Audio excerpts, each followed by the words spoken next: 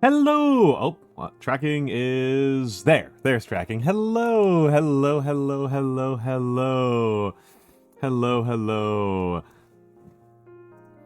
I am Almantas, former professor of sociology and current VTuber, old man who loves old things. How are folks doing tonight? How are folks doing tonight? It is a pleasure to be here. It is a pleasure to be here. As mentioned, it is my 3rd anniversary. I have made a little presentation, even though I said I wouldn't, because I am a scoundrel and a mountebank. But that's how it is on this bitch of an earth. So I will be doing that, and yeah, I don't know what else to say for myself. Let me just make sure that things are set up the way I want them to be, and yes. Yes. Hello, hello, hello. But yes, it has been 3 years of doing this. It will be 3 years of doing this as of tonight, as of this stream, functionally speaking. I always feel awkward trying to celebrate myself. I always feel very awkward trying to celebrate myself. It always feels awkwardly self-aggrandizing. It always feels awkwardly self-aggrandizing. It doesn't come to me naturally. In general, self-promotion doesn't come to me naturally, which is a kind of terrible thing for a streamer. But here I am, right? Here I am. And, you know, I love what I am doing here, and, yeah, I love being here, and it's been a pretty excellent journey as far as I'm concerned. I have enjoyed this more than almost any other job I've ever done. Sorry, I'm fidgeting. I'm fidgeting. It's causing clicking noises. I've enjoyed this more than pretty much any other job I've ever done. And I really hope that I get to keep doing it for a long time. I really hope that I get to keep doing it for a long time. And I think for the last couple of months, I've kind of been in a rhythm, right? I've kind of had a bit of a rhythm that I think has been going pretty well for me. I've at least been feeling satisfied, right, with what I'm producing. Yeah, 3 years. 3 years, Nanomancer. 3 years. My first stream was in May of 2023. I have the spreadsheets. I can go all the way back. Yep. First stream, May 2023, The Last Spell. The youngest old man of all time. It's so true. It's so true. It's so true. Let me give the shout out to Nanomancer. Only 3 years of old. Yes. I have been old the whole time, if that helps.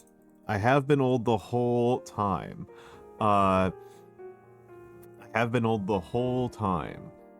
That hasn't changed. Same old man, same old promise. That's what you get here. That is what you get. You get to come here and you get to experience old. You get to experience age. You get to see the age on top of you. You found your way back to your own channel? Yes. But yeah, I don't tend to make a big thing out of. For some reason, the anniversary never hits me very hard. The actual anniversary never quite hits me very hard. I'm kind of similar about birthdays, right? I sometimes worry that people think I'm like a Jehovah's Witness or something, but I don't do anything for my own birthday, and I don't know. It feels awkward to me. So, you know, my little tradition, right? My little tradition is I just play The Last Spell. I just play the last spell. That is my cute little tradition that I do for my streamer anniversary. It's, you know, a game that kind of helps me reflect, I guess, on my streaming, because it was the first game I ever streamed. It's a little bit funny that I chose a game that's like a little indie single player game for that, rather than something that's like an eternal game, right? I didn't choose like chess, right, or Go, or even something that's like relatively evergreen, like, you know, Doom or Overwatch or something, right? Something that people just keep on playing for years and years and years and years, you know? It wasn't Minecraft. It wasn't Dwarf Fortress. It was, you know, a cute little strategy game. It was a cute little strategy game. Usually within a couple weeks of your birthday. I see. It just always feels like a little bit much attention to me, and it feels like attention on kind of the wrong thing for some reason. I don't know. So somehow it just feels like the wrong kind of attention to me. It feels like just kind of the wrong kind of attention. You know, it doesn't feel like the attention that I actually want in life. But yes. Well, yes, and it is Wednesday, and I usually don't stream Wednesdays. I almost never stream Wednesdays, but it did fall on the right day, and I figured I would stick with it, right? I figured I would stick with it. You know, it's a bit of a change of pace, and, you know, the positive from my perspective, right, is that I am trying to stream a little bit harder, right? I am trying to stream a little bit harder. I kind of go through phases of thinking that it's better for me to put in more hours, to grind harder, or I need to be resting more and reading more stuff and coming to stream more refreshed and more ready and well rested. That's the word I was looking for, rested. And, you know, I kind of go between phases of being like, the problem is I'm not well rested enough, or, oh, the problem is I'm not live often enough. And I'm currently feeling like the problem is I'm not live often enough. That's kind of where I'm currently at emotionally. And I've tried to push myself above 25 hours. 25 is usually my limit. Above 25 hours of streaming a week before in the past, and it doesn't tend to put me in the best streamer headspace. It tends to kind of leave me a little bit jarred and confused and not myself. But maybe this will be different. Maybe this will be different. Maybe this will be different. Who knows? Who knows? Who knows? I guess we'll find out in a few weeks, right? Let's say hellos. Let's say hellos. Hello to Seribot. Hello to Mr. No Talk, and thank you for the 5-stream watch streak, Mr. No Talk. Hello, Gringotts Underwriter. Hello, Sharkray. Hello, Nano Mancer. Hello, Tohu Bohu. Hello, Almantas VT. Hello, Almant OS. Hello, Wasteland Mad God. Hello, Xanadu. I'm sorry. Hello, X_A_N_A_D_U_. Hello, Flea Flicker. Thank you, Tohu Bohu, for the 5-watch streak. Thank you for the 5-watch streak. Yeah, I'm sorry, Xanadu. I really get a lot of pleasure out of that one. I think that's very funny. And I absolutely do use that as an example when somebody comes in here and is like, oh, no, please don't say my full name. Please say a shorter version of my name. I'm like, no. I say the full names. I like to be super literal with these names. But yes, thank you all for being here. Also, thank you to the lurkers and the VOD watchers. It's very important to you as well. It's very important to thank you as well. Thank you as well.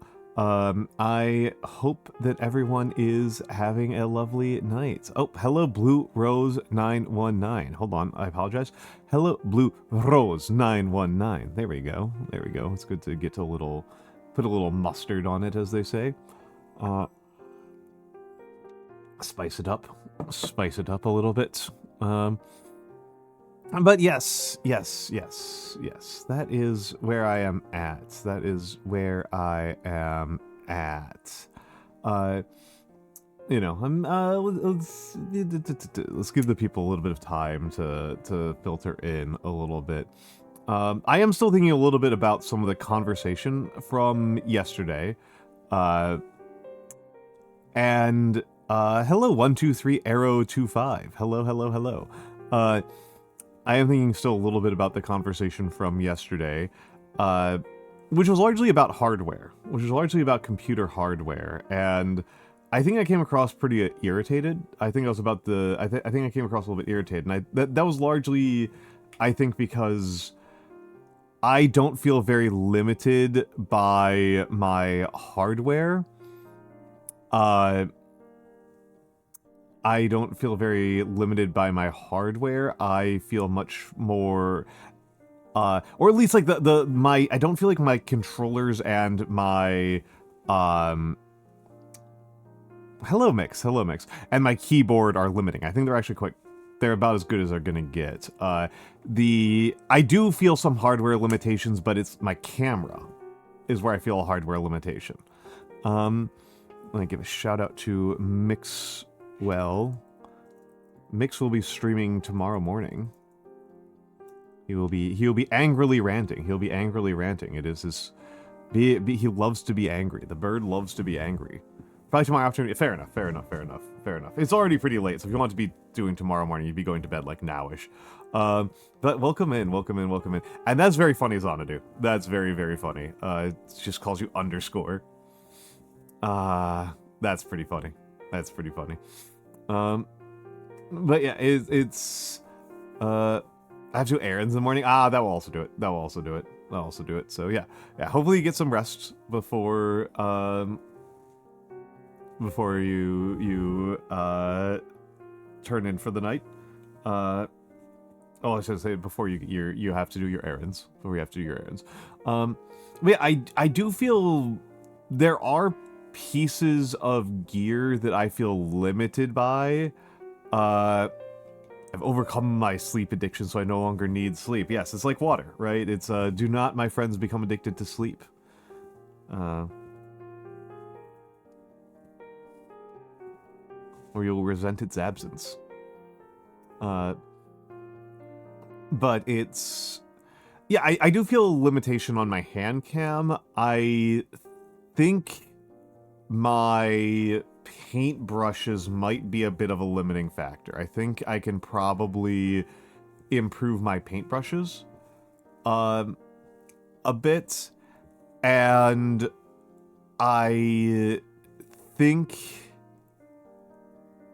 my paper for calligraphy I'm unhappy with. Like, those are the places where I feel like I could use some more experimentation and testing and get newer, better things, right? I think I could get newer, better things for, particularly the paper. The paper I'm quite dissatisfied with. I already go through a couple of different types of fancy paper. I don't need it to be fancy. I need it to be obedient, is the issue. The fanciness comes from my hand. This is I'm being a bit of a control freak here. The point is not to have fancy paper. The point is that I make it fancy. I make it fancy, and that means I need the paper. What I need the paper to be is obedient. I need it to do what I expect it to do. I need it to follow its purpose and be efficient and effective. And the paper I have is not. It's okay, I think. Vex gave me a lead on some more paper, and I'll probably purchase some because I'm getting to the end of a pad of paper, and so that's a good enough time as any to buy some new paper. So I'll probably do that. But yeah,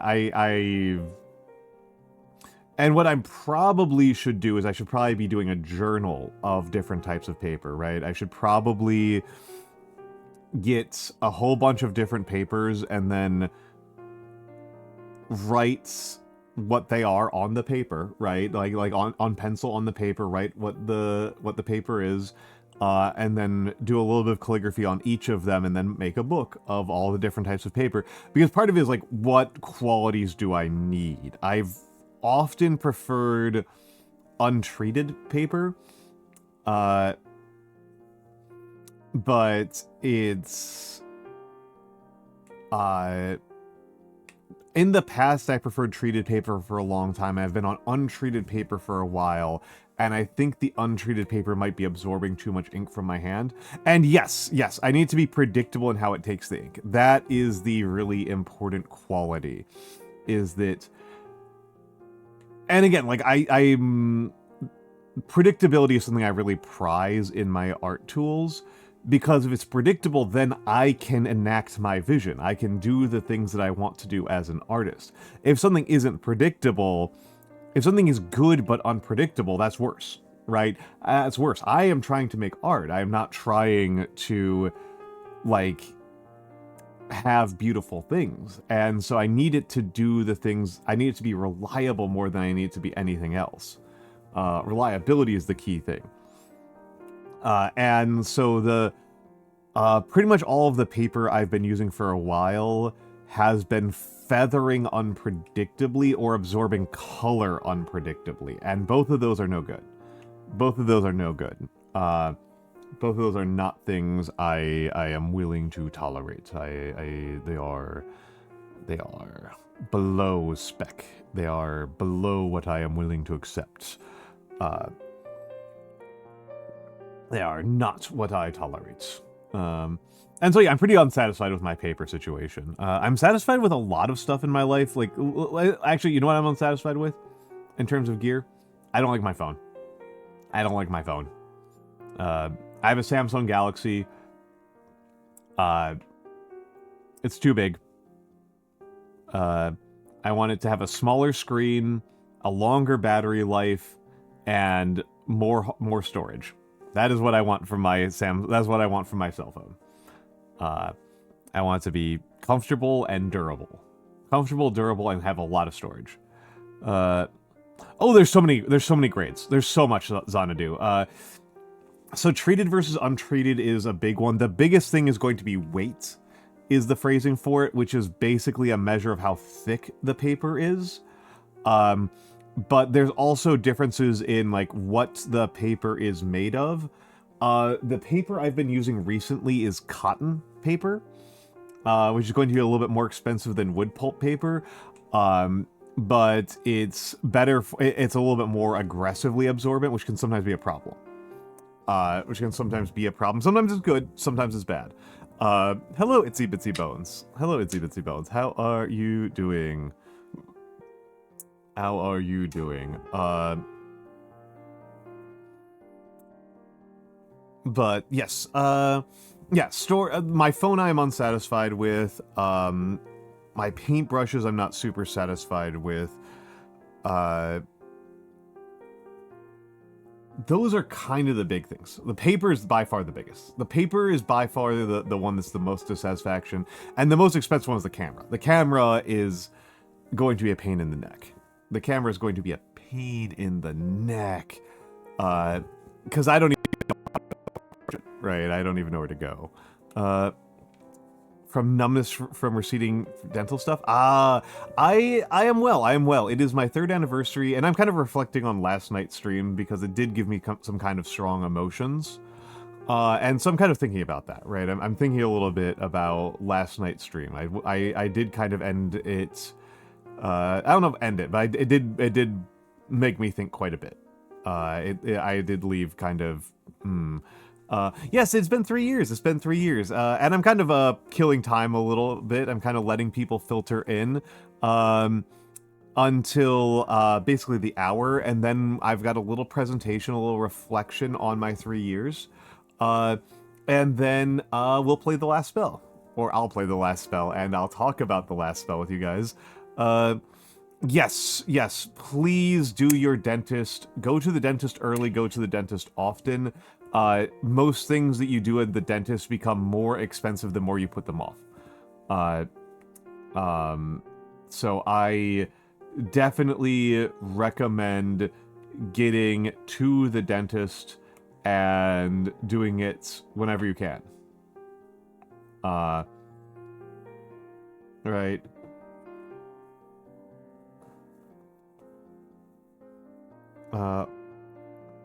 Yeah, if you can get on insurance, yes. Yeah, and the more messed up, the dentistry is one of those things where being aggressive pays off. Be aggressive. Be aggressive.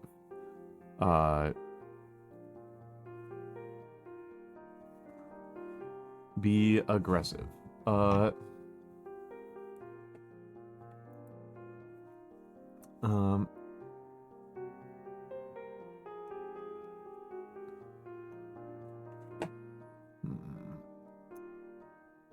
There's the like I said, the more you put it off, the worse it gets. The more you put it off, the worse it gets. So please do not put it off. Please do not put it off. Oh, Nap. Hello, Nap. Hello, Nap. Welcome in, Nap. Welcome in, Nap. How was 2 Point Museum? How was 2 Point Museum?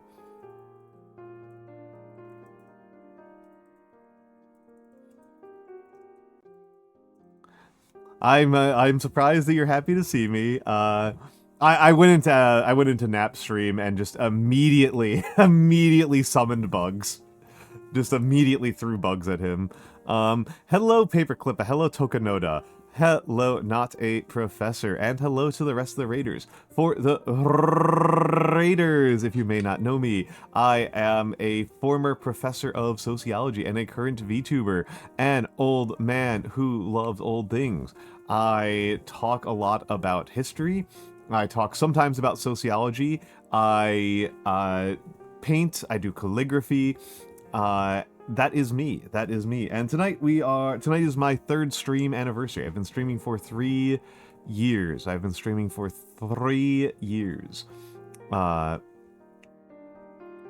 And we were talking a little bit about dentistry and really kind of about like spending money to a certain extent. Oh, also this did remind me, Itsy Bitsy Bones had a poll that they wanted me to run. So I'm going to run a poll here. Assuming that poll management lets me run a poll. Cool. Cool, it's not letting me run a poll.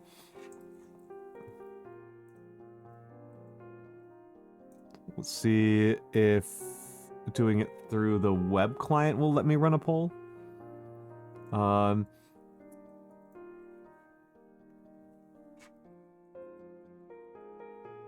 there we go.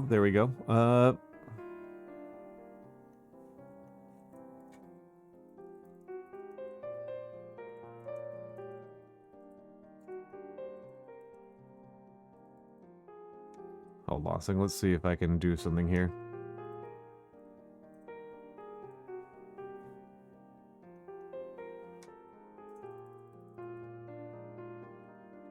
I don't think that'll work. Hold on. I'm going to try to make the poll. I want to make it look good.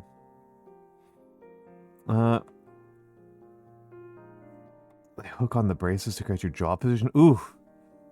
I am simply cavity prone. I don't have other teeth issues particularly, but I am cavity prone. All right, whatever. We gotta do the.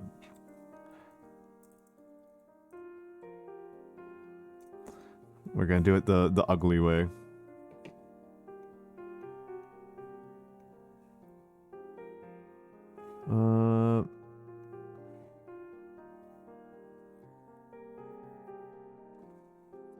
That sounds really painful. I'm sorry. My teeth are merely kind of bad. What about your left canine?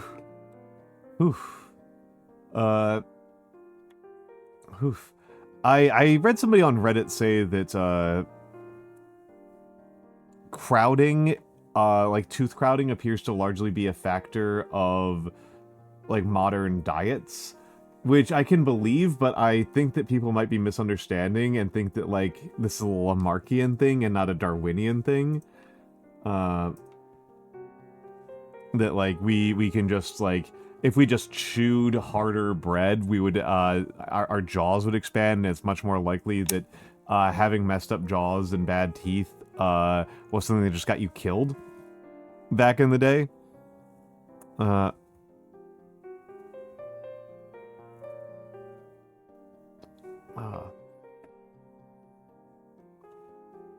Alright, hold on. This is being very annoying.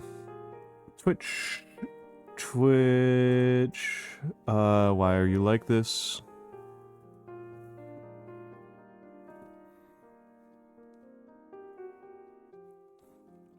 Okay.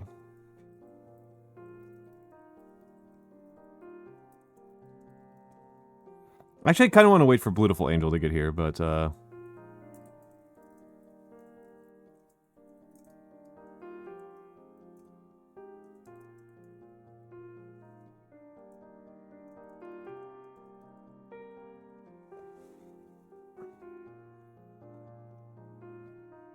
there we go. Let's see if that works. It might not work. It might not work. Service error. Nice. Nice. You have some horror stories regarding dentistry. Oh my goodness. I'm sorry. I am sorry. I am sorry. Okay, whatever. Polls are not working tonight. That's a damn shame. That's a damn shame. That's a damn shame. That's a damn shame. Yes, absolutely not a professor. Yeah, a lot of, not even ancient, like well into the modern era. Well into the modern era. Yeah, because, yeah, the, what is the word for that? It's not grit. But yeah, no, it's a well-attested phenomenon. That proceeds, like, basically until quite modern, because we use stone mills. We use stone mills. There are still places in the world where sometimes people use stone mills to this day. Oh my goodness, Izzy Busy Bones, that is terrible. That is terrible. I already feel bad enough that I am relatively resistant to topical painkillers, and so I usually need them to do, like, I need them to, like, max out on it. Well, we're not talking about cutting Xanadu. We're talking about just making the flour. Like, the process of making the flour like, you would use 2 stones, right? You would take the wheat berries, and you would put them between 2 stones, and then you would roll the 2 stones against each other. That's how a mill works.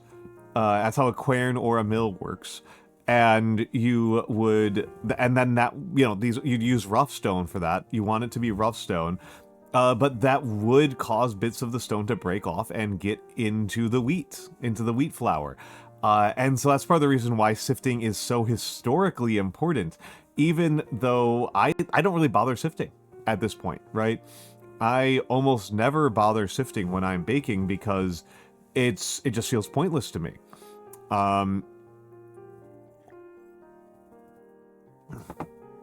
Yeah, so eat raw wheat. I mean, Tokinode, a historical way to eat wheat was in soup, was stews. Just the wheat berries in stews. And it's one of those things that, like, I wondered about for a long time.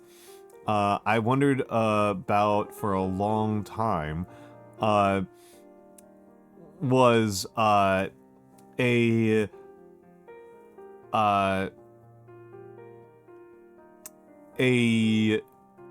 when did beer and bread develop relative to each other? When did beer and bread develop relative to each other? And the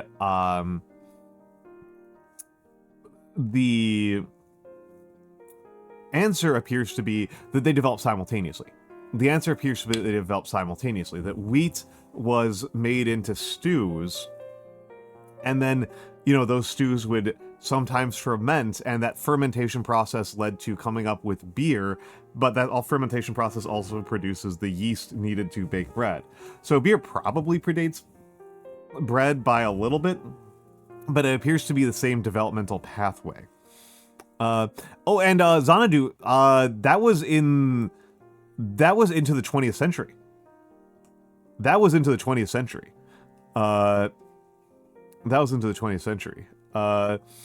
So I was stealing weight from someone who could hurl a millstone at my head. I think at that point I would accept my hand.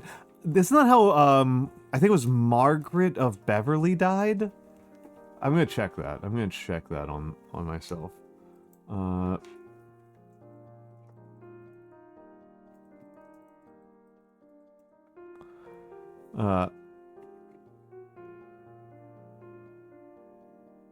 Margaret of Beverly,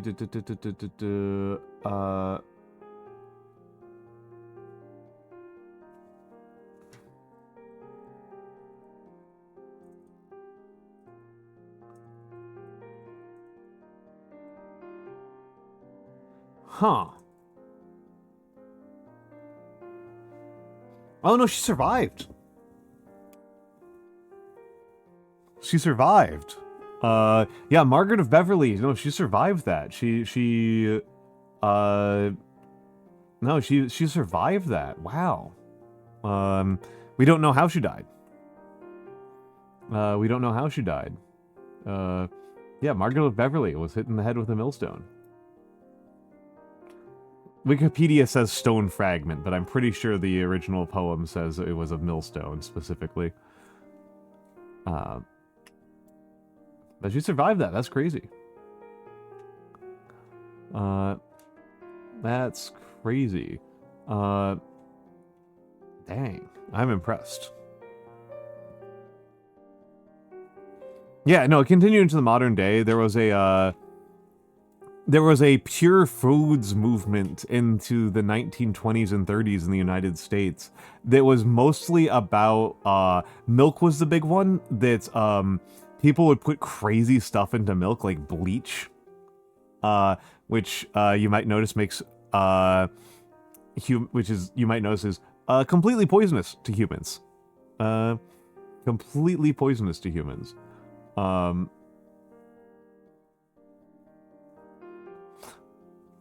Yeah, the blue milk.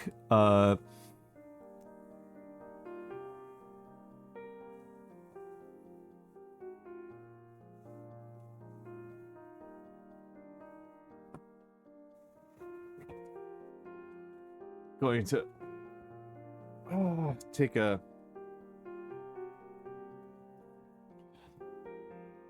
big stretch here.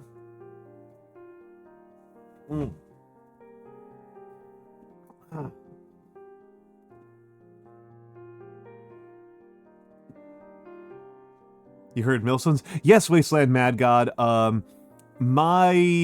believe that's how Margaret of Beverly was hit in the head with a millstone. Was my recollection. When we were talking about food adulteration. We were talking about food adulteration and the legal regulation thereof. To make more milk per milk. Also, hello, Mr. No Talk. Oh no, you've been here for a minute. You just hadn't said anything until now. You had chimed in with your.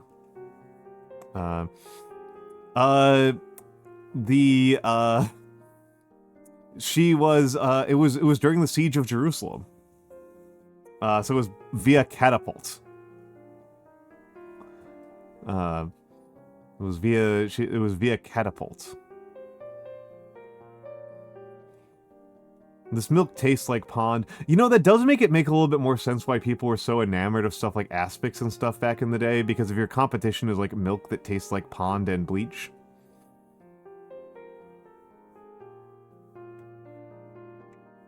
I can see why that might be preferable. Getting 2 hellos in 2 days? We'll stick around long enough and it'll be tomorrow as well. Right? It'll be tomorrow as well. Admittedly, I'm also planning on streaming tomorrow, so you know. So we'll get there. We'll get there. We will get there. We will get there. This milk tastes like pond. But yeah, it's long storied history of humans adulterating food, The sawdust bread is positively quaint. You broke down an olive press to launch it into Jerusalem. I know, right? Like, it's nuts. It's nuts, the things that people will do when they are trying to kill each other. Things that people do when they are trying to kill each other.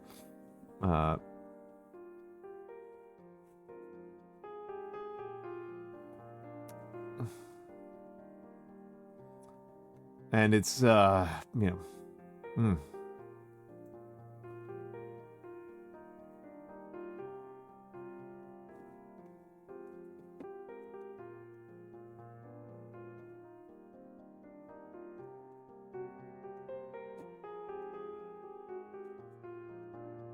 1 second.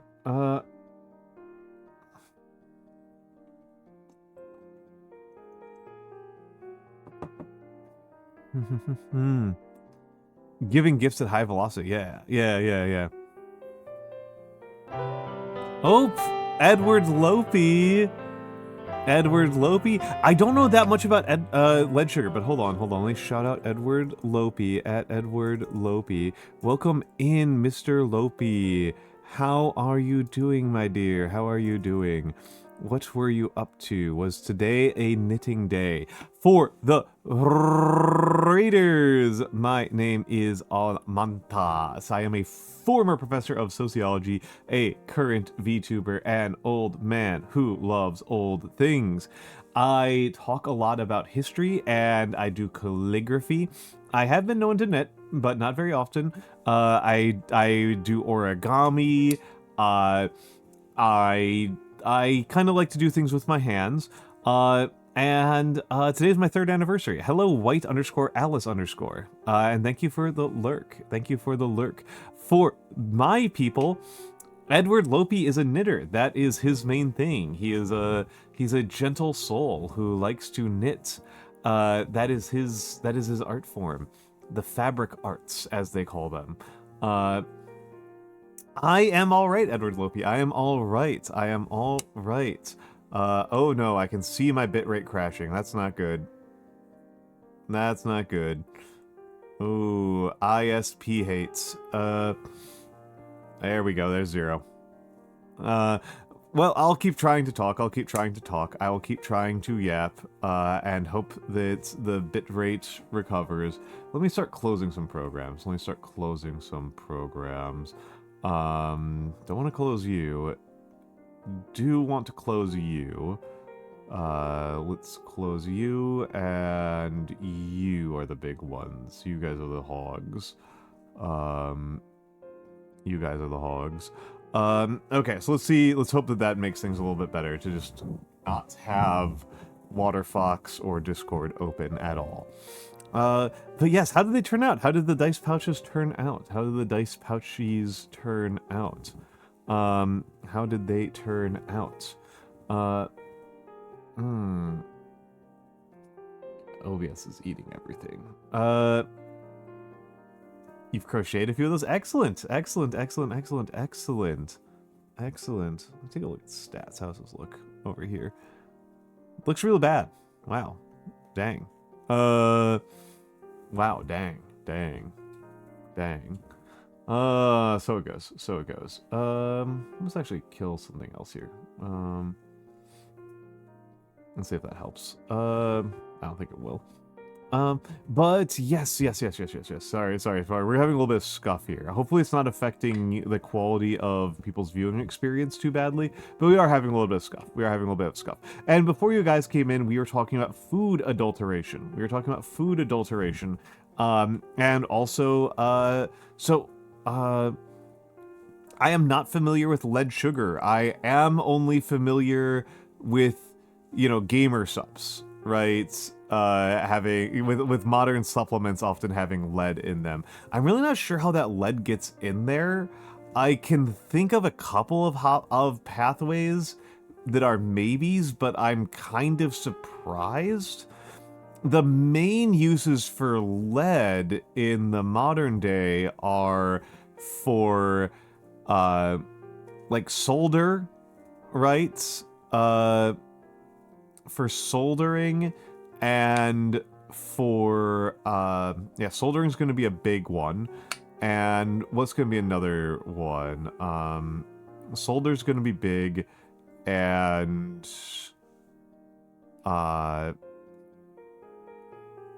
what else is going to be an issue? There's something else. Oh, batteries. Not any of the batteries you would normally buy at a store, but like very large batteries for uses on boats are usually lead. So I don't know how there's a pathway, an industrial pathway for those getting into your gamer subs. I'm guessing that some of the surfaces used for sorting and or grinding all have lead on them somehow, and that's how that gets in there. Because it's not in like adulteration levels, right? It's not enough. I shouldn't say adulteration levels. Substitution levels. It's not substitution levels. It is adulteration levels, but it's not. So, have a good night, Zondo. Have a good night. Have a good night. Lead 2 acetates. Ooh, plumbous acetate. That's easy to make too. That's easy to make. Plumbous acetate. That's got to be very easy to make. You just need any sort of lead compound and treat it with vinegar, and you'll get lead 2 acetate. That's, as long as my chemistry is like not, I'm not superlative at chemistry. I'm extremely mediocre at chemistry. I would think just adding acetic acid, just mixing acetic acid and like even elemental lead should do it. I think lead ionizes relatively easily. Hello, Kitty Cat Nomad. Hello. But yeah, that's a famous thing, is that lead makes wine taste better. That's one that I've known about. But I mostly knew that people would do that with leaded glasses, right? That you would use leaded glasses to make wine taste better. So we should shoot up speakeasies. Yeah, to deliver the lead to them more efficiently, right? To lead them up more efficiently and effectively. That's why we would do that, is to get the lead into the patrons at the speakeasy. Yeah, we're helping them enjoy themselves. Yeah, we're just being efficient. It's just efficiency. It is just efficiency. I went to a jazz club in when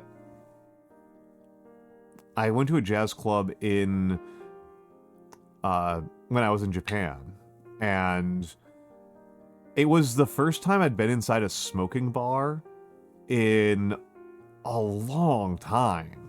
I want to say since 2011, like 2010 maybe was the last time I was in a smoking bar. Somewhere in that region, somewhere like 2008 to 2011 was the last time I was in a smoking bar. First Obama administration. And I am so grateful. So grateful for that change. That's like one of the best changes that we have made as a society, is the destruction of public smoking spaces. The destruction of the public smoking space.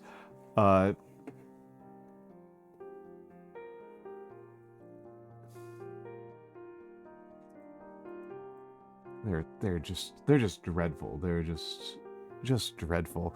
Used to boil their wine in lead pots, and when reduced, the product would be sweet. Yeah, that makes sense to me. That makes perfect sense to me. That makes perfect sense to me.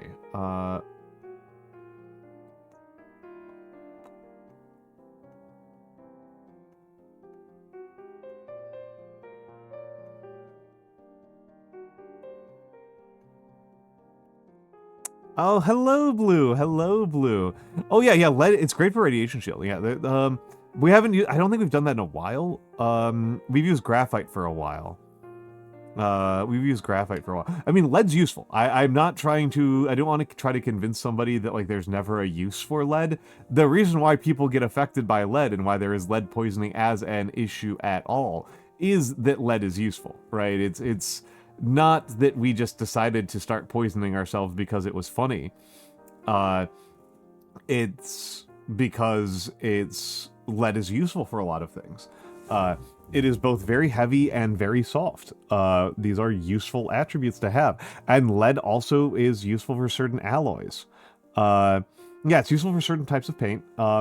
And it's useful for certain, for bronze, right? Leaded bronze is a real thing, and that's one of the ways that we can tell the distribution of bronze, of Bronze Age trade networks, is that some places used tin and some places used some were tin and some were lead. You identify with lead, soft and heavy. Yeah. There's an insane kinning. There's an insane kinning argument, right, to have. What is your transition metal? Which transition metal is your personality? Right? What transition metal is your personality? I think is a completely insane idea. That's real madness right there.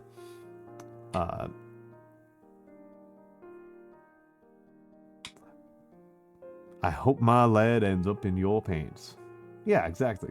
You see the vision. You see it. You see it. You see it. You see it. I'm just, what the hell is this thing doing here?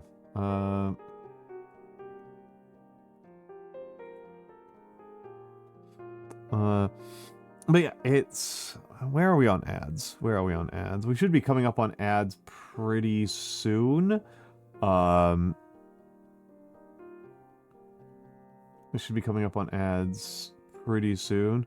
I mean, that was one of the great, one of the great stories of the tech industry was, the Apple headquarters, people having to put up tons of sticky notes on the glass walls so that people would stop bumping into the glass walls, and then management getting really mad about people putting sticky notes up on the glass walls so it would stop running into them.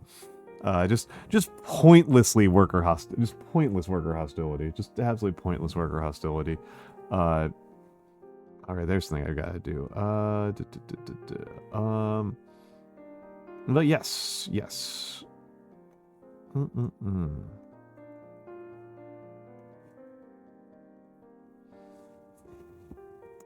Oh yeah, ads are coming. I'm going to run to the bathroom and we will be back, right? We will be back in just a few minutes. Is that giggle physics? I mean, I think that's pretty good. I think it's pretty good, Wasteland Mad God. I agree. It should be. It should be. I'm going to try to create a poll again while I'm in the bathroom.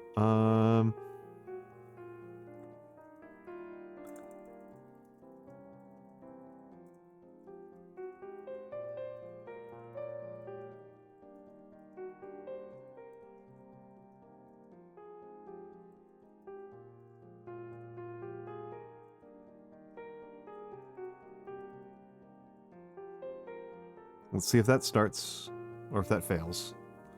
Either way, once I get the message, I will go and get the stretch in. It failed again. No polls tonight. No polls tonight. We are getting the racist Twitch chat. The Twitch API is being racist against polls today. Okay, we'll be back. Yeah, Blue, Itsy Bitsy Bones wanted to know what the statistics were on who dry swallows their pills. Alright. We're going to the commercial break. Oh, that works. Of course that works. Okay, we'll be back.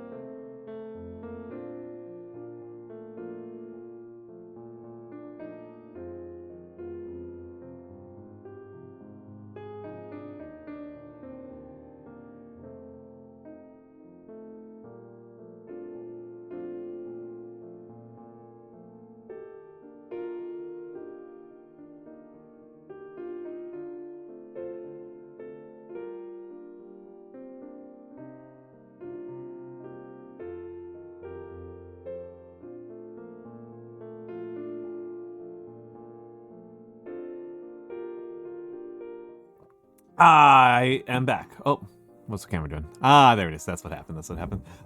Hello everyone. Hello everyone. Hello everyone. I gotta start up VOD again. But oh, yeah, whatever. Who cares?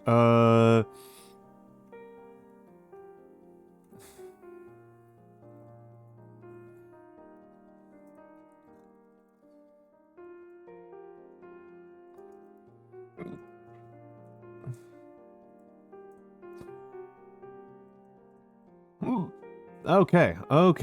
Thank you.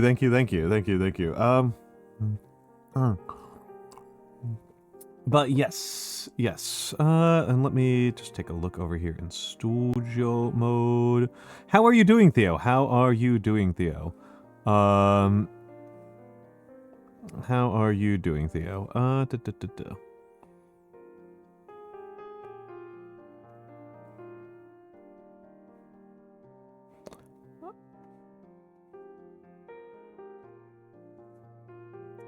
So, way too much on like 10 Legos. Oh my goodness. Very funny thing to do after a stream that was kind of defined by people yelling at me for using a $40 keyboard instead of a $50 keyboard.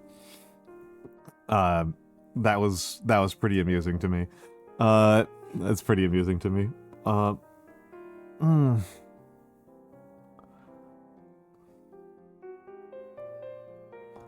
Trying to wrangle the purchases for several hours to minimize spend.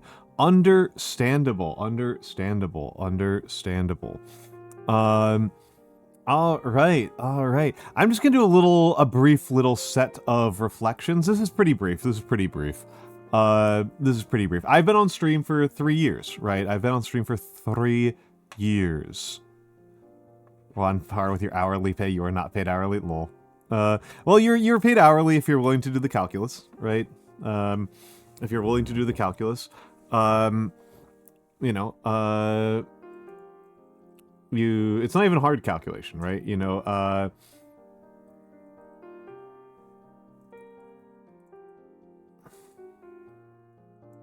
Right, it's there's 24 times 365. So just take your annual salary and divide it by 8,760, right? And that's your hourly pay. Including sleep, right? Including sleep and including time off of work, which is not normally how we do things, but I think it's reasonable. I think it's reasonable to think about it that way. But yes. So I have been on the air for 3 years, and I think some people have not gotten the basic presentation about me, so, I figured we'd go over the basics a little bit. So, basic facts about me. My first stream was May 20th, 2023. I'm 6'4". I am old. My nationality is New York. I like running. I like mangoes. I like cooking. I don't like spending money. I don't like hot weather. I will complain about hot weather incessantly. I think it is probably one of my least charming traits as a person, is that if the weather is... The phrasing that I have liked is, if it ain't freezing, it ain't pleasing. But yeah, I am primarily motivated by curiosity, which is something I don't know, it's kind of interesting that this is a question I kind of stole from OkCupid, right? That OkCupid asked, like, what is your big motivation in life? What is your big motivation in life? What kind of drives you? And it was something I thought about a lot. And I think I really have settled on curiosity. If I am curious about something, that is what really drives me forward. That is what really pushes me forward. And yeah. I definitely identify more with New York than I do with, like, the United States, right? So, some favorite things. As I've just mentioned, My favorite fruit is mango. And this is an Adobe stock image. My favorite cake is peanut butter chocolate cheesecake. And this is my best food photo I've ever taken. I do not think I will ever take a food photo this good on any reasonable time frame. This is a years old photo. Hello, Matthew. Hello, Matthew. The reflection is wonderful. I don't have those plates. Those plates belong to a roommate who moved out years ago. I have not seen her in years, probably like 5 or 6 years or something like that. And they were hers, so I don't have the plates anymore. And also the vegan whipped cream was actually a huge pain in the ass. The vegan whipped cream, which is just a garnish, was 3 or 4 times as much work as the cake. That whipped cream on there represents like 80% of the labor that went into making that. I can grab the recipe book. Definitely coconut milk.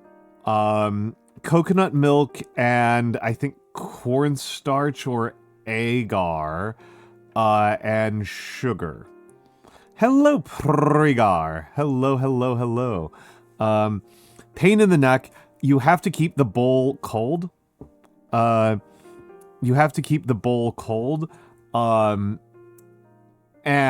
you're like whipping it. If not for the wrangling. Brutal, Theo. Brutal. That feels like so much on Legos. That feels like so much on Legos. Also madness that you're having to do it in dollars and pounds and euros.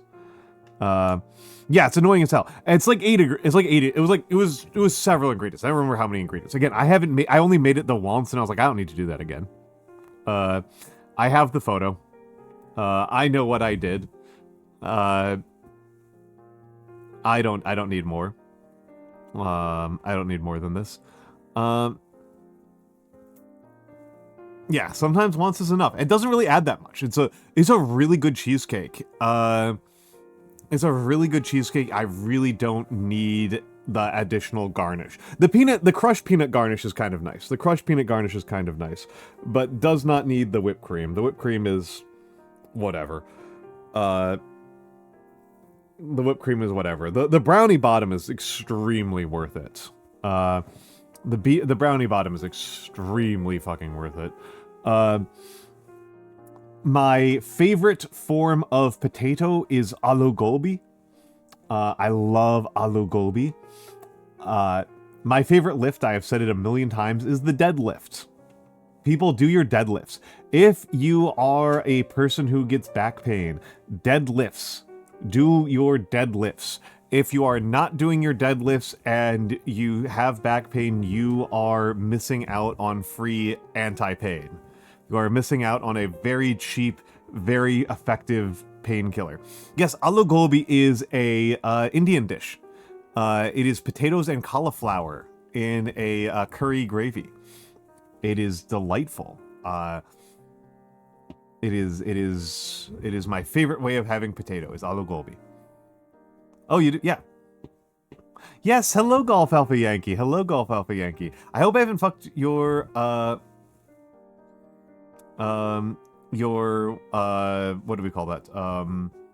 Streak, your watch streak. You have a long way to go. What is that? Oh, yeah. I mean, I love it. And I think it has an H as well, Pregar, but the computer auto-corrected it to not having the H, and I got confused. I hope I didn't come across as condescending. I hope I didn't come across as condescending there. But yeah, the Google Docs was like, this is spelled wrong. I was like, okay, fine. I'm not exactly fluent in Hindi. My favorite fictional book is The Vegetarian by Han Kang. It's amazing. People should read The Vegetarian. Oh, the deadlifts? You're ready for them. You can do deadlifts with, like, just a bar. You can do, like, a 5-pound deadlift. I recommend learning with a barbell. Dante Daedalus, thank you for the gift subs. You caught Emmerich Draws, Ali Botman, Captain Mads, Saint Kazan, and Zetsun Alpha. Thank you very much, Dante Daedalus. Thank you very, very, very, very much. That's very kind of you. As you all know, this is a viewer-supported stream. It is these gift subs that keep me that keep my sweaters warm and keep my belly full, that keep my calligraphy flowing, and that keep me on the air in general. They're what keep me here. I do not have sponsors, although I wouldn't say no to sponsors, I just don't have any. I am not on anybody's payroll. I am on your payroll. I am here for you. I am here for you. Thank you so much. Thank you so much. It was a lovely little way to celebrate my 3 years. Thank you so much, Dante Daedalus. But yes, yes, the deadlifts look like squats. They are not squats, they just kind of look like squats. They are more, they do use some of the same muscles, but they use more of your back than a squat. They use a lot of back muscles. That's the reason why they're good for that. Whereas squats will mostly focus their effort into your thighs and your butt. I almost never get any work done on my butt. It's almost all on the thighs. Oh, there we go. There we go. There we go. Thank you for the hype train. Thank you for the hype train. Thank you for the hype train. Oh my goodness, oh my goodness. But yes, yes. My favorite piece of nonfiction is Kenneth Pomerantz' The Great Divergence. It'll change your life, folks. You should read The Great Divergence. Incredible work. Incredible fucking work in The Great Divergence.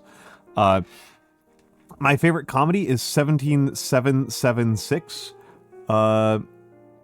Yes, this is a channel anniversary. This is a channel anniversary. This is a channel anniversary.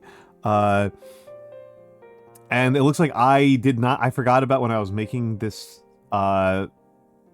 this slideshow that I was going to be covering up the bottom right. I love 17776. People should read 17776. It is free. It is free. 17776 is free. The future of football.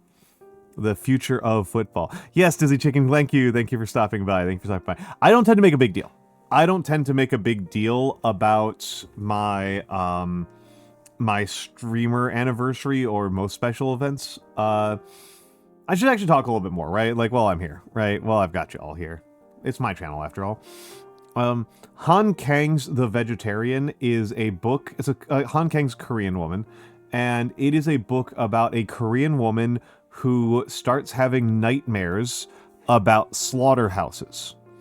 And in response to having these nightmares, she stops cooking meat. She is a housewife and she stops cooking meat, which is upsetting to her husband. And it turns out that one person not cooking meat was enough to cause her entire extended family to descend into chaos. That the family structures that were keeping her family together were so weak that they could not handle one person not cooking meat. Okay, I don't know why the alerts for gifting subs are not playing, but thank you very much, Beautiful Angel. Thank you very much for the 5 gift subs to, you got Samus Sunset, Time to Donk, XXX Kirsty, Cryptic Dampier, and Huitzi_VT.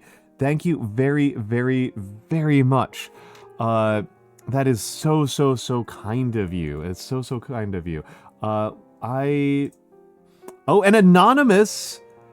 Okay, Anonymous. I'm trying to check my alerts, but I don't think I can get into there. I don't think I can get in. Okay, Twitch thinks I do not have alerts. We know that that is false because we got to see the alert for the hype train, but I'll just keep on rolling here. I will just simply keep on rolling here. I will write down a to-do item of check alerts. Or maybe I won't. Where's my to-do list? I can't find my to-do list. I'll have to write this down later. But thank you so much, Anonymous, for the gift subs to Fistifer, Aura Rip, Pixie Cat Games, Panda Riots, and Jack Nyko. Welcome in, Samus Sunset, and hello, Vovern. It is good to have you. As ever, Vovern. Thank you all so much. Again, this support means a lot to me. The support means a lot to me. It is extremely helpful. I would not be able to continue doing this without your financial support. It means a lot to me. It's hard to say this without sounding just like I am being a mercenary. But I get a lot of... It's a huge vote of confidence. It's a huge vote of confidence in me and what I am trying to do as a streamer. That there are people who are willing to put in the money. And thank you, Samus Sunset, for coming by to thank Beautiful Angel. That's always very cute. I think that's very, very cute when people do that. Galaxy Wolfstar _ welcome in. How are you doing, dear? But yes. Thank you all so much for the support. Thank you all so much. But yes, so my favorite, my favorite fiction is The Vegetarian by Han Kang. My favorite nonfiction is The Great Divergence, which is a very serious work about attempting to resolve one of the most difficult problems in world history, which is the Great Divergence, right? The book named itself after the problem. The problem of the Great Divergence is, how do you explain the ways in which Europe was able to exert its will on other countries during the modern era? In the pre-modern era, it did not have anywhere near that kind of power. And then in the 19th century, it is taken as a for granted thing that if Great Britain or France winds up in a war with an Indian princely state, or with China or Japan or one of the gunpowder empires of the Middle East and Central Asia, that they will just win and it will not even be a contest. So what happened? What happened in the intervening years between the 1400s, when it was not at all clear that European states were massively more powerful than Asian, African states, and the 1800s, where it is, right? It's not a question of why did the British, etc., do colonialism, but how. And it's a really remarkable book. I do not think it comes to what I would consider a completely firm conclusion. I would say that it comes to I would say that what it does is it analyzes a whole bunch of different hypotheses, many different hypotheses, and then evaluates those hypotheses for their credibility. Because there are quite a few hypotheses that people have proposed to explain the Great Divergence that don't make any sense, right? One that I always remember being particularly remarkable was that it was hype train is over.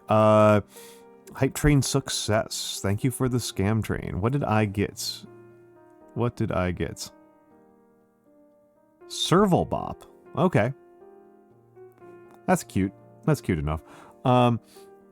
The Great Divergence as a question is about about this, right? You wanted to serve all? I'm sorry. I am sorry. Okay, and it failed to send. That's cool. That's cool. I'm not even able to connect to my own chat.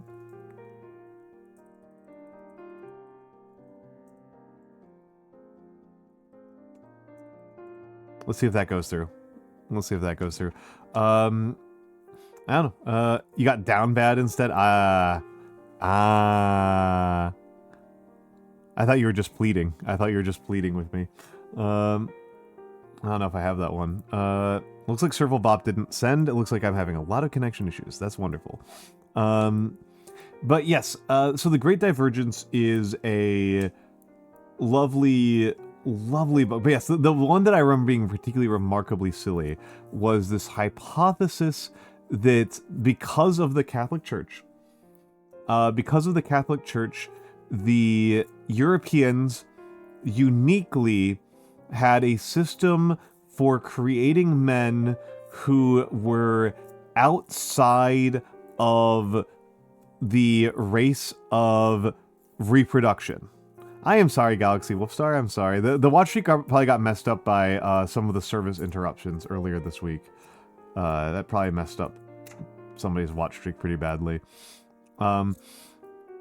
And the yeah, so this hypothesis that because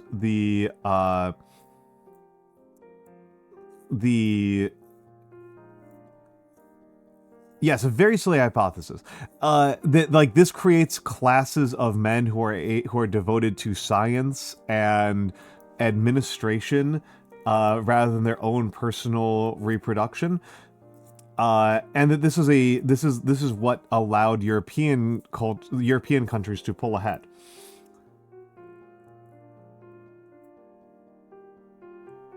I'm going to let people think about it for a few more seconds. Well, that was what that pause was, for to let people think about it for a few more seconds. This hypothesis is incredibly silly because that's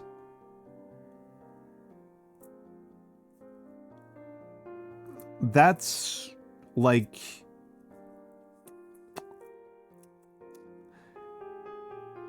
yeah, that implies that this person had not heard of eunuchs, the Chinese eunuchs, or the various castrati of Central Asia. So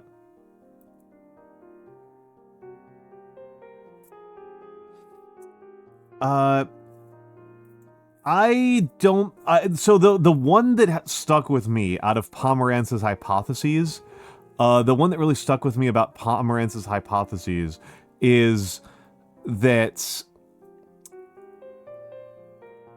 steam power. I think steam power winds up being not necessarily the whole picture, but is pretty compelling as a like major difference. A huge difference between Europe and particularly England and Asia, or really almost anywhere else on the planet, is steam engines. And so the thing about steam engines is that steam engines, in order to produce the kinds of steam engines that you are probably thinking about, there is a 100-year period of refinement of making steam engines and getting them better. Steam engines were originally developed like hundreds of years prior, but they weren't industrially useful. And when they were first developed in Europe, not first developed in Europe, but when they were developed at the start of the Industrial Revolution in Europe, steam engines do have a major industrial utility, which is pumping flooded mines. They were not efficient enough to justify being used for other forms of work. You need them to be used at the coal mine, and coal mines in Britain flood all the goddamn time. Right? The way that the ground is composed, they flood constantly, and so you do have a virtue in using steam engines as pumps for coal mines, and it takes about 100 years for them to get more useful for anything other than that. In the case of China, right, It is not that China lacks people who are good enough watchmakers. It's that the people who are the watchmakers are in southern China and the coal mines are in northern China. So they're very far away. But more importantly, Chinese coal mines are not wet. Chinese coal mines in this period are not wet. They are not prone to flooding. They are dry. They are prone to explosions. And making a steam engine into a steam engine that is valuable for pumping air as opposed to pumping water is a higher lift, and so it wasn't developed. And so Britain in particular dumb-lucked into a... geographically lucked into a situation where the people who knew how to make clocks, that is to say machinists, right, people who are skilled at working with fine metal tools, and the coal mines are right next to each other, and the coal mines have a use for steam engines. That is not nearly all of it, but it is an interesting and compelling element. I do think that is an interesting and compelling difference that holds up under scrutiny. I do not think it's anywhere near the whole picture, but I do think it's an important one. Yeah, prone to explosions is bad. Prone to explosions is quite bad. Luck, location, and timing. Yeah. It's luck, location, timing. And to a certain extent, those are luck, and luck, right? To a certain extent, they are luck, and more luck. My favorite comedy is 17776. Hello, Mara. I am going to go grab 17776 for people. It is an easy read. It is an easy read. You do not... you do not need... You should not need encouragement to read this. This is not a difficult one. Of course you have, Mara. If you like Stellaris, you will almost certainly like Stellaris. It's a very Stellaris-y fiction. It feels very Stellaris-y to me. You know, for the two people who I know like Stellaris in the chat right now. It's 17776 is some crazy shit. I highly recommend it. It is some crazy shit. But a well-timed reminder. Well, here's your well-timed reminder. Read 17776. My favorite video game is King of Dragon Pass. I talk about King of Dragon Pass a lot. King of Dragon Pass rules. It is very unique. The only games that are anything like King of Dragon Pass are its own sequels. I have never played anything like King of Dragon Pass other than Six Ages. It is strange. It is incredible. I love it to death. The Trickster never lies. Oh my goodness. I tend to not bother with Tricksters. Tricksters have bricked runs for me several times. I tend to think that they are not worth the squeeze. My favorite anime is Kemonozume. Kemonozume is like, what if Devilman Crybaby was good? There's my hot anime take. My nuclear hot anime take. What if Devilman Crybaby was good is Kemonozume. It is by the same director. I think it may appear like a rough draft for Devilman Crybaby, but it's fantastic. And that's actually really funny that King of Dragon Pass has a unique approach to magic, because it's a very anthropologically grounded approach to magic.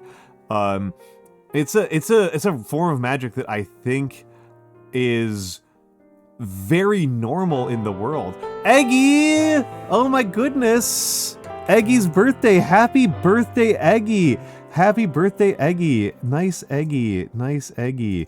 How are you doing, my dear? How are you doing, Eggy? How are you doing, Eggy? Were you jonging? How much jong did you do for your birthday, Eggy? For the Raiders! My name is Almantas VT. I am a former professor of sociology, a current VTuber, and old man who love old thing. I talk a lot about history.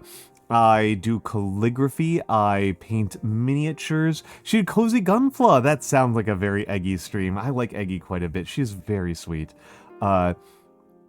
She is very sweet. She does also have a crippling jong addiction.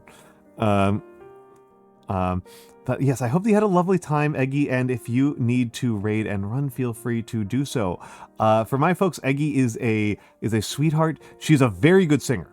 She's a very, very good singer. Yes, please have a good night then. Please have a good night. She's a very good singer. She is, she's a huge jong addiction. She's a horrible jong addiction. And she tweets, she has a very funny Twitter. Your phone was, oh, okay, thank you, Prigger, that's okay. I was like, that's incoherent. But let me say hello to the Raiders. Hello, Phil. Hello, X_rock. Hello, Boothberry. Hello, Penboo VT. Hello, XPonrick, and thank you for the follow, XPonrick. Hello, Punk Azen. Hello, hold on, did I say anybody else? Hello, Fate Channel, and hello, of course, to Nice Eggy, and obviously, if anybody needs to raid and run, feel free to do so. Feel free to do so. Today is my stream anniversary, so I'm kind of recapitulating myself, recapping who I am, and doing a little bit of reflecting. I am going to be playing an obscure indie strategy game afterwards, because it was my first stream game ever. My first game that I ever streamed was The Last Spell. And so on my streamer anniversary, I like to stream The Last Spell. It is the closest thing I have to a tradition. If I was smart, I would do, a month-long subathon for this, but I'm not. So I'm not doing that. So that's how it be. That is how it be. But yes. Yes. Thank you all and welcome in here. I was just shilling my favorite anime, which is Kemonozume. Kemonozume is by Masaki Yuasa. You probably know him for Devilman Crybaby is what he's most famous for, but I actually think that's one of his worst works. I like Yuasa a lot. This is not because Devilman Crybaby is particularly bad, it's because people are sleeping on Eizouken. People are sleeping on Eizouken. They are sleeping on, oh my goodness, Ping Pong. Ping Pong is incredible. He did an episode of Adventure Time. I love Masaki Yuasa. And Tatami Galaxy is a real achievement of an anime. But Kemonozume is my favorite of his animes. And it is about a samurai. It is set in the 21st century, but it is about a samurai from a clan that hunts demons, and he starts fucking a demon. He meets a demon who is a skydiving instructor and starts hooking up with her, and this causes the whole world to start to unravel. This causes the whole world to start to just totally unravel. The fabric of Japanese society was resting on certain illusions that people had about whether or not demons were real. It's so good. It's so good. He did a life cycle, by the way, Dizzy Chicken. He did a life cycle. Was the episode? I believe that's the name of the episode. That's what the episode is about. I think it is called Life Cycle. It was the Adventure Time episode that he did.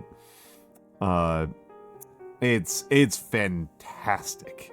It is fantastic. And making myself even more of a hipster, my favorite TTRPG is Mobile Frame Zero Firebrands. Mobile Frame Zero Firebrands is a DM-less mecha RPG. Yeah, the one with the worms. The birds and the worms, yeah. Is a DM-less RPG, mecha RPG. It requires a minimum of 3 players. The 3 player, you have at least 3 factions that are trying to kill each other. It is a PvP game. There is no dice rolling, there is no card drawing, there's one randomness mechanic, which is based on coin flips, but almost all of the resolution of the game is done by conversation trees. It is a game of conversation trees. It is fantastic. I love it. It is very unique. It is very unusual. It is an incredible play experience. It honestly, there are definitely some RPGs out there that are not that interesting to actually play, that are still kind of cool, but are not that interesting to play. Mobile Frame Zero Firebrands is so good that I'm genuinely kind of mad that it is not a normal type of RPG. This feels like I feel like 20% of RPG playtime should be doing Mobile Frame Zero Firebrands. Yes, this is the companion RPG to that. That is the tabletop war game, is Mobile Frame Zero Rapid Escape or Rapid Attack. And Mobile Frame Zero Firebrands is the corresponding TTRPG set with the same general setting. And King of Dragon Pass is on Steam and on iOS. It is amazing. It is very unusual. It is very, very unusual. One of my favorite stories about King of Dragon Pass is that one of my friends who is legitimately extremely good at video games, and games in general, like he's a highly ranked competitive player in several board games, very competitive player. He played, Frame Zero Firebrands, no, it's a TTRPG, it's a book. It's a book. Dante Daedalus, did you play it on the Something Awful forums? Because that's how I learned about it, was from the Something Awful forums. Yeah, no, Frame Zero Firebrands is a book. I bought it in a TTRPG bundle. It's by Vincent Baker. Yeah, you can play it with a phone call. You can play it just in a Discord server with no additional software. But yes, Dante Daedalus having some based taste here. But yeah, one of my favorite stories is, one of the strongest gamers I know was playing, I got him to play King of Dragon Pass, and he lost and lost and lost and lost. And meanwhile, another friend of mine had never played a video game before in his life. And then he asked me what my favorite game was, and I said King of Dragon Pass. And he was like, cool, I will play it. I said, okay. The trick to King of Dragon Pass is that you have to act sincerely as if you are a magical Bronze Age Viking. You have to approach the world as if you are a Bronze Age Viking, and then you will make the right decisions. And he said, okay. And he won. He won his first game ever. Never had to reset. No resets for him. For the person who had never played a video game before in his entire life. And I was like, wow, that's pretty unusual. King of Dragon Pass is often a pretty challenging game. And he was like, well, I just did the decisions that I thought a Bronze Age magic hillman would do. Hill tribesman would do. I was like, okay, that's pretty remarkable. That's pretty remarkable. That is pretty remarkable. That is pretty amazing. But yes. Yeah, I love, these are some things that I love. And like I said, I've got a certain amount of hipster cred to some of this. Certain amount of hipster cred, I suppose. I don't feel like Great Divergence qualifies as hipster cred at all, or 17776. But, I mean, Vegetarian, Han Kang won a Nobel Prize in literature, so I don't think she should count as obscure. What are your chances of Country Bumpkin? Decent. This person was a bit of a hillbilly. This person was a little bit of a hillbilly. Don't be too sad if you fail. I lost it multiple times in a row. I have lost King of Dragon Pass pretty frequently. There are actually still some start conditions I don't think I've ever won with. I don't think I've ever won with choosing Beastmen as my enemy. I don't think I've ever won with when I've chosen the Beastman as my enemy. I've won with most other enemies. I don't think I've ever won if I chose Beastman. There's probably some other strategic decisions I've never won with. I've never won doing like a full war tribe. I've never won doing full war tribe. Oh yeah, I love archer strategy. Oh, that's off meta, but I think it's actually really strong. I think it's actually really strong. All right. So, what I have learned while streaming. What I have learned while streaming. Yeah, King of Dragon Pass doesn't hate you. It's just it's just alien. It is merely alien. It is merely alien. So here are my general lessons and specific lessons about streaming. A specific lesson that I think is interesting. A specific lesson that I think is interesting is people like my voice. People like my voice. I find this a little bit surprising. I think if I had been more comfortable with that insight earlier in my life and I would have started my streaming career earlier, or started something like a streaming career earlier. But I have, like so many people, I find my own voice unappealing and strange. But many people seem to like it. Right? Many people seem to like it.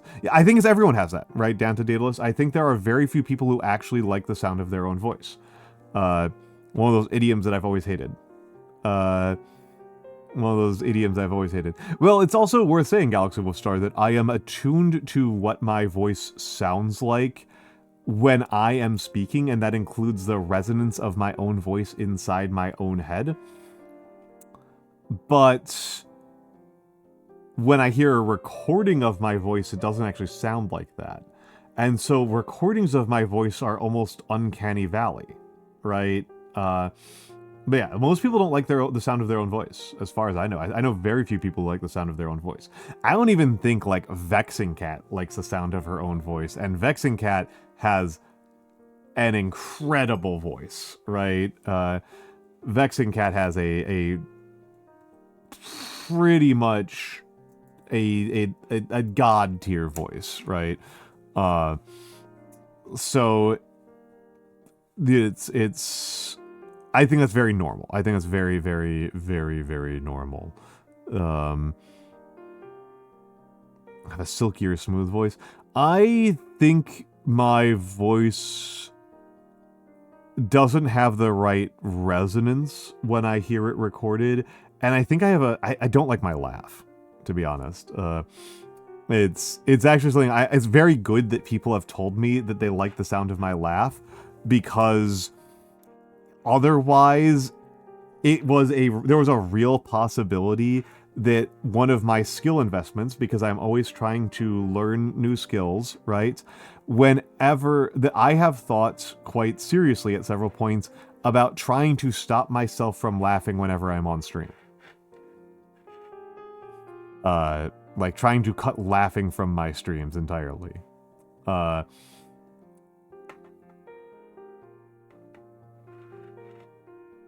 Recognize you from being a chair, popped in your first match was, wow, your voice is hot, that's unexpected. Whew, a little bit of a backhanded compliment there.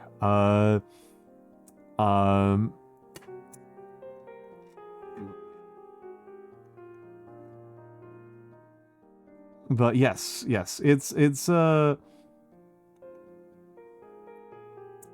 something I think is the norm, right? I think it's the norm to find your own voice challenging. One of the ones that has been a repeat lesson for me, is that big collabs cause me to withdraw.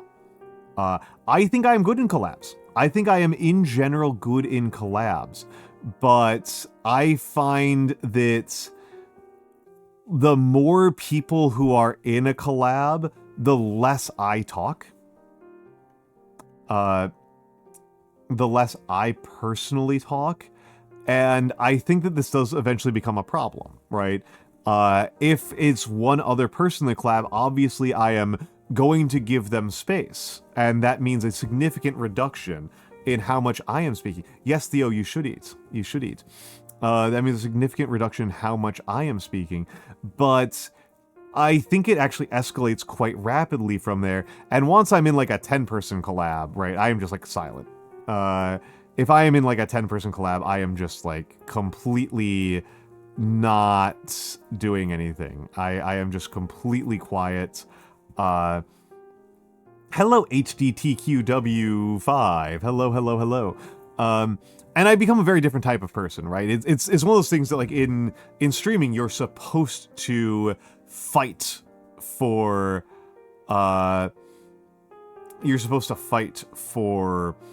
space. Well, and here's what happens, Blue, is that people are, when you start streaming, when you're in a stream, when you're among VTubers and you're in a collab, there's a bit of a feeding frenzy to it. There's a bit of a feeding frenzy where people are trying to make sure that they're making an impression on the audience. Right? Like from a business perspective, from a businessman doing business perspective, you want to be the funniest person in the collab so that everybody watching the collab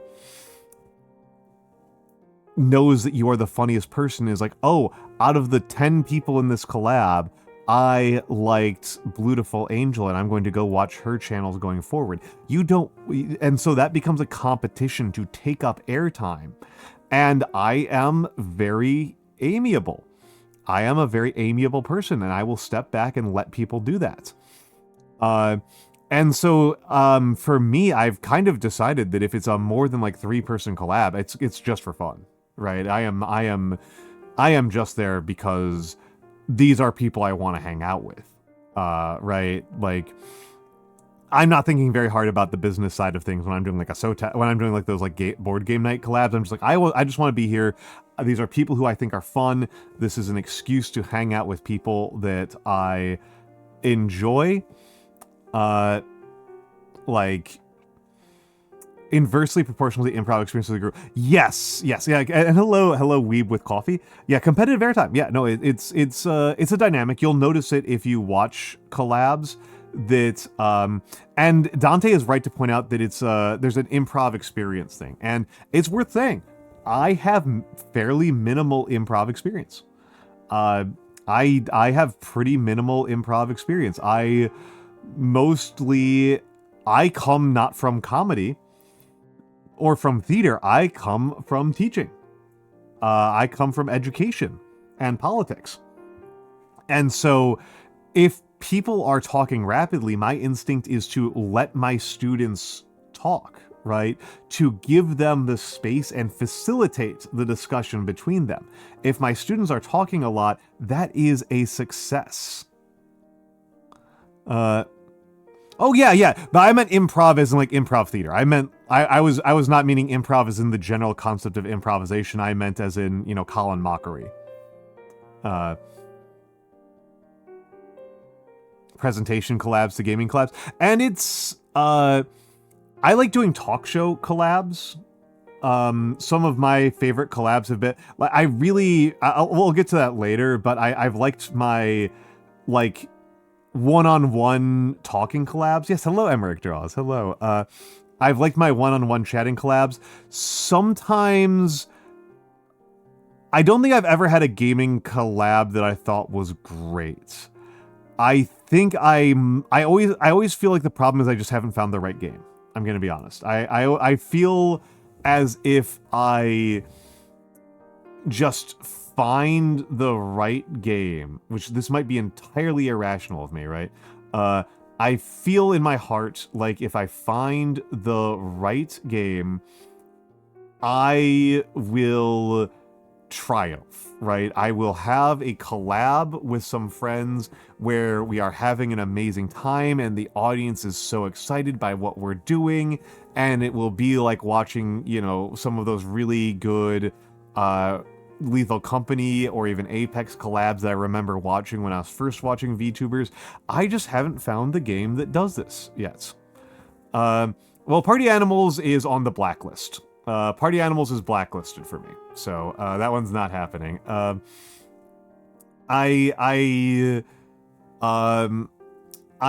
think I don't know. There's I do wonder if A Quiet Year might be the game. I wonder if I could talk somebody into doing one or two people into doing A Quiet Year, and that might be the ticket. That might be the ticket.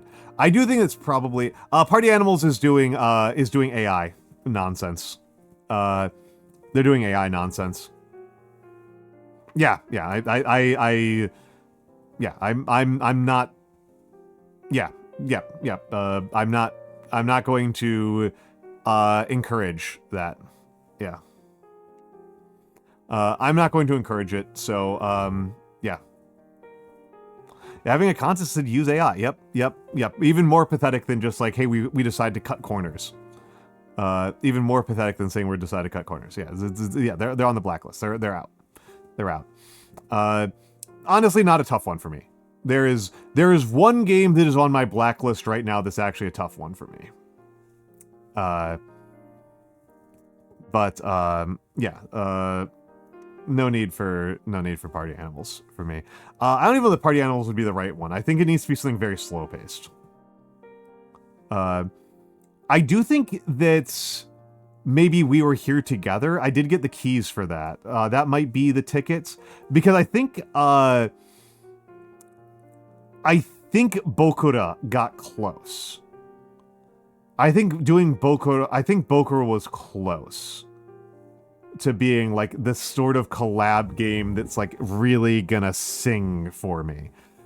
Because I mean, part of this is also artistic, right? Like I know that somebody's gonna be like, well, like you just do what you're good at. And like, no, like I want to expand myself artistically, right? I want to expand myself artistically and push myself artistically. If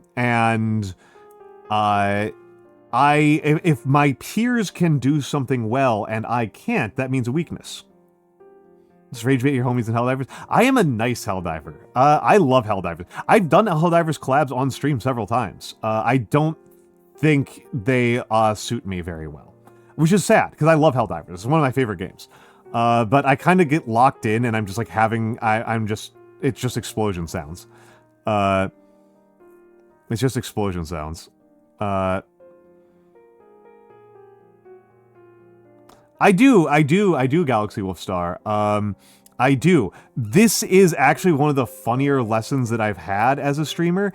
Fall of 2024 fall, I played horror games basically from September through December of 2025, and they consistently underperformed. It was very surprising to all of the, like, numbers fuckstein friends I have. People did not seem to enjoy watching me play them. I was having a good time. I was playing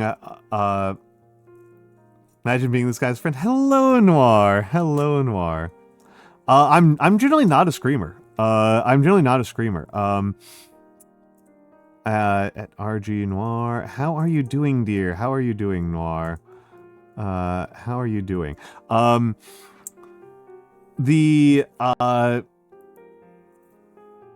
not bad. We are about to go to ad breaks. I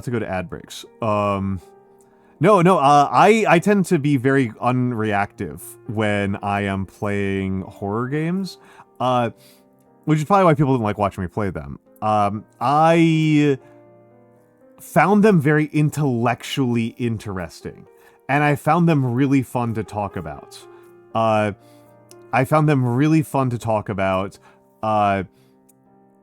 It's so easy to have good things to say about Signalis. right? Or Slay the Princess, or 1000 Exorcists, which is not really a horror game, but it's pretty disturbing. Those games were so easy. Yeah, Noir, you need to play Signalis. Signalis was made in a factory for you. The reason why you are friends with me is the same reasons why I enjoyed Signalis. Signalis was made of, by, and for lesbians who make synthwave remixes of the Soviet national anthem. That is Signalis. You will get more out of Signalis than almost anybody else on the planet. Yes. Yes, it is. Yes, it is. And I would know. That's like half of my friends. But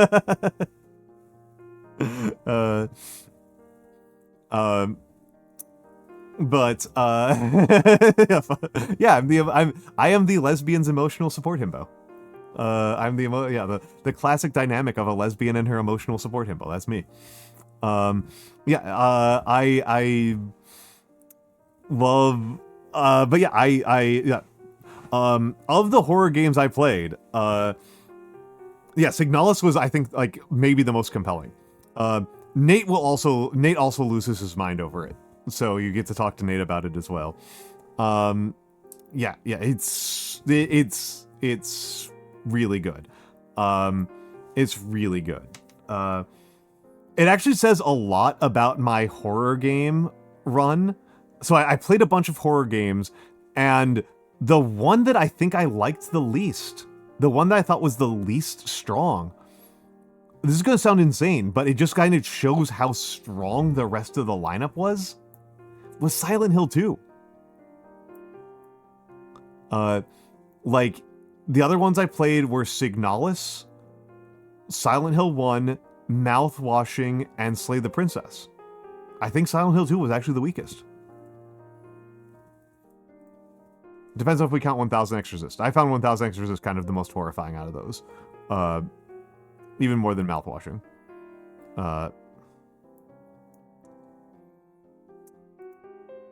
But it's like it was an incredibly strong lineup. It was an incredibly strong lineup. So yeah, play Signalis. Play Signalis, folks. It's incredible. We are going to the ads. I will be back in a few minutes. Everybody stretch. Don't get deep vein thrombose because you're listening to an old man. That's a very dumb way to die. We'll be back.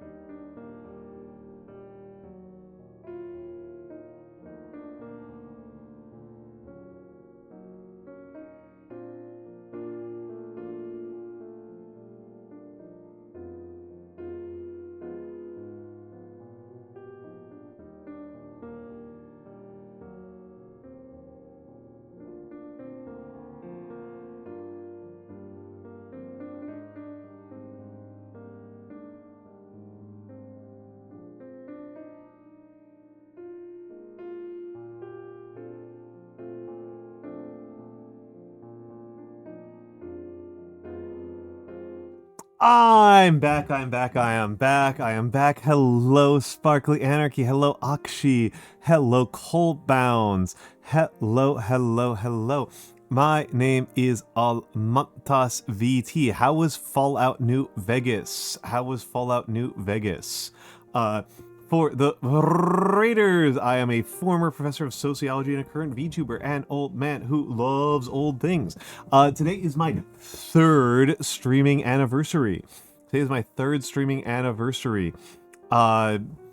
I am, I don't know, it's my third streamer anniversary. I am just talking a little bit about myself and doing some reflections. I am planning on playing a game called The Last Spell, which is my first game I ever played, and so it holds a dear place in my heart, as a game. Holds a dear place in my heart. But yes. How was Fallout New Vegas? How was New Vegas? I've actually not played New Vegas. I've played like an hour of New Vegas. I've played like an hour of New Vegas. But yes. And Coalbounds has redeemed workout time. I am going to do push-ups. I could use some push-ups.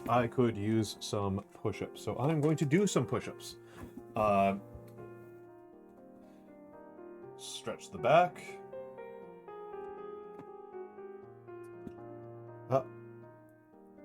And hello, Ursa Arkai. Hold on, I'm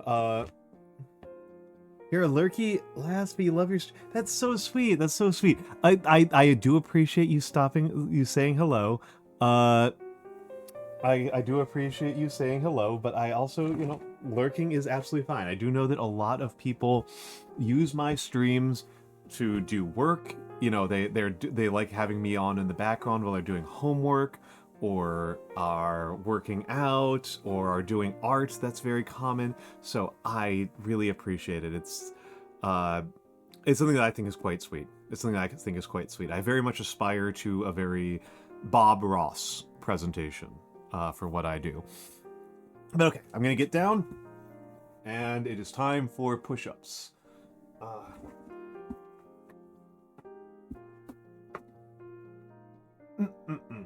Okay.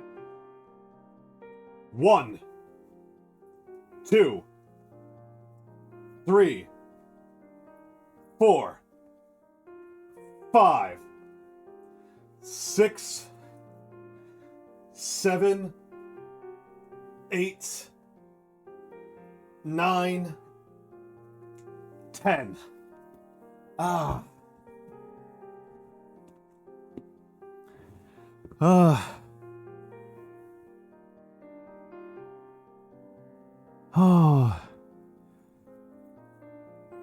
The most rage bait order to play the Fallout series? Thank you for the 55 watch streak. Theo, I think I have managed to actually play Fallout in the worst order, in the worst way possible. Which is, I played Fallout 3. And I played maybe 100 hours of Fallout 3. And then Fallout New Vegas came out. And I felt so burnt out on Fallout, I couldn't get into Fallout New Vegas. And then I forgot about Fallout. And then I played Fallout 4 for like 100 hours. I've managed to almost precisely dodge playing any of the good Fallouts. Am I saying you don't want to play Fallout? Nice. Nice. Oh. I should play New Vegas one of these days. I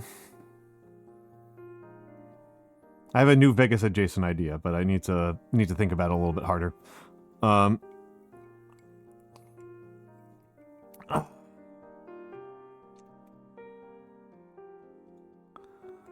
And hello, Mecha Mosey! Hello, Mosey. How are you doing, dear? Mecha Mosey is part of Entity.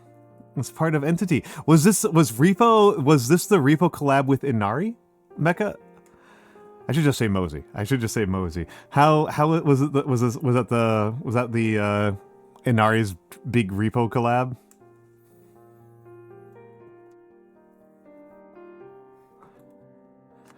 I've done a repo collab with Inari and I completely ruined it. I think I derailed it very badly. We just wound up talking about, like... What did we talk about? Was it, like, immigration? It was amazing. It was so good. yeah, I just don't want to do that without, like, with additional consequences. That was one of my favorite collabs I've ever done. I need to do that again, but Inari has plans, right? Inari has plans. That's good to hear, Mecha Mosey. That's good to hear. That's good to hear. I had to make some more time for you, Mecha Mosey. I am pretty friendly with the rest of Entity, but I don't know you very well.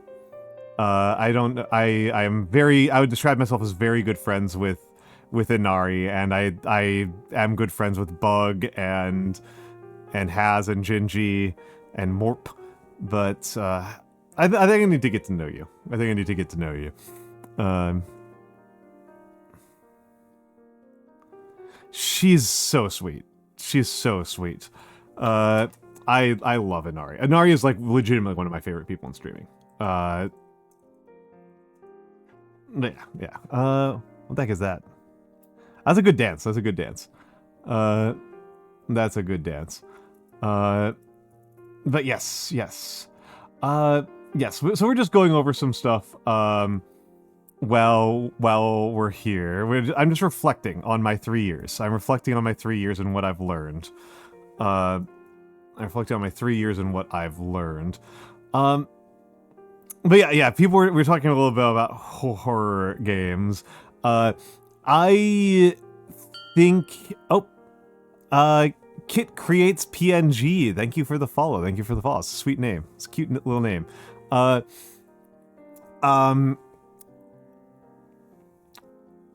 think one of the most...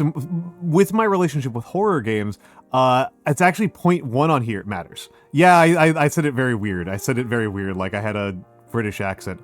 Said it very, very goofy.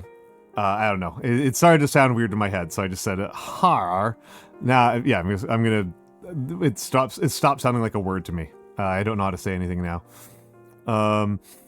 But yes, the strategic elements of. Oh, don't remind me of the Australian accent. That's like legitimately one of the cringiest moments of my entire career. Real nadir, real low point for me as a streamer. The strategy that you do as a streamer matters a lot. Is very individuated. It's very individuated. If you want people to see it who haven't seen it, Blue, you'll have to link it yourself. I'm not gonna go grab it, but you can probably find the clip. Strategy needs to suit the individual streamer, and gender matters a lot. I think that my relationship with horror is very much affected by my gender. That, like, I am very non-reactive to horror. I do not get... I am not a screamer at all. I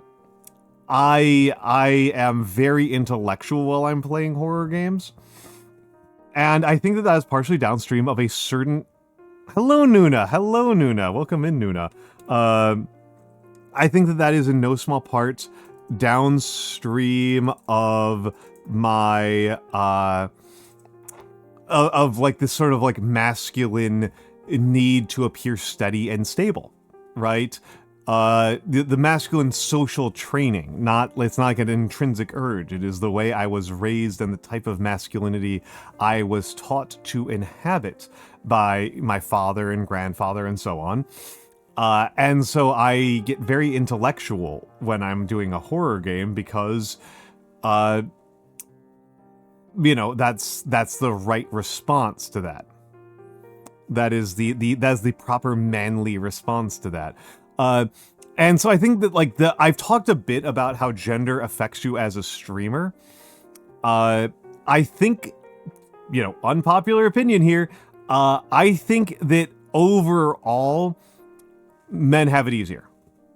I know it's a very unpopular opinion, but I really do think that overall, men get treated more kindly in the streaming space.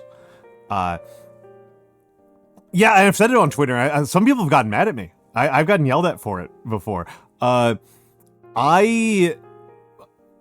core logic here is that the threat of stalking is so much less when you're a man. You have so much less to worry. It is not nothing. It is not nothing, but you have so much less to worry about like being stalked and harassed by over-enthusiastic audience members or haters. And I think that actually swamps out everything else. I think that is actually more... Hot take. Safety is more important than... Safety is highly important. Safety first. Yeah, very happy to not be... Also a funny thing for you. Yeah, but yeah, it's please, you wanted stalker. I mean, you are armed to the gills. You have many gun. You have many gun. I mean, it wouldn't stop a lot of people, but just want to show them your guns. Yeah.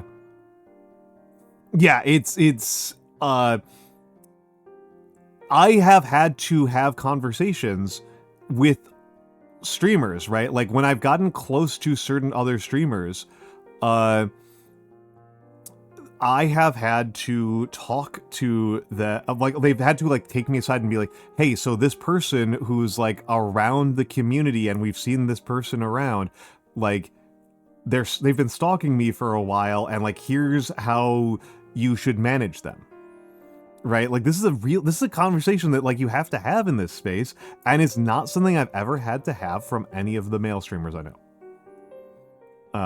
That's not a conversation that happens like it has not happened, whereas it's been pretty common with the women.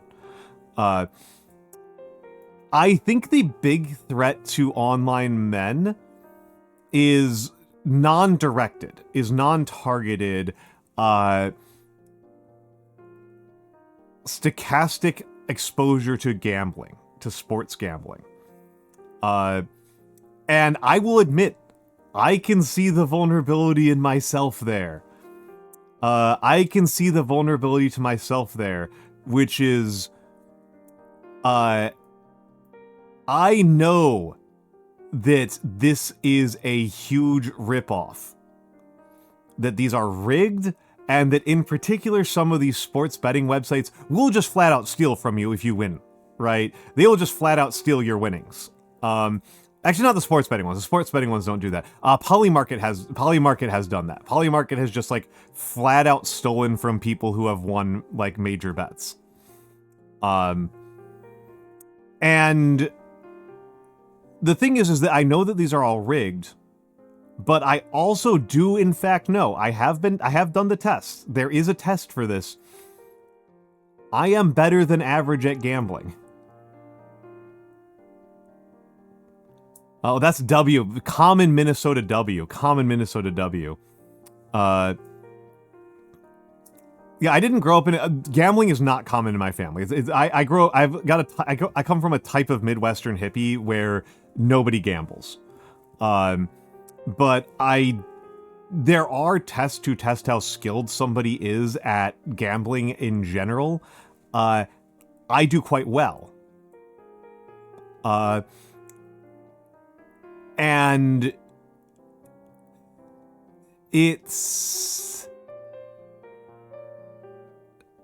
I still don't think it's worth it.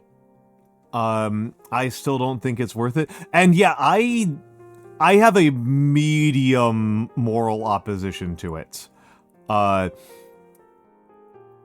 If I am gambling with other people who are like actual people, I feel really bad about it. But if I'm just like throwing money into a general market, that feels fine to me, right? Like, just like putting money into a charity lottery feels fine to me.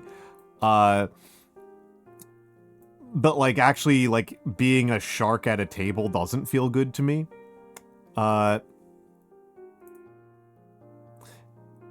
You're not greedy, you're extremely patient. Yeah, and I mean it's a thing where like I cannot claim to have an actual strong opposition because the majority of my savings are in stocks and bonds. Like that's where most of that's like where I tend to keep my money. And so like I'm clearly doing that. I'm just not doing it in like an entertainment context. I'm just doing it in a stock tracking context. I don't know. It's still gambling, but so yeah, I don't know. I do not like it. I hope I want more of it to be illegal. I really want more of it to be illegal. And yeah, of course Floop is so Korean sometimes. I think I know who you had that conversation with too. I think I know who you had that conversation with.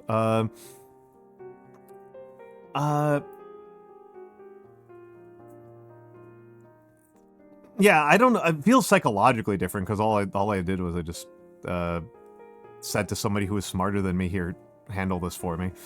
Like I don't actually do anything directly. But yeah, it's oh, because I also know that person's positions, and they I don't think they would actually like argue that hard against you. But yeah, but yeah, I am actually of the opinion that we should be subjecting, you know, Wuthering Waves and stuff to and Zenless Zone Zero. I think they should be subject to the gaming commission. I think they should be subject to full gaming commission. They should be under full casino regulations. That said, actually, on the subject, sorry, we got a little bit off the topic of like gender and streamers. You are correct to think about spearfishing for account scams. I don't know if anybody's got like lost their account to like a spearfishing, but I do know a fraud investigator, and a huge percentage of the fraud that he investigated was OnlyFans related. Was rich guys giving too much account information away on OnlyFans. Too much bank account information away on OnlyFans. And in particular, a huge percentage of what he wound up finding was that a lot of these guys did not realize that they were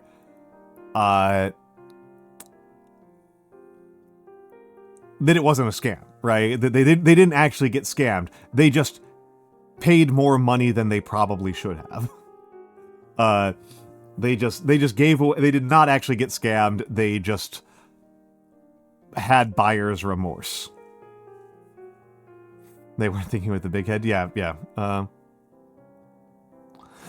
You know, multiple men who've gotten scammed out of their investment profiles because they're too confident in their security without knowing enough about security. Yeah. I think in my own case, the main thing that has protected me from exactly that vulnerability is being incredibly cheap. I think the fact that I am incredibly cheap has protected me from a lot of scams that I have gotten, like, fairly close on. That have, like, gotten to me, and, like, as soon as people, like, start bringing up money, I'm like, well, hold on, I'm pumping the brakes. I'm like, all this sounds fine, and it's like, oh, then they're like, oh yeah, like we need like your credit card number just to like confirm something, and I'm like, absolutely the fuck not. No way. Like that's absolutely not. That is not happening. Yeah. That's a classic behavior. Unfortunately, a classic behavior, and often a vile one.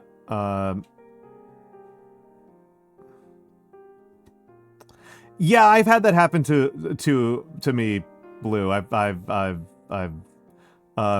suspect that they target men more often, not just because men are more vulnerable to that kind of thing, but because men have substantially more disposable income.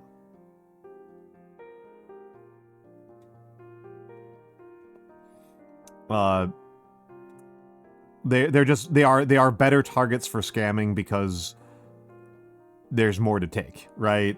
Like there's a bigger payoff as well. But also men are, I think, a little bit more vulnerable to certain types of flattery. On average, they do. On average, they do, Kitty Cat Nomad. On average, men have more disposable income. What hair would I have? Curly, presumably.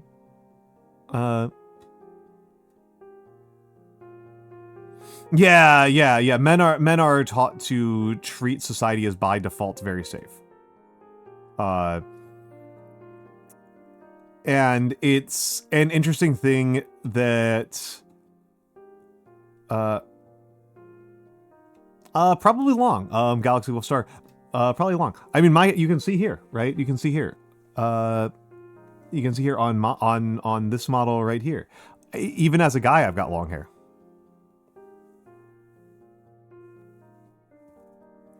Right?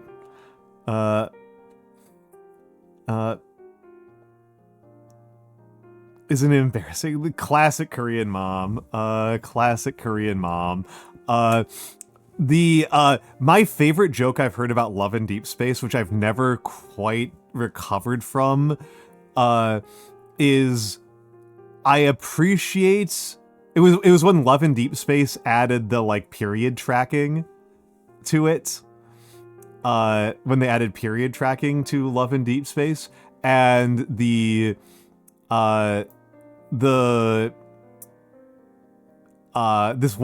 financial guy, this fintech guy tweeted out, "I appreciate Love in Deep Space's commitment to driving the fertility rate of China down to 0 in order to make like car dealership money."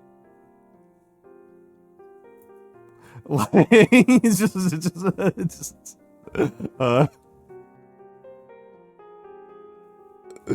deeply funny to me.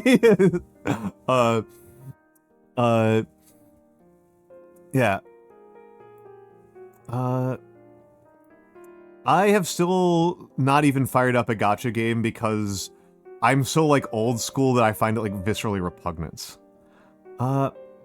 Oh, I mean, that's kind of what we're on here about right now. Kit plays, Kit creates, right? It was kind of like what this slide is a little bit about. On, women will really let the game track their feet. It's crazy, absolutely crazy. That's like what I would want to do if I was to ever do it, but I'd do it as like a streamer, and I think I'd get really annoyed. I think I would get very annoyed. I think it brushing up against like, hey, it's time to pull, would get on my nerves. But yes, what advice I would give to VTubers? Okay, so this is kind of why I brought up talking about gender here, right? That's kind of why I brought up talking about gender, is that the amount of I have quite a bit of experience. I've talked to quite a few other streamers, and I think that the things that apply and help men are different. I think that the types of audiences that watch male versus female VTubers are not completely different, but are somewhat different. And the things that people expect from a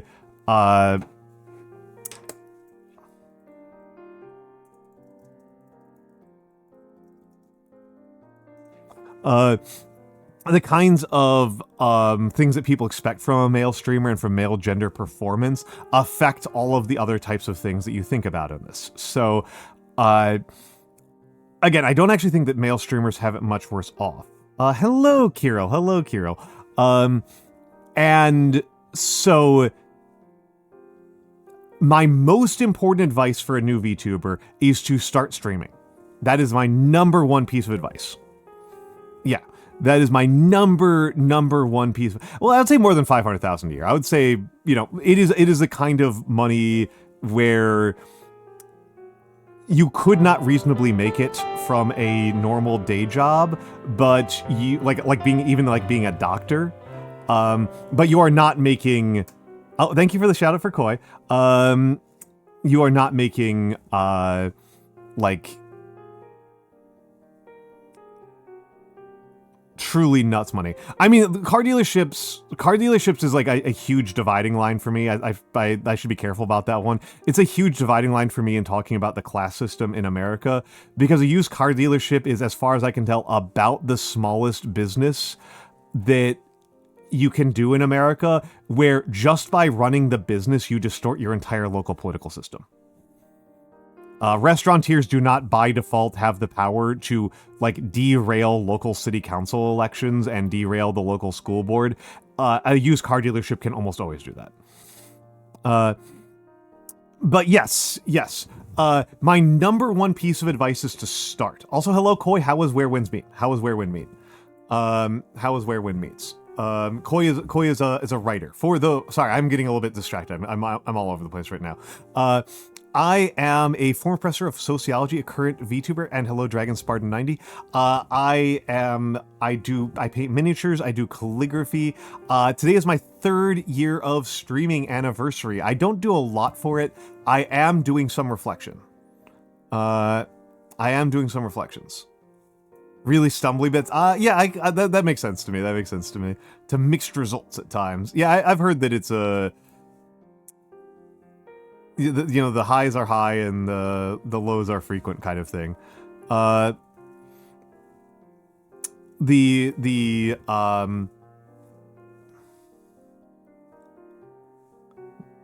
of wasabi bits in the little pastry. Yeah, I see. Before you came in, I'm assuming pre-debut VTuber, asked what my advice is for a new VTuber. My number one thing is that you need to suit your strategy to yourself. Different people have different things that work for them. I have a calm personality.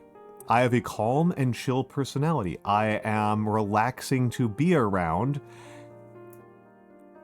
If I try to force myself to be the funniest person in the room, if I try to do chibi-doki style content, not only will it not particularly work, but if I try to imitate other parts of her strategy, it also will not function very well. It is important to think about who you are and what you want to be doing, because you can change, right?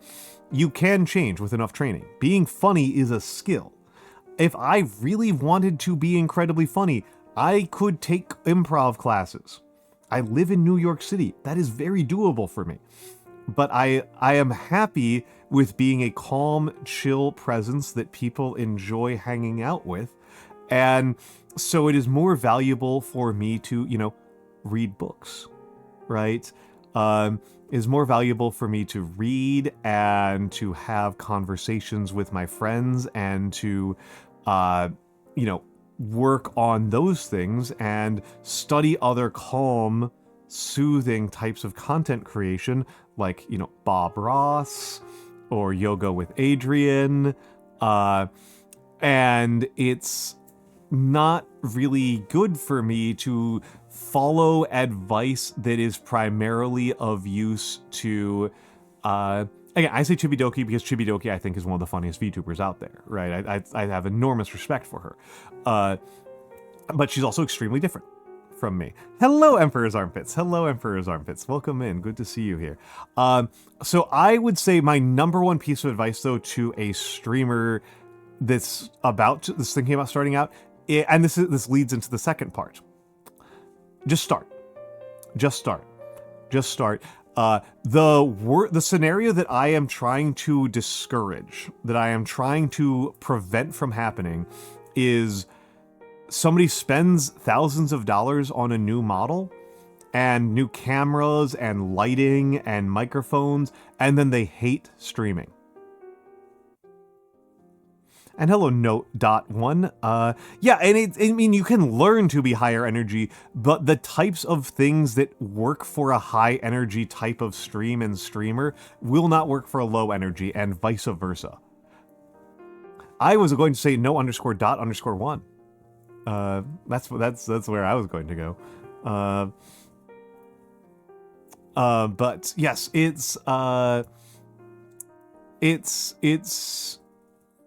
but yes, I think that this is the thing that me and other male streamers that I have talked to, hello Insane Asylum, hello, that other male streamers that I've talked to who are considerably more successful than me, right? Who are considerably more successful than me. Consistency beats inspiration, experience beats planning, live beats dead. That the most important thing if you are trying to get an audience and grow is be on Twitch at the same times every week and do it as much as possible and make the time you are here as good as possible, and you will learn by experience. Planning does not matter. Special events are not that important. Consistency. It is more important to have more 7 out of 10 streams than a smaller number of 9 out of 10 streams. Just do it over and over again. Be live as much as possible. And this is a place where I think the gender plays out considerably, because the female streamers I know are very persistent that dead content is the most important part. That clips are king. That clips are king. That if you are not making... That your Twitch is really just a factory for producing... is a farmland, really, for TikTok. That, you know, this is where you have a... this is your farm for your pond, really, for fishing for TikToks, and that is your real heart is on TikTok and on Instagram Reels. None of the male streamers I know have this experience. None of them have this experience.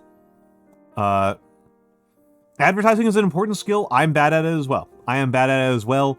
But as far as I know,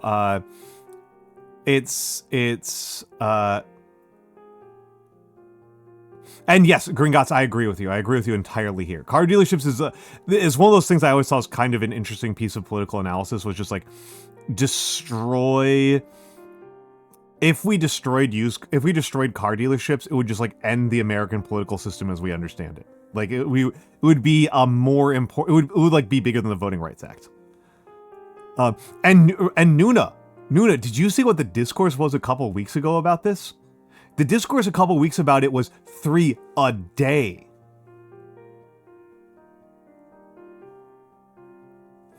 People were talking about trying to put out 3 clips per day. Which, I'm going to put this into context, people. No, clips. If to put this into context for people, paying for a clip, right? Paying for somebody to edit a clip, like assume that you know what the clip is, but you don't want to edit it. That's $25, okay? That's $25.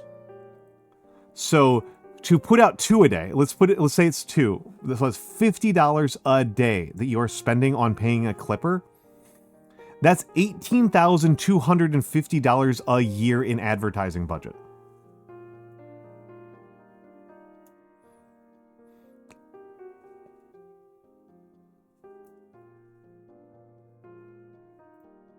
That's a lot of money to put into your VTubing. That's a lot of money to put into your VTubing. And yes, you could do your own clips, but remember that if you are doing your own clips, it's still worth $25, right? It's still, you are doing $25 worth of work on making clips.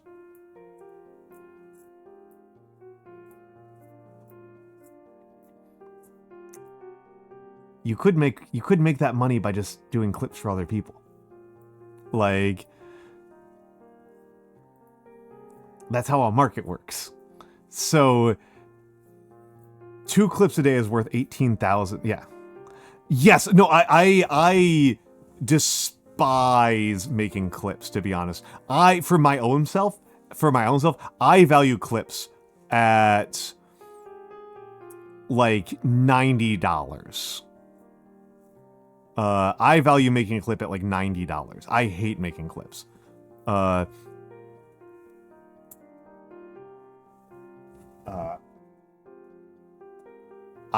hate making clips. And no small part of it is that I don't watch short form content. Oh yeah.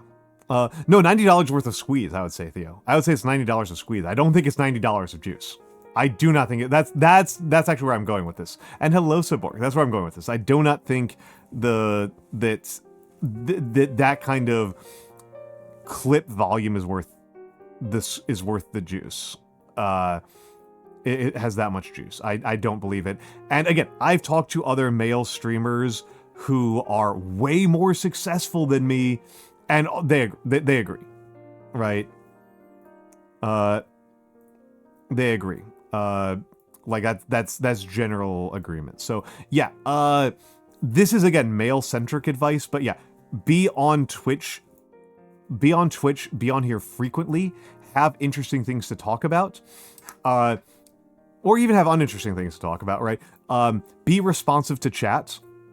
Be very responsive to chat. Follow up on things that people say in chat. You know, that's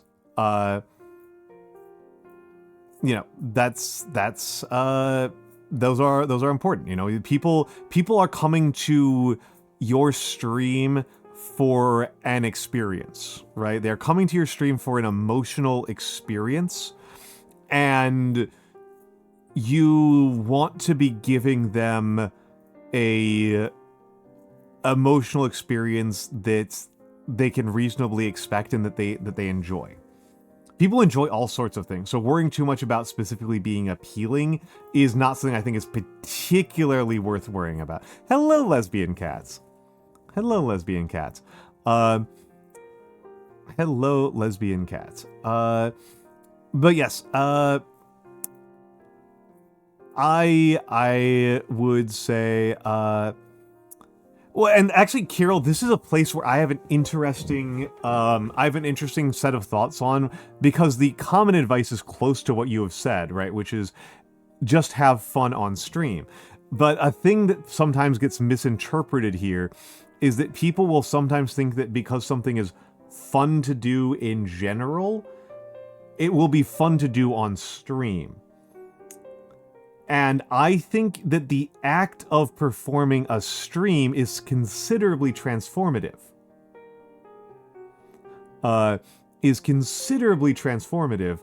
And that's worth keeping in mind.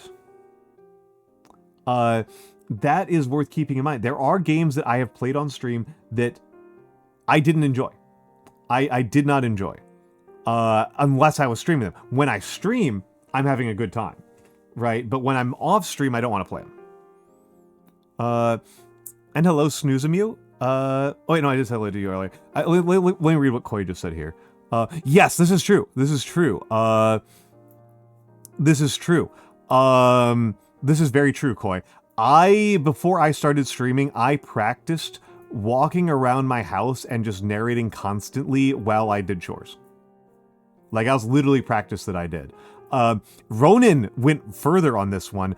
Ronan would fire up all of her software and play, and just talk to like, she would have VTube Studio open and OBS open, and she would just do full practice streams with literally not going live. No.1, thank you for the follow. She would just do that. And it's actually something that's a little bit interesting is that, that you say that, Koi. I think this is kind of interesting, is that, as I have, at some point, I hit the escape velocity where it's pretty rare for me to have a dead chat. And what this means is that I'm kind of out of practice on just talking to an empty room. And so when chat dies down and when there's like a big lull in chat, I sometimes am a little bit lost. I will sometimes be kind of like lost. I'm like, hold on, what do I do now? Because I'm so used to having to respond, right? To having more to respond to than I can respond to you as timely as I'd like to. Do you find your experience early and how much was influenced by your audience's feedback? So snooze and mute. This is fun.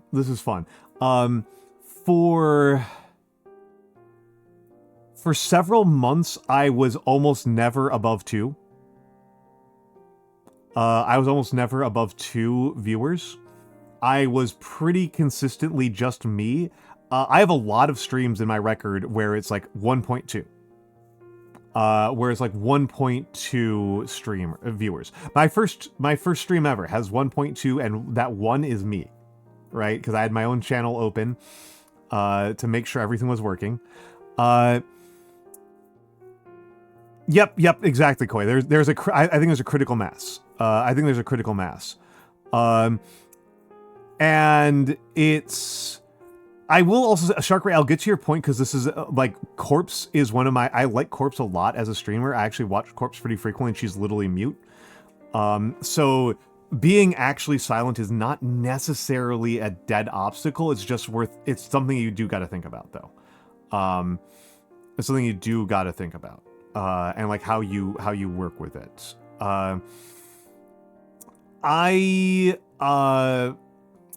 So early on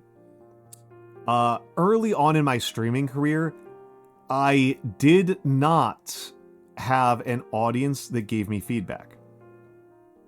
It took me a while to get an audience to give me feedback. I talked to people who knew me outside of streaming.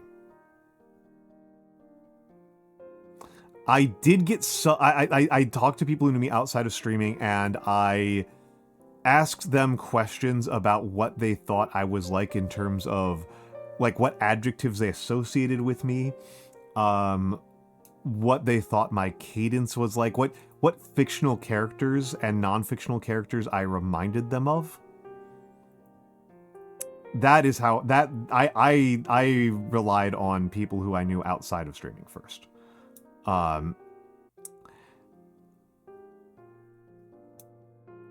Never been on meds. Yeah, Nuna's just got Nuna just has that level of gun autism. They haven't made a pill for gun autism.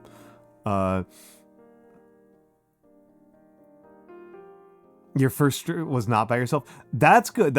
I started entirely by myself, and I didn't tell people in my real life that I was streaming until I'd been streaming for a while. Very few people knew.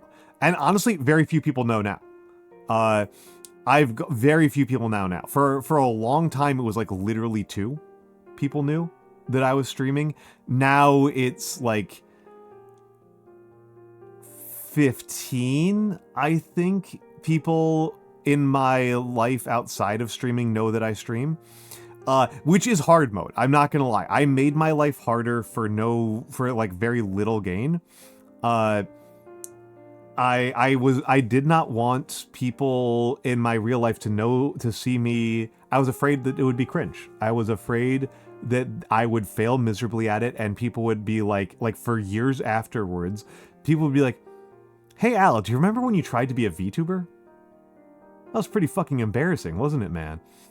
I didn't want to have that, so I didn't tell my friends. And the thing is that just having those first couple of people showing up is huge.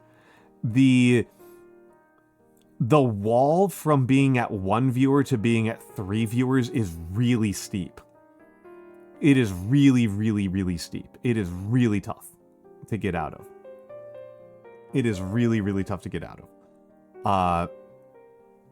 Yeah, it's by itself cringe, and it's for a man of my age and education and all that. It seemed impossibly embarrassing. So I kept it under wraps. My rule was I would start telling people after I paid rent once with VTuber money, which was my first subathon, was when that happened. Was the first time I made enough money to pay rent off of VTubing. So that's a very important milestone to me. That's part of the reason why I think a lot about, you know, why October is very important to me.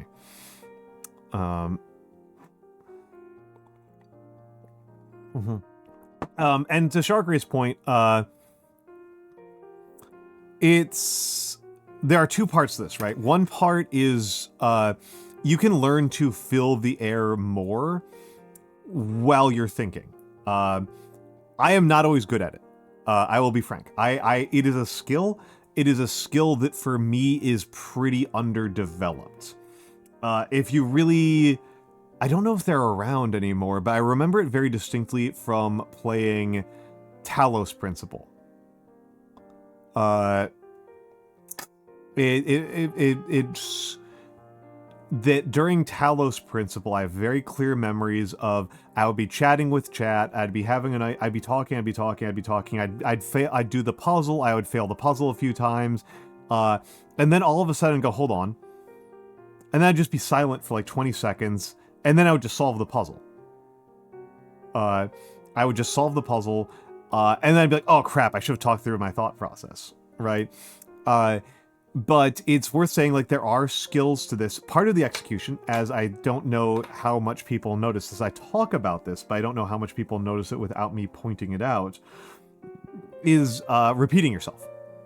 Is that there's a certain amount of VTubing, streaming, this whole world encourages echolalia as an adaptive trait. I know that's normally seen as a bit of a disability, but it does not come to me naturally. But you may see that I repeat myself fairly frequently, that I'll kind of say the same phrase over and over again, sometimes not even paraphrasing.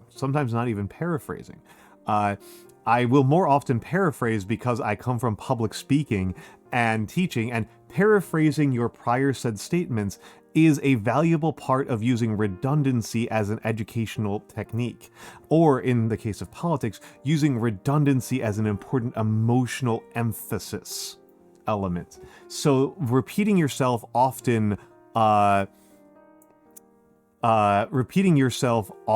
is a skill for, I'll just hide myself for the moment. Have a good night, Dragon Spartan. Sometimes I assume it was a buffering thing on your end, then I realized it wasn't. Nope, it's deliberate repetition is a useful streamer skill. And it's, part of it is just to fill the air, right? Part of it is just to fill the air. And part of it is to just make sure that there's continuous stimulus, and part of it is to keep your own rhythm going, right? And yeah, the thing is, like, you do change, right, kitty cat? Like, you do change as you do something, right? The practice of working on something changes who you are, and indeed that may be the point of doing anything, is to be changed. That is our nature as humans, is to change and be changed. And so that is something that you can work on. It is a skill, but also, like I said, I like watching corpse, right? I like watching corpse, and corpse is mute. I don't know exactly what the story is there. I don't know exactly why she is, but she is mute. She does not talk on her channel at all. Let me make sure I spell her name correctly. Let's shout out Corpse, so that people can see who I'm talking about if they haven't seen her. And the way that Corpse communicates during streams is that she has scrolling text. She communicates by scrolling text on her own channel, on the visual side. And Celaru, Mix, I don't remember how to spell Celaru's name. And she's not in chat right now.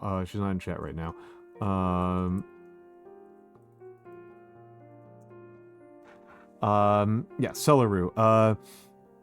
Celeru is also silent. Celeru is also silent. Okay, I'm rate limited right now, so it'll be a second. Thank you, Koi. Thank you, Koi. Celeru is also silent on stream, and she just uses her chat. She just types in chats during her streams, and she's very sweet. Cella's a very sweet streamer. Corpse, I think, is very intelligent and clever, and a very pro gamer. So you can be silent and be a streamer and put on a good stream, right? You can be silent and put on a good stream. Come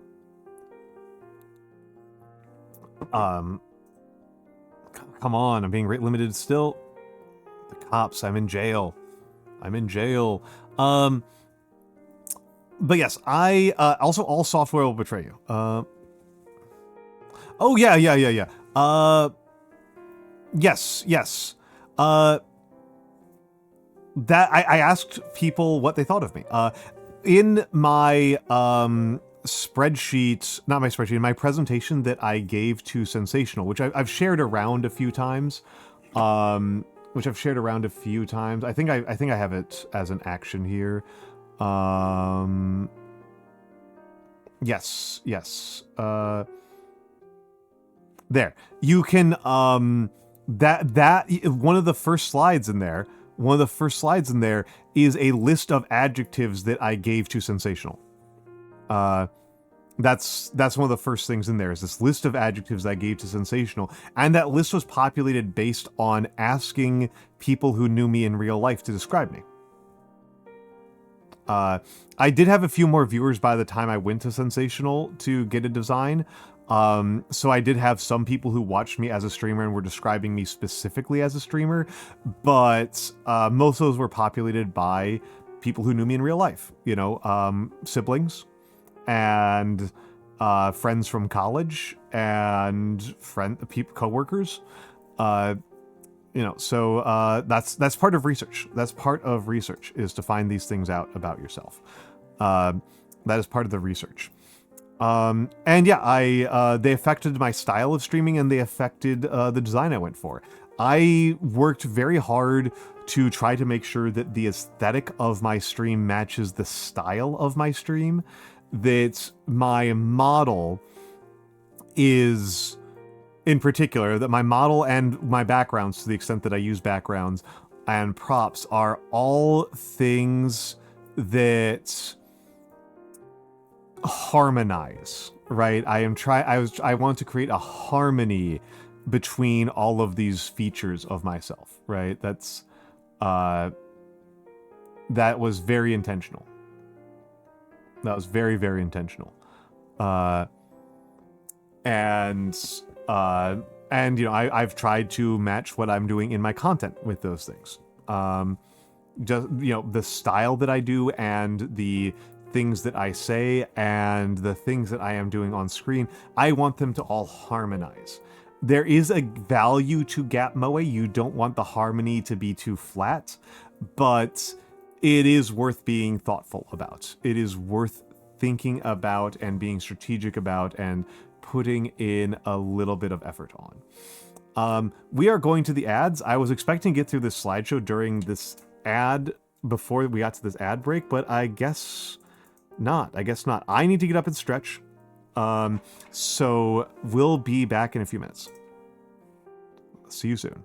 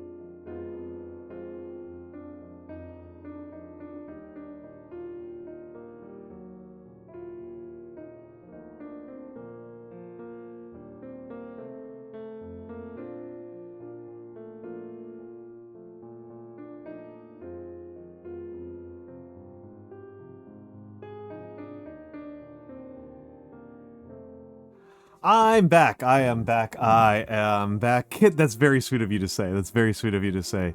You've been noodling over an OC personally as a non-artist seeing that mood board. Yeah, it's I think it's very valuable for non-artists. I think for a non-artist it's very valuable. To be honest, those are general, right? Those are general advice, right? Those are not, that is not advice that is really particularly specific to streaming or to the arts world. That is advice for how to make a highly informative, structured discussion, right? That is skills that I learned from being a professor. And even more so than professoring to students, but like conference presentation style. That you have a limited time slot and you want people to learn something specific. And the big part of this is that the first thing you say, right, you introduce yourself, you give people an outline, the first point you actually make is going to color every single other thing in the entire presentation. Okay? Whatever you tell people the presentation is about, they will assume that is what the rest of the presentation is about. So start with the filter, right? Start with the thing that they need to keep in mind the entire way through. Always start with that. And then end with the single thing you think is the most important for them.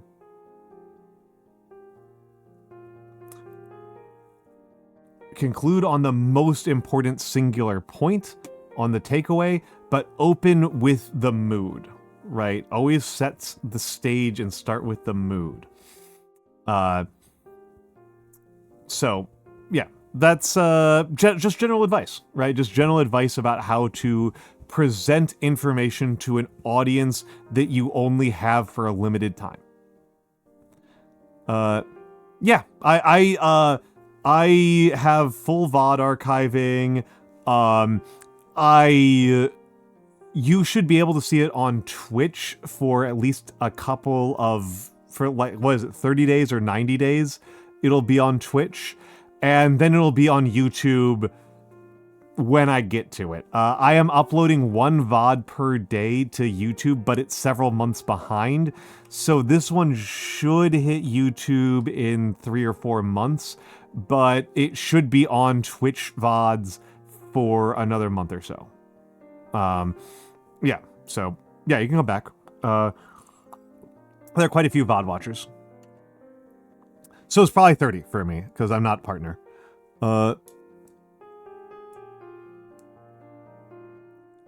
PG? I would say you want something that you can customize at least a little bit. I would say that PNG. Yeah, I say PNG. I started with a Vroid that I made in an afternoon. That was my start point. I do think it's worth doing something that is customizable, but if that means like hacking together a Vroid or buying a $20 customizable model and just fiddling around with it for half an hour, I think doing some customization is worthwhile. Kira P. Raptor Girl did one of the funniest ones to me, which is she got a completely she got a photorealistic raptor. She got a photorealistic raptor, as in like Velociraptor, and then added a flower to it. And that's still her like main model. I think I believe VOD stands for video on demand. Yeah, video on demand. I don't know why we have kept that terminology in this space. I'm assuming it is an idol culture thing. Because as far as I can, that sounds like it's supposed to be pay-per-view. video on demand sounds like it's supposed to be pay-per-view. The rest of it would say a recording. I would say the tape.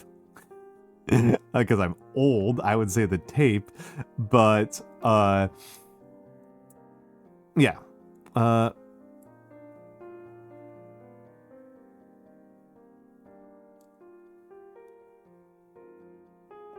Hello, Warthrone. Hello, Warthrone.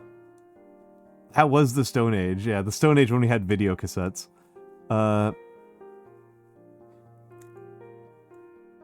I mean, maybe. But like, why would we talk about? Like, what's the connection between us as streamers? Because it's just a video. It's just a recording. It's just the recording. So, why would we have adopted something from cable TV and skip over YouTube? That's why I think it's a weird phrasing. Is like we functionally skipped over. If we are getting it from cable TV, that means that like VTubing has a discontinuity where it's deriving from cable TV and not. Yeah, I'm with Gringotts on this. I'm with Gringotts. Is it like in normie culture we would say recording or video.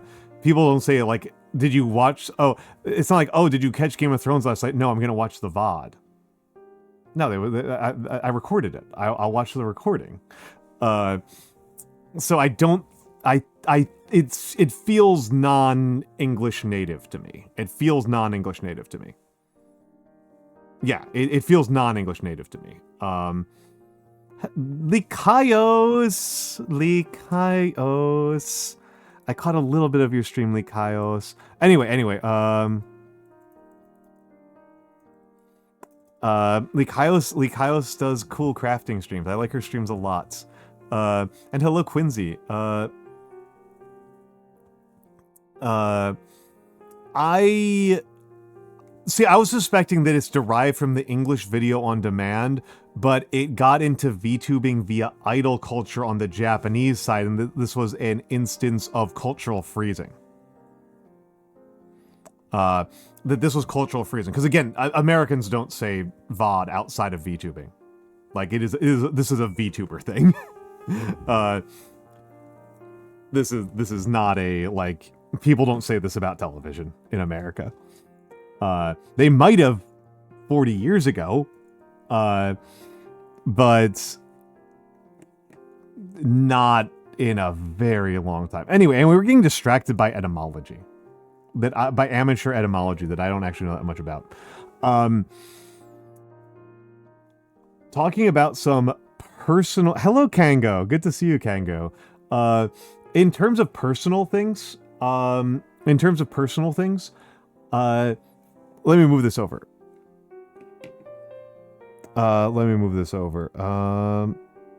Window grab. Nope. That's not what I want. Wait, what? Sorry, something weird's happening here.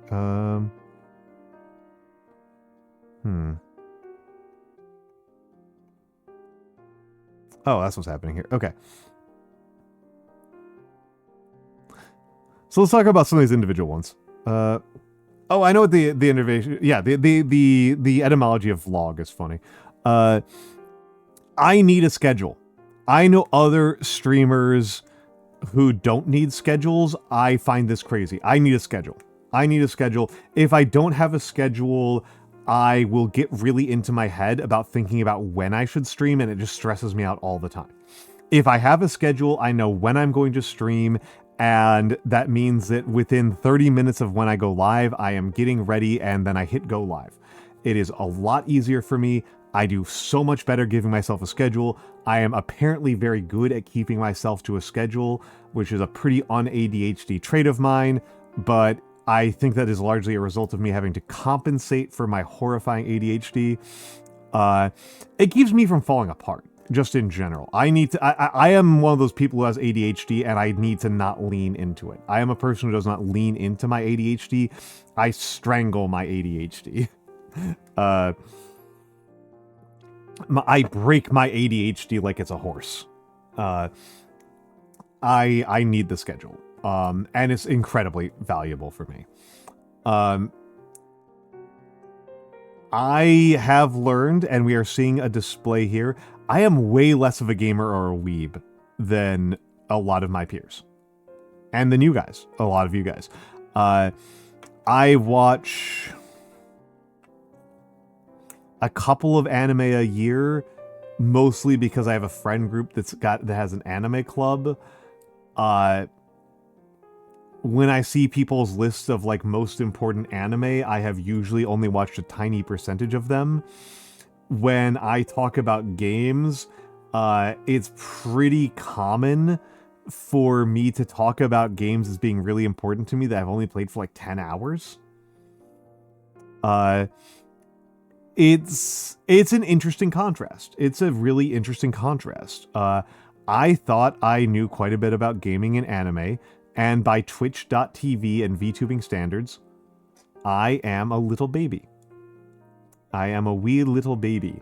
I am incredibly normie by the standards of a lot of my peers. I don't even know if I'm up to date with a single one. We're currently watching Free Ren Season 2. Hello, the Goddess Siren. Hello, hello, hello. I hope you had a good day. I hope you had a good day. I know that you had an early morning. When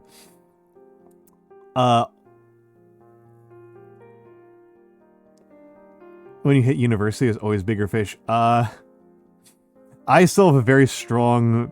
I think, Quincy, I actually had the other way around. I think, in retrospect, I think my earlier schooling was some of the more competitive schooling than my higher levels of education. I have a very strong feeling of going into my graduate program and being the only one who is ready.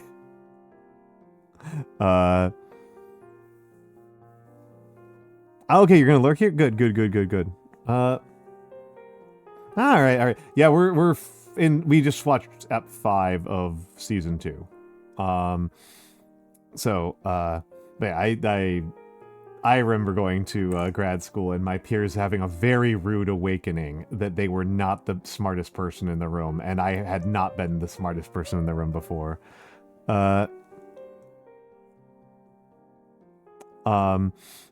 But yes,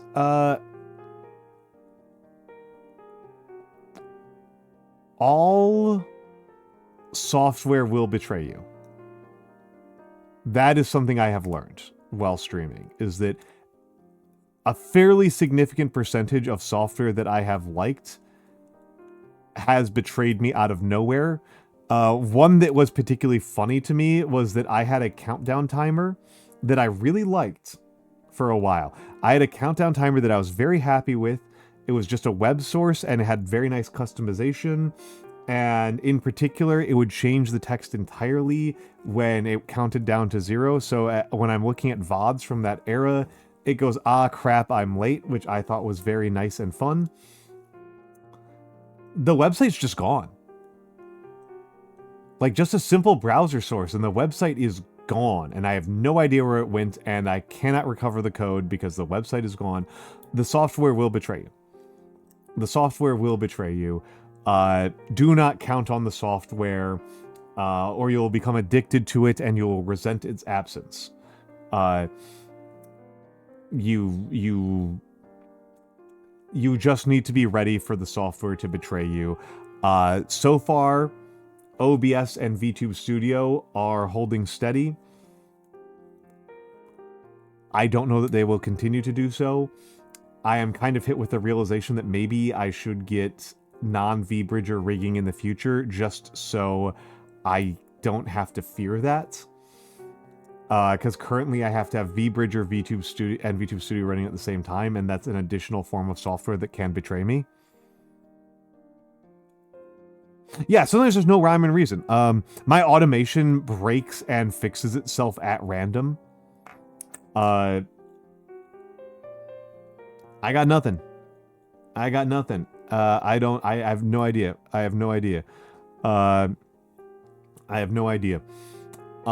This is one that I think is really important. This one on the bottom left is one I think is actually super, super important.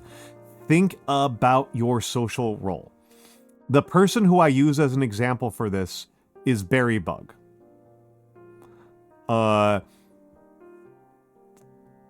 Berrybug is extremely good at being a little sister.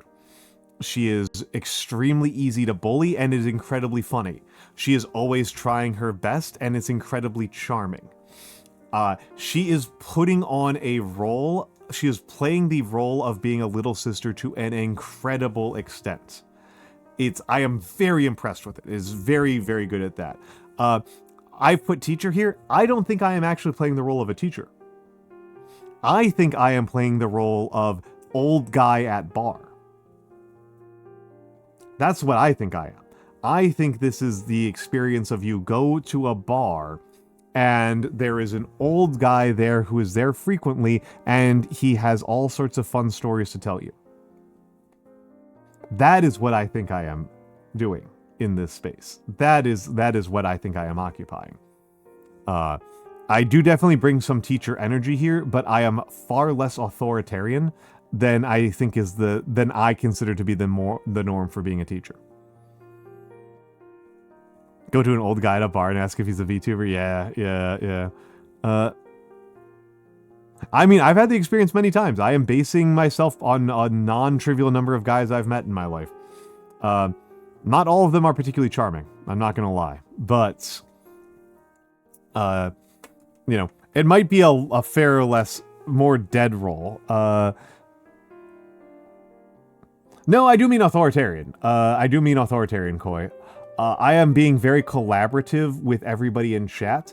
I am not squelching things nearly as much as I could. I am not directing the conversation nearly as narrowly as I could. That's a cute joke, Likaios. Authoritative... I think I'm actually being fairly authoritative here. I'm always a very skeptical person. I tend to talk with a relatively low level of authoritativeness. Or at least I feel like I do.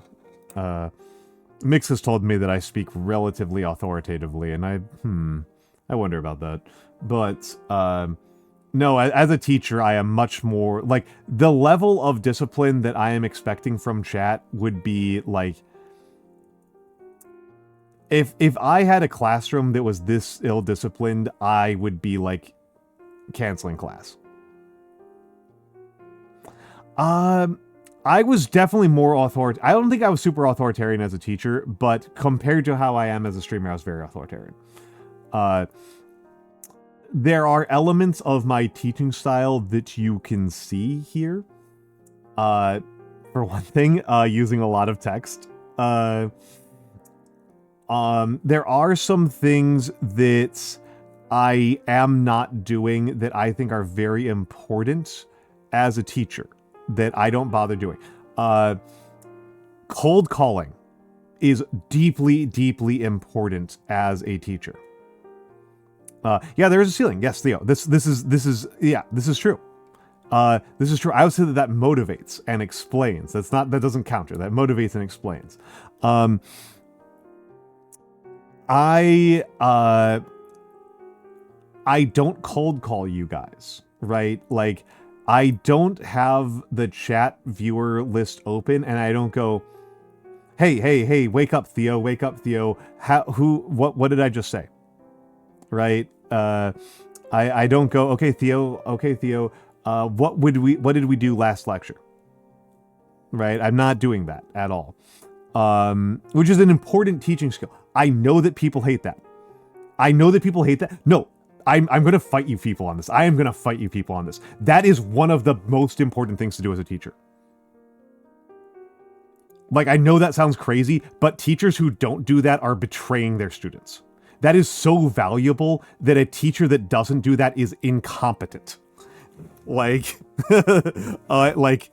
no, because okay. Individual instruction is critical. Individual attention from the teacher and being tested by the teacher is where the learning happens. And if a teacher lets you...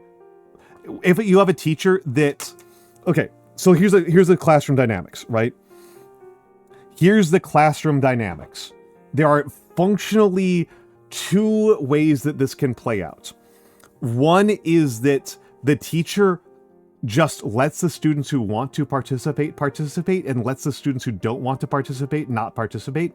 And the other is the teacher authoritatively and authoritarianishly spreads out the attention over and above the wishes of the students. Okay, those are our two dynamics. It is either the attention is spread out or the attention follows the demand of the students. Okay?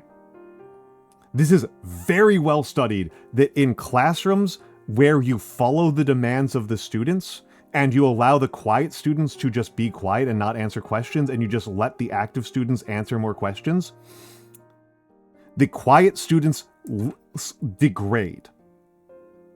They do substantially worse. And this is something that's been experimentally tested across many subject domains. If you let the quiet students retire and hide in the corner, they do worse. In every measure. But most notably on test scores. They directly learn less. It is well studied. This is just like, you have to. Yeah, you have to do it. I understand that it is unpleasant, but it beats the alternative. A teacher who lets you hide in the corner is shitting on you. They are a bad teacher and they are being bad to you. Sorry, I get kind of heated about this because I know that there are people who don't like that it feels emotionally bad, but it is good for you as a student. And the teacher has a responsibility to make sure that you learn things in the classroom and not just turn it into a rich get richer situation. If you allow, yeah. So I would say actually, Quincy, it's more like getting a vaccine.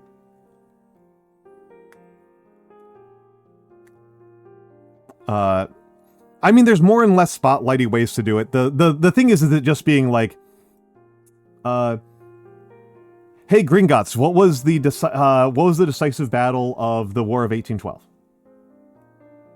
Right? Is that takes a lot less overhead. The less spotlighty ways of doing individual attention take more effort. That's kind of a lot of the reason why they do that. Is that like teachers have limited classroom time is a limited resource. And in terms of classroom time to getting to spread out the responsibility, it's the most efficient method, is to just be like, hey Gringotts, what's 2 + 5? Like that's just much easier. In terms of just how much time it takes, and because classroom time is a very limited resource, it's often the method gone to. There are other methods that work, but in order to implement them, they are downstream of increasing teacher wage. Right? But yeah, I would say it's like getting your vaccines. Like you just, the alternative, if you have a medical system where you only give vaccines to people who aren't afraid of needles, that just makes the people who are afraid of needles more sickly. That also, sometimes teachers are dicks, Lakaios. That's also true. That is also true. Theo, have a good night. Have a good night. I had one teacher who had a method that I did not enjoy, but I did think was smart, which was that he had a deck of cards where every single card had a student's name on it. And when he needed to ask a question, he would just draw the top card and then he would shuffle it afterwards. Highly random, which made it very equal. Highly random, very equal. Very effective. I did hate it. At a personal level, I did not enjoy it. It made me very anxious. But it was a good call. It was a good, clever call. Like I said, made me anxious though. But yeah, I'm not behaving like a teacher on this stream. Even right now, I don't think I'm behaving like a teacher. Yeah, they shouldn't let you carry the class. They shouldn't let you carry the class. Yeah, because that's harming every other student. That is irresponsible of them to every other student in the classroom. They have a responsibility to make sure that all 30, 40 students are getting an education. And it's Simply bad. I have the exam at the same time. Ah, that's frustrating. Yeah. That's. I mean, again, there's also just bad teaching sometimes. Like, I'm not going to pretend that there's not bad teaching, or even that bad teachers might use a good technique. But it is, there are studied techniques. There are techniques that we know work, and there are techniques we know don't work. Fun one is that for some insane period, for some reason, for a insane period of time that was until pretty recently, it was after I was in school and has basically closed, there was a hypothesis that you could teach spelling without teaching phonics. Oof.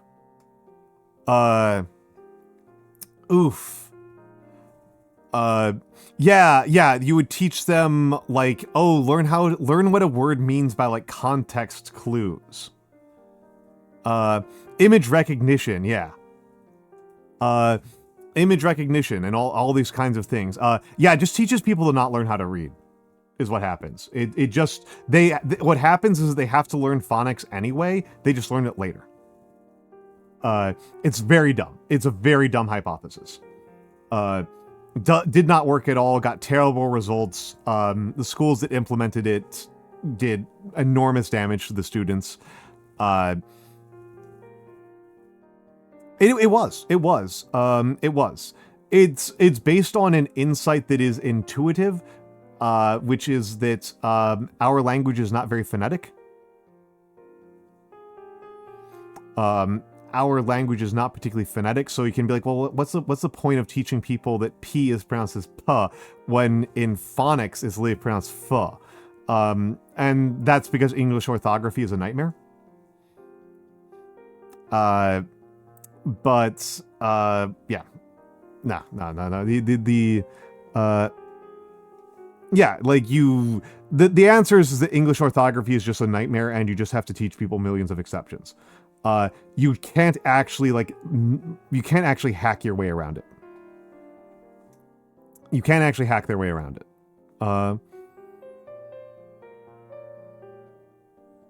Putting fire as an element? Oh my goodness. No.1, have a good night. Have a good night. Thank you for stopping by. Thank you for stopping by.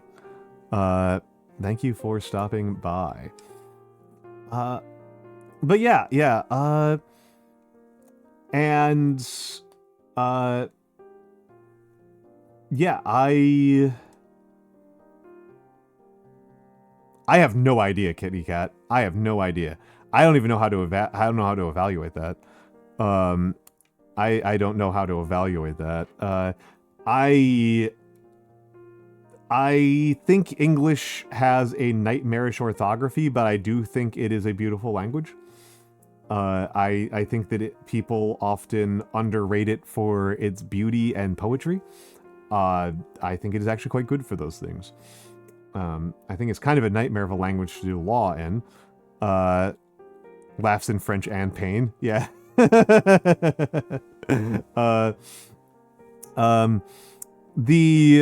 My second language, Emmerich draws, is Japanese, and Japanese orthography is, depending on how you rate it, either extremely easy or literally the worst on the planet.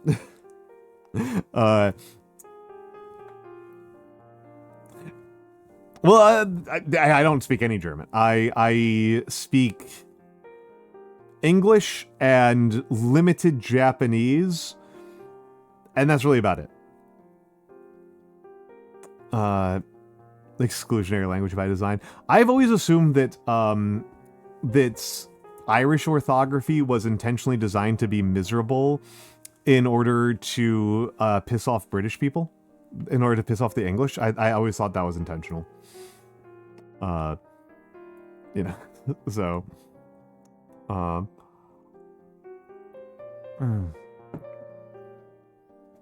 I did learn that German babies scream with a falling tone and French babies scream with a rising tone.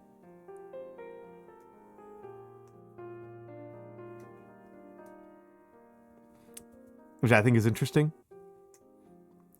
that babies start to pick up the tone of their own language during the 3rd trimester of pregnancy. I think that's neat. Yeah, I like Japanese conjugation. Japanese conjugation is very mechanical, and it's very valuable. It's very versatile. It allows you to do some very cool things. It's really interesting to me as an English speaker, where English basically doesn't have conjugation, that Japanese just does everything with conjugation, right? Like Japanese barely has word order, and it has so much conjugation. And then English is like it's all word order, no conjugation, right? Like all of our actual meaning is tied up in word order. Word order is so important in English. In Japanese, like you can get kind of crazy with word order, but like your conjugation's like everything. Conjugation's so important in Japanese. It's so cool. I actually really love how Japanese conjugation feels like you are building a clock. It's Streamerversary. It's Streamerversary, Red Bean Bitter Cream. Emmerich draws. Japanese conjugation is where things like to want to do something is. I wanted to go for a run is one word.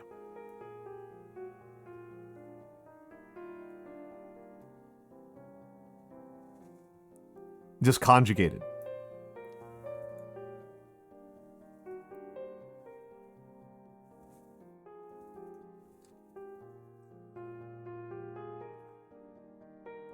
It rules. It rules. It's so good. It's so good. I love it.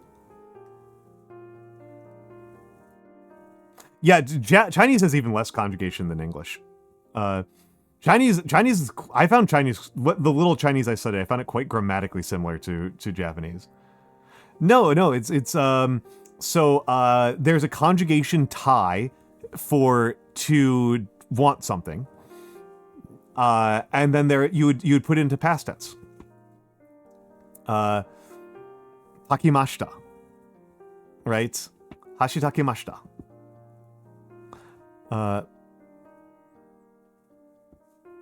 Grammatical chaos. Yeah, we don't do grammatology in America, which is, I think, that I remember somebody pointing this out, that this is the reason why Derrida is hard.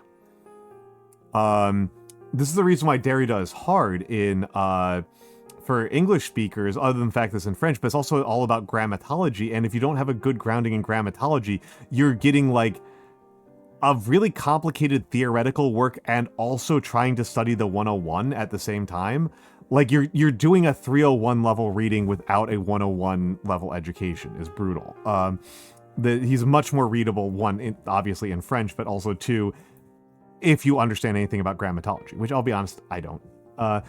And yes, Likaios, I am with you. Keigo's hard. Like, I don't think kanji's actually that bad. Keigo is brutal. Keigo is so rough. Keigo is so rough. I find Keigo, and particularly as like an English speaker, as an American, I find Keigo really rough because like even just like wrapping my head around, keeping track of Mei-ue, Mei-shita is really hard for me.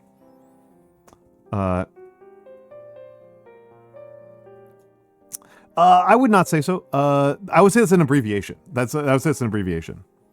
Yeah, Likaios, my Japanese, I'm up to like 2,000 kanji.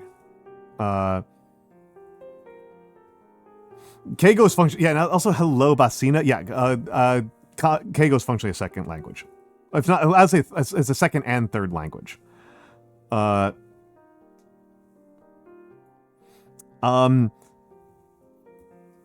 It's worth saying that like Japanese winds up being really funny on that when Emmerich draws, because there are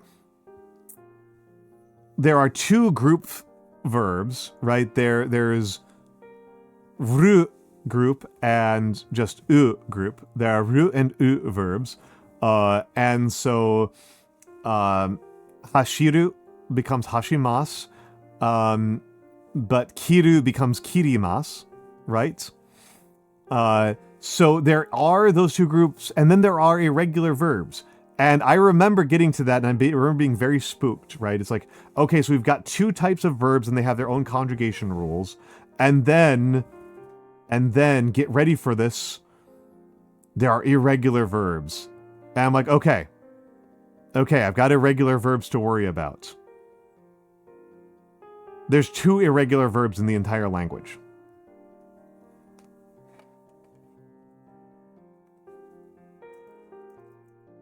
Literally 2. Nightmare Nexus is one of my model brothers. He is my model brother. But yeah, there's 2 there's 2. It's kuru and suru. And it's actually really funny because they're 2 of the most commonly used verbs in Japanese as well. It's like, it's not like you don't have to learn like a crazy, like obscure verb. It's literally just kuru and suru, which is to come and to do. That's it. That's it. They're super common. They're super common, so you practice them all the time. There's just 4. There's just 4 verb groups. That's how it actually plays out. There's just 4 verb groups. It's actually not that bad.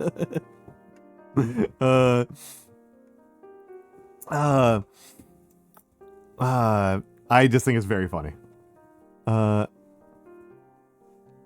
Leaking out your Japanese knowledge. My Japanese knowledge has been on a bit of a decline. I need to be putting in more practice. I've been lazy the last 2 months. I've been lazy since I got back from Japan. But I'm pretty sure I can get it back pretty quickly. But yeah, I've definitely been slacking since I got back from Japan. I need to it would be nice to get back into it. I will say I do like studying kanji. That is like a big difference. A lot of people hate studying kanji. I enjoy studying kanji. I find it relaxing and fun, to be completely blunt. I enjoy it more than I enjoy most video games. My vocabulary is bad. My vocabulary is bad. I will say that. It's just blunt. Just to be blunt, my Tongo is like way below where it should be. I should be at a vocabulary of like 5,000-ish words, and I'm probably at a vocabulary of like 1,000.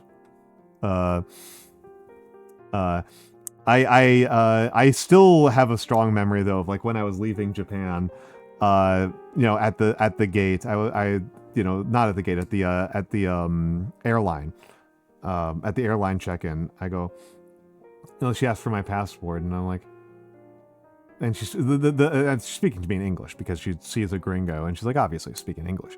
And I go, すいませんですか、日本語でなんというか passport.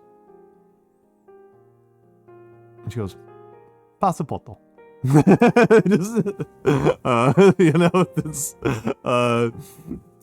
one of those things that kills me about Japanese. Is the amount of loan words from specifically English. Makes me feel kind of insane sometimes. Makes me feel a little bit insane. We watched the Super Bowl.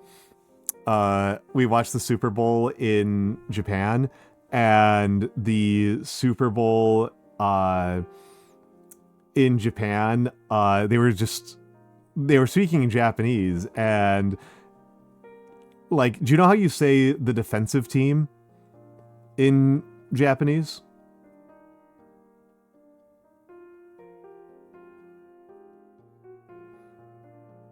It's defensive chimu.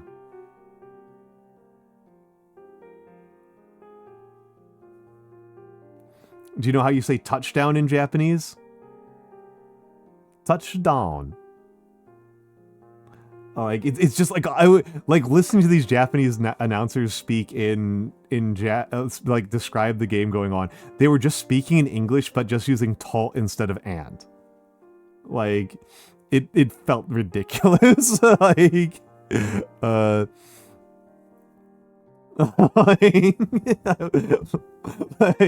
was just like 80-90% of the words were in English. It was just, it felt so ridiculous. But yeah, a huge lesson that I have learned from myself as a streamer, let's move the streamer box here a little bit again, is that indecision is one of my really big weaknesses. I am sure that some people in chat, some of my regulars, are about to bop me on the head over this one. But yeah, usually the worst part of a stream is I don't know what to do with myself, and I go,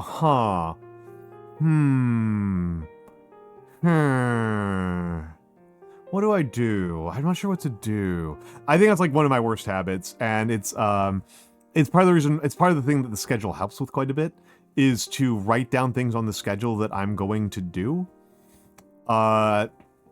Is to write down things on the schedule I'm going to do so I don't have to think about it when I'm actually live. That helps a lot. I think my patience is a big strength, to be honest, as a streamer. I think it helps me a lot as a streamer. I think that a lot of things that would frustrate a lot of people would have frustrated them in my situation, and I think that I have managed to survive and power through them on the strength of my patience. I think it's been quite helpful. I think it's been quite helpful. And this last one, I often don't have really good confidence in a lot of my life, and so it's been really good for me. It's been something I didn't really internalize until I was streaming, that people really do enjoy spending time with me. I tended to think that people tolerated my presence out of politeness, and by streaming, the fact that people still show up is really affirming on that front. Hello, Deathheart. Hello, Deathheart VT. Hello. But yeah, it's been really affirming on that front, and I really appreciate it. And it's been very nice to learn this as I stream. That's your sappy moment for the night. That is your sappy moments of the stream. So here are some highlights from my streaming career that I have really enjoyed. Apparently I am responsible for a couple getting married, which is interesting. Which is a hell of a thing. Yeah. They're getting married, I think, in November. They're not married yet, but I think they're getting married in November. Two of my long-term regulars met through my stream. And are getting married. Yeah. Yes. I might not be able to make it because it's very far away. I might not be able to afford the plane tickets. But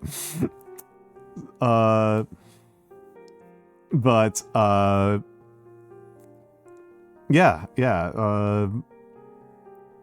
That's I will certainly make a calligraphy for them and send it along if I can't make it in person. I will certainly do that. But yeah.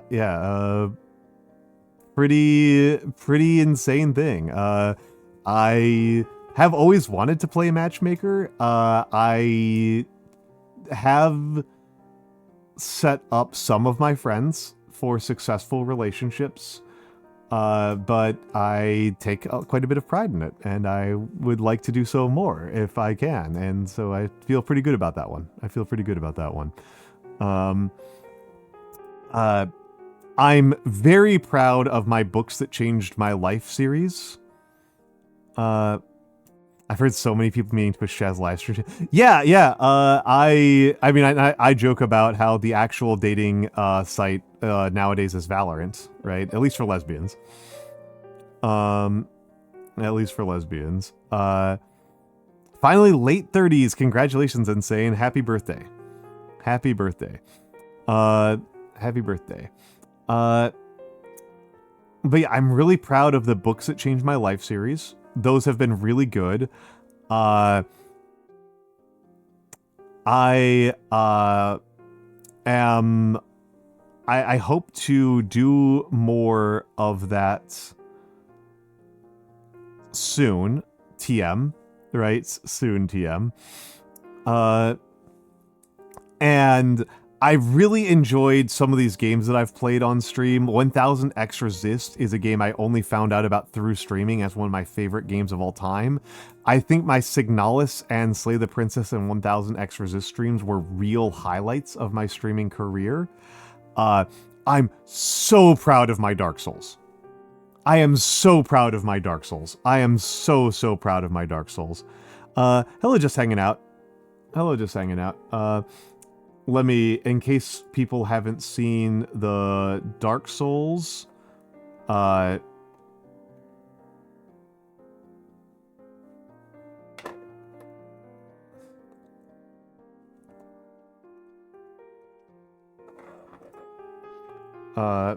Slay the Princess is amazing. 1000X, I will not spoil things for 1000X Resist for you, Lee Kyles. I think it will affect you really strongly.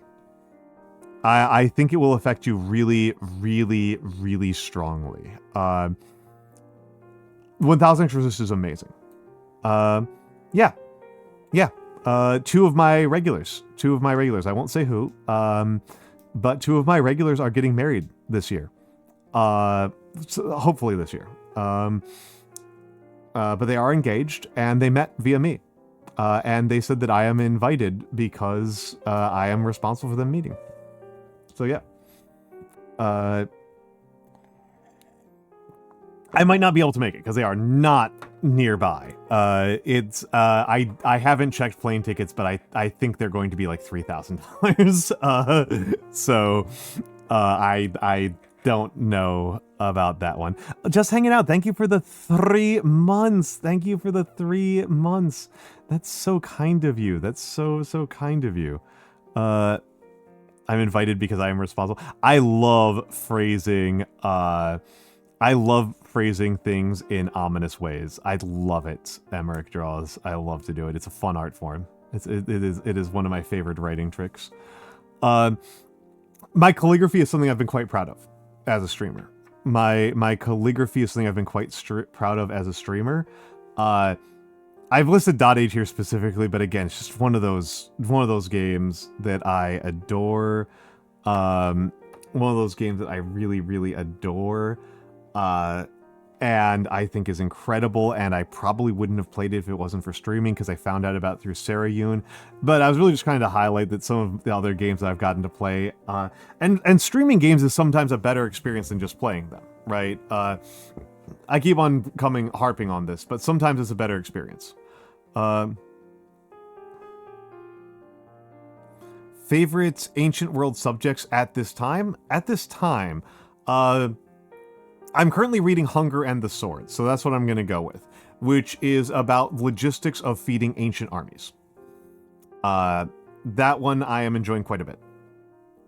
I've made a lot of friends I would not have made otherwise, and some of them have become some of my best friends. And I really have enjoyed that. This has been a very socially affirming hobby for me. The sock Montas has become one of my most prized possessions. I love my sock Montas. Hunger and the Sword. It is, I'm not very far into it. It is it's a history book. I'm warning you guys. This one is academic history. This is an actual academic history book targeted at historians. It is not a casual book. It is not fantasy. It is about how do you feed a Roman army on the march. It is about how do you feed a Roman army on the march. It is not for the faint of heart. But also getting fan arts. Sorry, getting back to this, but getting fan art. Let me put myself away so you can see some of this fan art. I did just grab 4 fan arts that I particularly liked. That top one is known as the Peeled Almantas by Rinnies. And Asio9, also known as Stressed Owl, did this really amazing gender bent version of me that I really adored. This double gender bent version of me. Somebody here was asking about what my hair would look like as a woman. Yeah, like this. This people have done it. This is not even the only one that people have done. I have another one from Flara. Love the scrungly almond. I love it so much, Emmerich. I love it so much. Did you do one, Galaxy Wolfstar? Oh, you did ask. You did ask. Yes. Yes. Flara did one where I have even longer hair than these. And I like the way that Inkwell looks in this one. This Nomai here in the top right is by Squeegee. And I love it. Me and Squeegee did a collab where we talked about artistic influences and art history on Outer Wilds. Who was playing Outer Wilds earlier?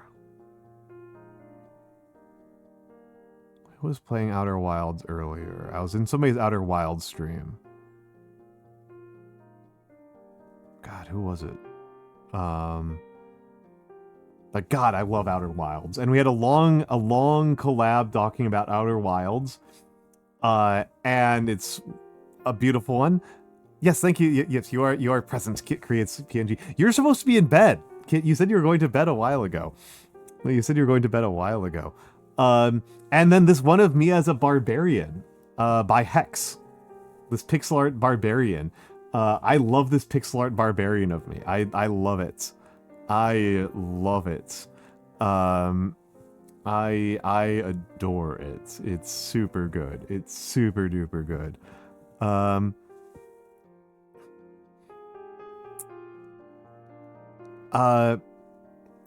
You plead the fifth. The little cuffs. Yeah, the little cuffs are great. Hey, Galaxy Wolfstar. Do you wanna make Kit's night worse?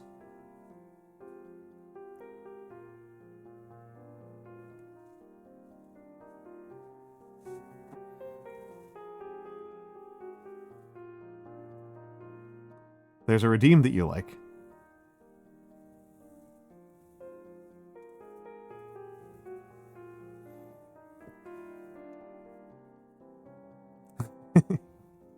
Yeah. The pixel art is, it's in the bottom right. I'm sorry, I just covered it up with myself. It's in the bottom right. It's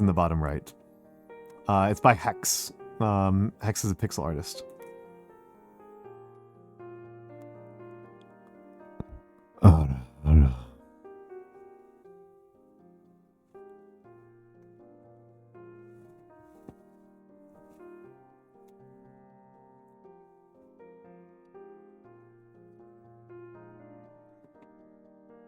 I think that was pretty good. But yes, we're going to ads. This is all the presentation I made. I just made these slides, these little slides here. We're going to ads. I love me as a Nomai. I almost kind of want to get a model of me as a Nomai. Because I love this so much. The barbarian I think would be doable with just some assets from my current model. I think, because there is a shirtless layer to this model. There's a nude layer to this model. So we could do the barbarian relatively easily. But the Nomai would probably be a full model workup from scratch. But yes, we are going to the ads. I need to use the bathroom quite badly. I was looking forward to this ad break. When we get back, I was not planning to spend this long yapping. I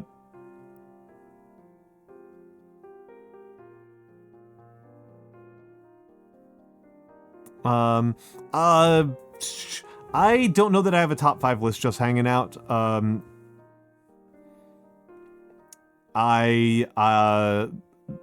can say which museums I've already seen that I really like, but I don't spend a lot of time yearning for the future like that. I really like the Middle East Museum in Chicago. That's one of my favorites. Might be my single favorite.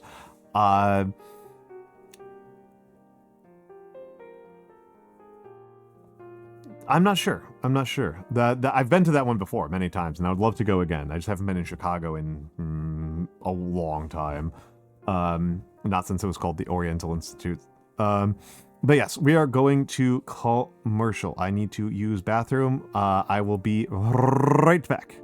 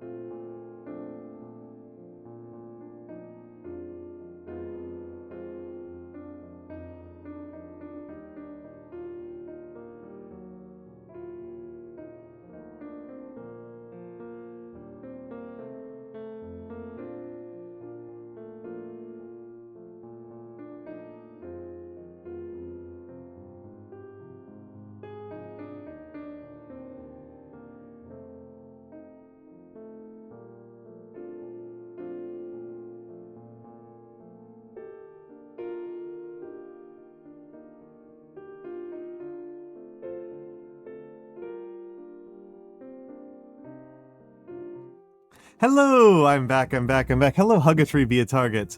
The paladin-looking one that seems to have you surrounded like a magical aura. I think that one is also by Stressed Owl, and that is me about to draw a piece of bread. A loaf of bread. I think that was what that one was. I think I was like, it's like part of a comic, and the next image is like drawing a bread.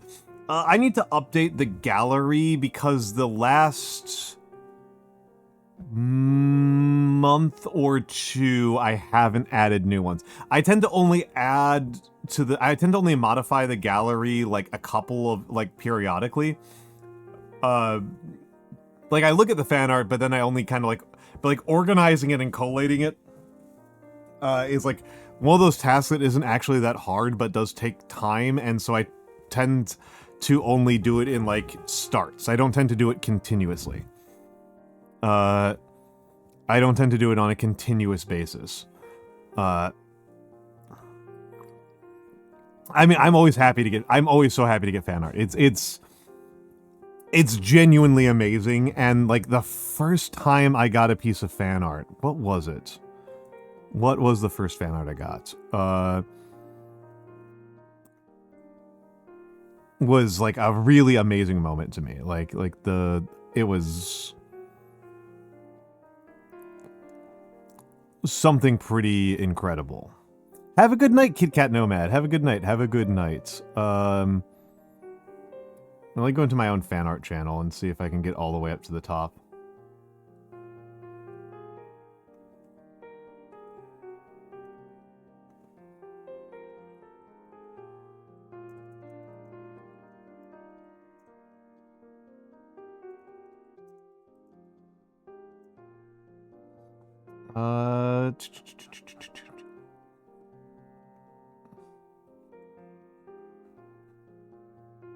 Oh, the first one's by Nocturnal Ash.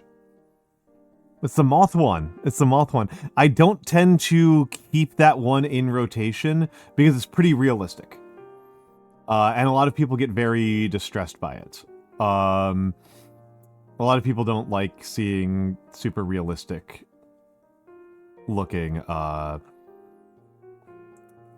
bugs.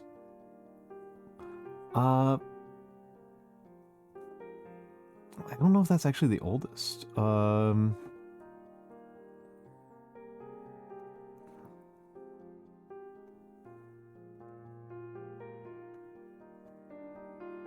It's one where I have like a pretty realistic looking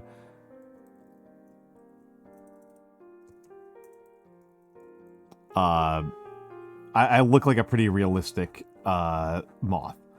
And I know some people are entomophobic, so I... Oh no, my very first one I've gotten here is by Darulian. The very first one I've gotten here is by Darulian. That is in fact older. The Darulian one is older. Yeah, that's in the fan art gallery. It's a little scribbly guy. It's very cute. It's very cute.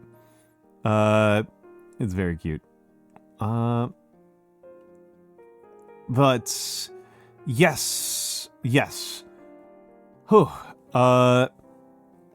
This was supposed to be under an hour. I want to do this. I want to get to this slide. I want to finish this slide by the 2-hour mark. Oh, Cosmo Krill. I love Cosmo Krill's art. I love Cosmo Krill's art.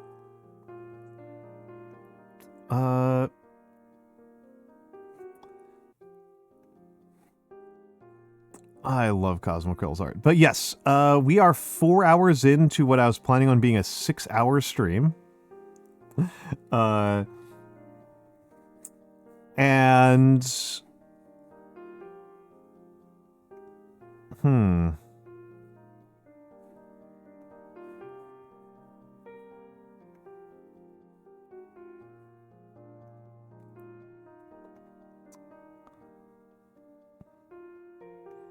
This is annoying. Hold on a second. It's not letting me change category. So I'm going to be back in just a few seconds. Oh, that's the idea, Galaxy Wolfstar. That's the idea. It's supposed to look like a. It's supposed to look like a paint, a brush that's been dipped in ink. It's very intentional. Very intentional. I'll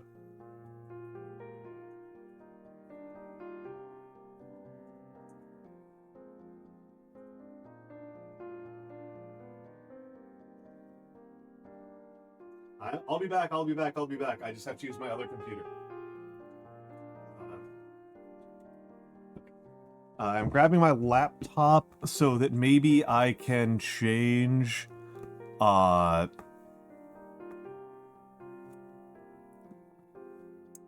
category.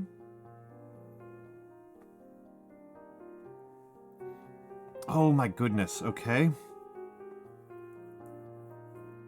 Sorry, I'm this is what causes me to tilt out. This is what causes me to tilt out.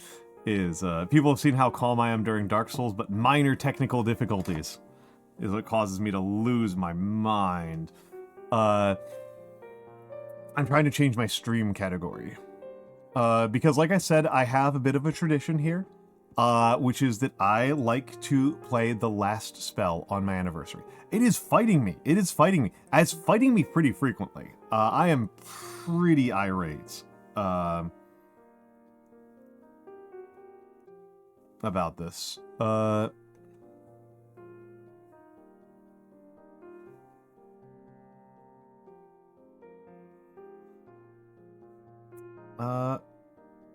They don't. They don't, RF Komos, and my bots are actually busted these days. And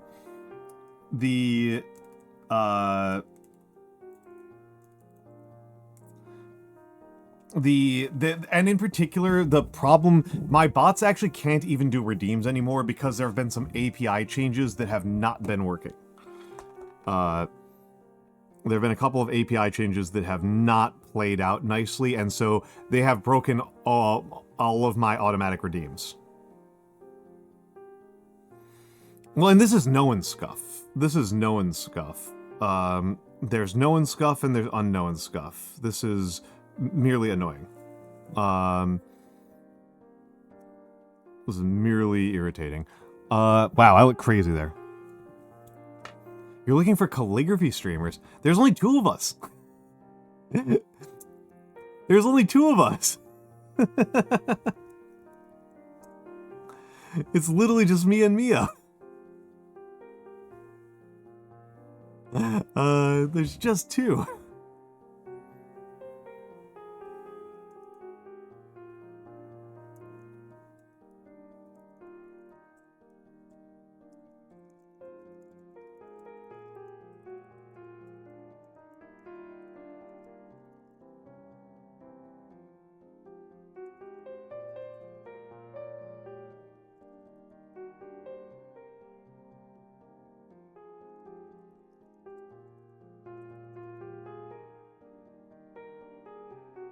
Oh, neat.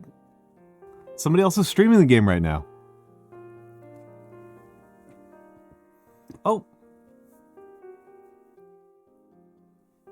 There's another I don't know yet, apparently. Apparently.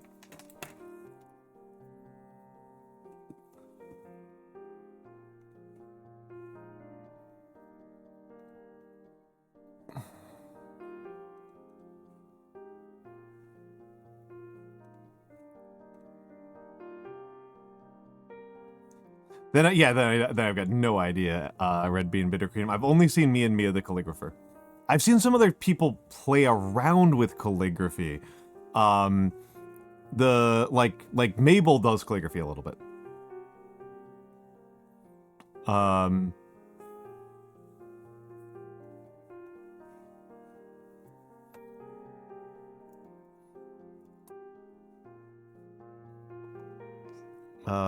And Mabel's girlfriend will sometimes as well.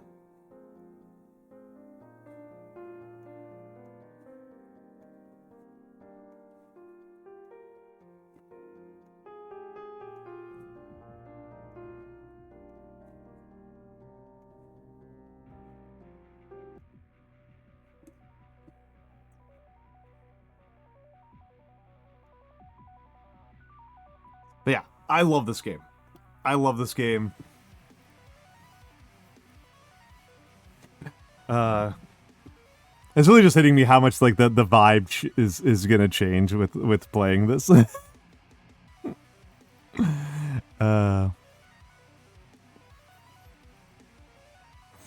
Especially because I'm midway through a mission. Alright. Alright. Alright. This is the last spell. This is the last spell, is the name of the game. Oh, look, I'm actually pretty good on UI elements. I love the graphics. I love the graphics. The last spell, the point of the last spell is that wizards figured out how to make magical nukes. Magical nukes zombify people. We are some of the last survivors, and we are cajoling this mage here into casting the last spell. It's going to require multiple cities to work together, but this is one of the seals to cast the last spell and end magic as a concept.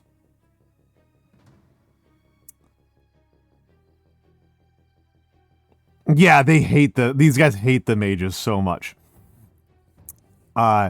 We are on day 8. This mission's super long. Lake is a super long mission. We're pretty far in. Day 8 is super long. And it looks like day 12 is our last one. Looks like day 12 is our last one.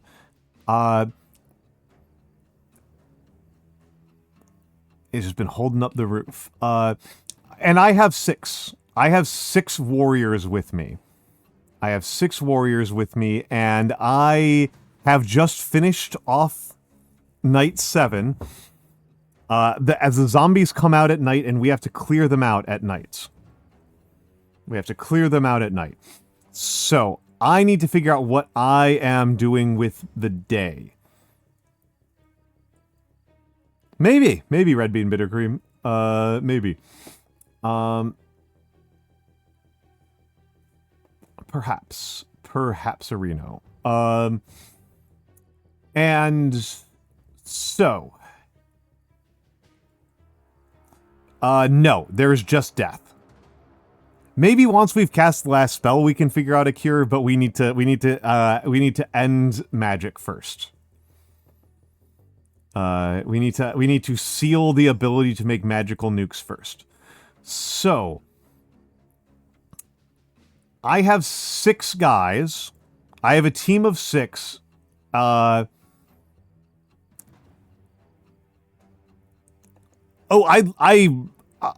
like Lakeburg a lot. Lakeburg I like. But it is long. It is long. So here's what I am thinking about, is that I have 6 guys and enemies are coming in from 3 sides. However, this side is getting less attention. The upper right side is getting less enemies, and it's also really heavily built up. I have built up the right side really, really heavily with a lot of automatic defenses, so I can probably handle the northeast with 1 guy.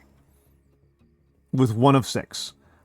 Unfortunately, the person who's probably the best for it is Aziza, who is a support character. And it's a little bit annoying to have the support character not doing support things, but she probably can hold this one solo. And I know what the enemy types coming in are. There are 44 blockers who are weak, 109 regulars who are very weak, 43, I think these are called slicers, moderately strong, not worth actually thinking about, 17 bloaters. That's actually spooky. And no runners or dodgers of any kind. No runners or dodgers. So, really, these guys are the spooky ones. The bloaters are the spooky part. And I have not set myself up great for dealing with them because my best single target damage are all melee.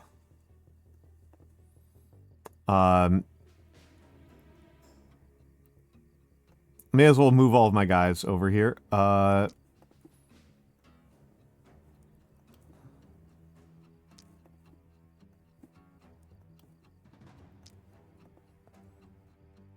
Yeah, I've got an exhibitionist. What about it? Exhibitionist is so funny. So my melee team is... I'm a little bit melee heavy, I think. I think I'm kind of melee heavy. Edward... Not Edward. I don't care about Edward. Edward's fine. Radbert's crazy. Radbert's super duper strong.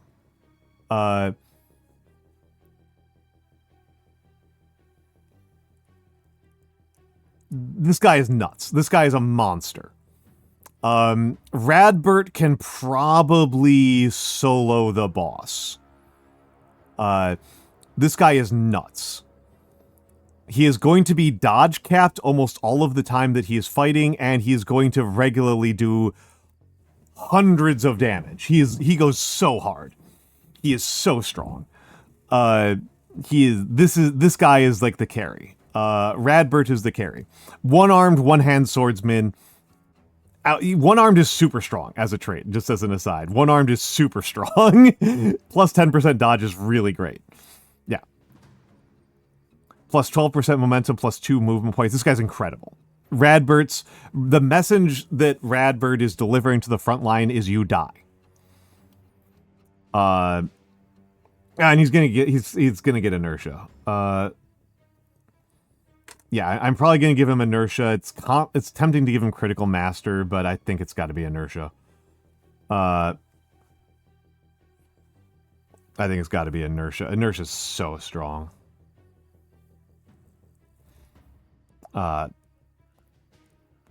It's tempting to give shorter weapons. Shorter weapons is really good on a melee character, because dodge is really annoying. But I don't need to worry about dodge right now. I don't need to think about dodge right now at all. I probably should have taken shorter weapons instead of Lone Wolf. Lone Wolf is fine, but whatever. He's already got Relentless. Yeah, he has Relentless. I should not have taken Avid Learner. That was a mistake. Avid Learner was a mistake.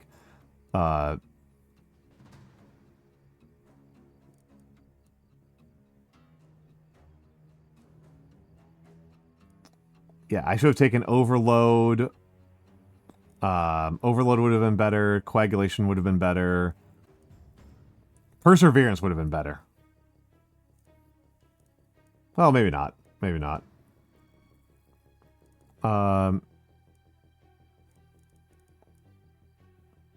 Critical Runes would have been kind of good. But yeah, he's... no time for regret. No time for regret. Radbert's super strong. Anna is also very good. Even though she's my lowest level character, Anna's really quite good.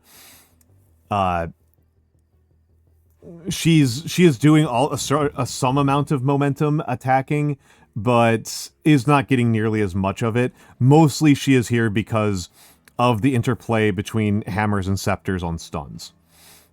She is an opportunist. I should probably make those her stats when she levels up is opportunism. That's probably where she's better off. And Rolando, my newest character. Rolando's an idiot. Which turns out to not matter. He actually rocks. Somehow he got +4 multi-hit. He looks like a zombie. He is possessed. He is possessed and an idiot. He is possessed and an idiot, but he has +4 multi-hit and 130% isolation, and he's doing 49% crit with 270% crit power. This guy... This guy backstabs really, really hard. This guy backstabs really, really hard. I could actually probably spec him into a lot of different ways. Because between having really high multi-hit and lots of crit and isolation, he could do really well with wands. This is the most annoying thing to me, is I'm trying to get his critical runes up. He's only missing 30% of mana. It turns out it's hard to spend mana with a dagger and a hand crossbow.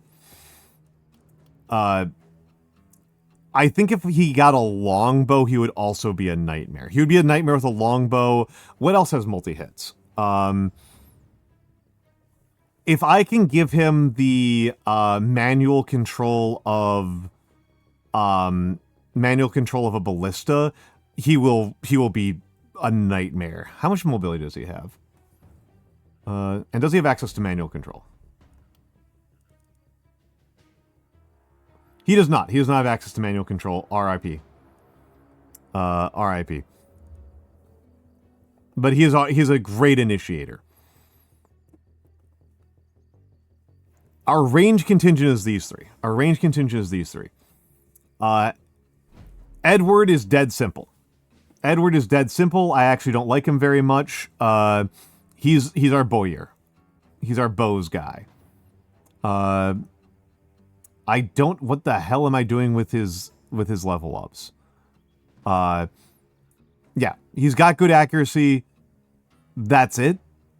He doesn't even have a bunch of reliability. What am I doing here? Oh, he has a ton of daily health mana regen. That makes sense, actually. He's using a ton of daily mana regen, actually makes sense. And he's got a bunch of skill range. Okay, that's what I've been spending his levels on.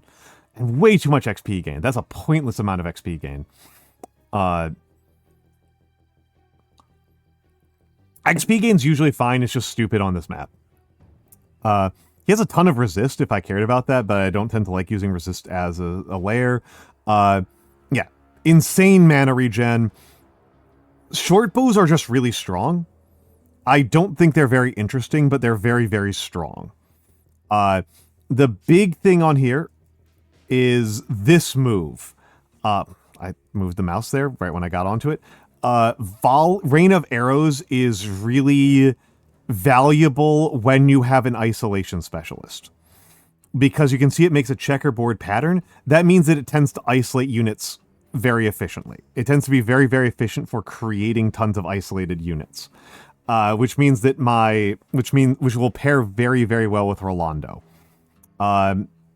Edward has gotten the most kills because... How did I do this? This is dumb. I should have taken Mark.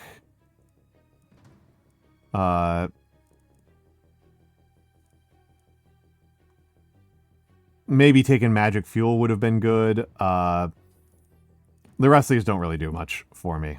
But longer weapons and field study, yeah, this is fine. I considered taking Specialist, but he tends to actually run out of abilities. Specialist would have been kind of good. I should have taken Specialist, actually. I should have. I forgot that Specialist gives +2 action on every skill. That would have been good. I should have taken... I'll take Specialist as this perk, probably. Tempting to take Big Game Hunter, but I think Specialist is a lot more useful. Hex is crazy. Hex is really strong on this, so Hex is tempting. I don't care about sheer power. Berserk is useless for him. Surgical Strikes is fine. Night Owl is quite good. But I think I'm going to do Specialist and then Big Game Hunter.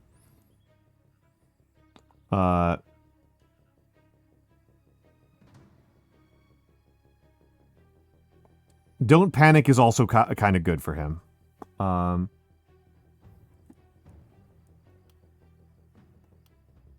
Aziza is our wands specialist. Wands are great. I love wands. Her big thing is that she has manual control. Manual control is quite potent. I am a little bit annoyed about the fact that she is probably going to be guarding our northeast wall when she is our support hero. Wands are really useful because they allow you to transfer. This is the skill. Restoration. Transfer, I'm sorry. It allows you to transfer action points between heroes. This is actually surprisingly useful. This is usually I've been pairing her with Edward, and the two of them have just it just causes Edward to just be able to just devastate people. That's why he's got the most skills. And Susanna's an exhibitionist. This is one of the funniest skills in the game. Exhibitionist is super funny. No pants. She is not allowed to wear pants. Very funny. Very, very funny to me. She is our most recent. She's our second most recent addition. She's an absolute powerhouse. She's a nightmare. She is so strong. She is specializing in what I consider to be one of the most important skills in the game, which is bees. Bees is, for my money, the strongest single skill in the game. Bees is crazy. Bees solves an enormous number of problems in the game. It is not as good on the next map as it is on Lakehurst, but on Lakehurst it is outrageous. On Lakehurst it is absolutely outrageous. So that is my party. I have a, and she also has, she's doing propagation. She's doing propagation. She's also got the Tome of Secrets, which has 2 different propagation attacks. Lightning is really strong. Weakening Touch I actually like a lot, but we're really here for beasting. We are really here for beasting. Beasting's wild. Beasting's completely out of control.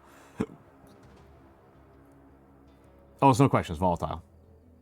It's volatile.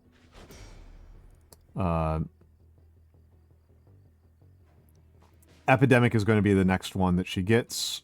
Not really a question. And let's talk to the gods. Receive my blessings for thy wondrous. You prefer orb to bees? I can see why, but I prefer bees. I prefer bees. I understand. Orb is quite nice. Orb is quite nice, but I like bees a lot. Okay, so the Inquisitor set, which I think is fine. The Frostmage set, which I'm actually kind of inclined to just not take because I kind of hate it. I might just not accept it because I kind of hate it. Oh. Runes, dwarfs, elves.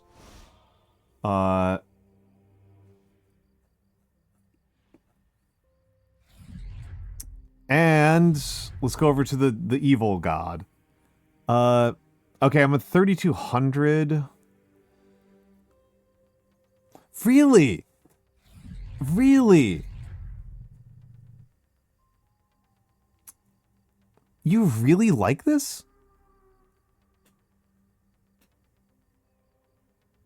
I'm inclined to think that plus damage is one of the weakest stats in the game, and minus accuracy and minus move are some of the worst debuffs in the game. I'm pretty negative on this.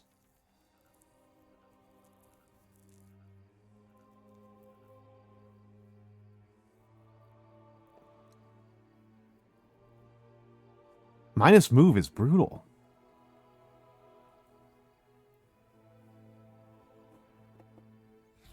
I don't have the tower teleport unlocked.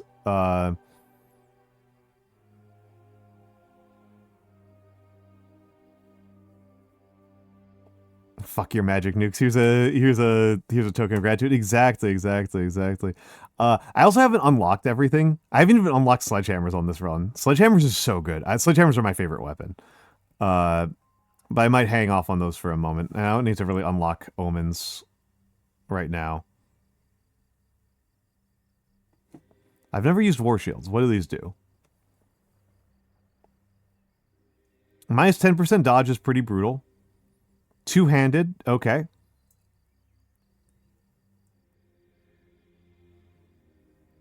Hold on a second here. So using this gives +4 block, which is pretty crazy. Yeah, I got the DLC like today. I haven't used it yet. I've never used it before. Shield up, single hits, moving wall. This is a maneuver. That's pretty good. What's the debuff? The debuff is minus damage. That's pretty nice. The damage on is not, I think, super remarkable. But good range.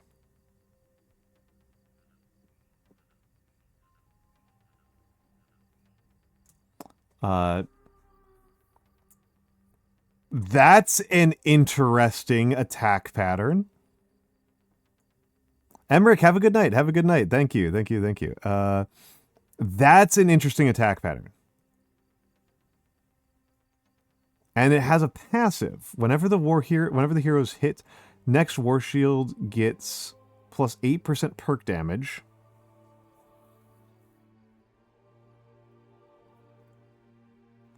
Okay, this one would play pretty poorly with the people I've taken because they're very much dodgers. Let me take a look at Rolando. Yeah, Rolando's my worst dodger at 28. He does have 33 block, so Rolando might be able to do okay with that. Rolando might be able to do okay with that, but for Anna and Radbert, it would be awful. It would be awful. Might still unlock it. Might still unlock it. Yeah, we just got the Dwarf DLC. So Gauntlets, one hand, magic, common. That's very short range.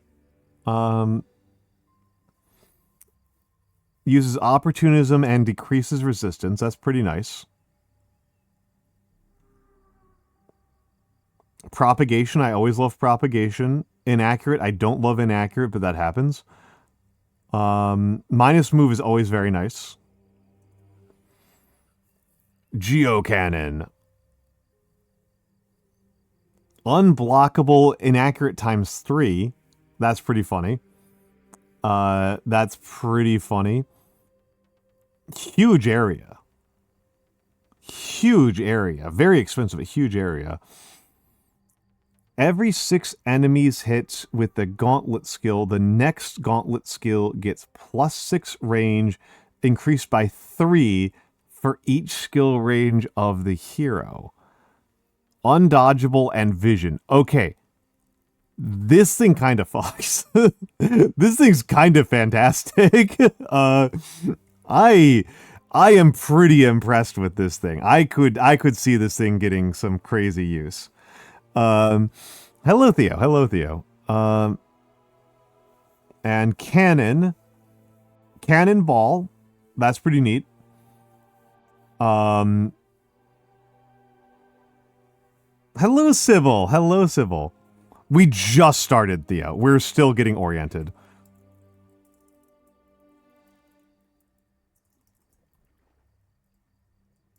How are you doing, my dear? How are you doing, Sybil?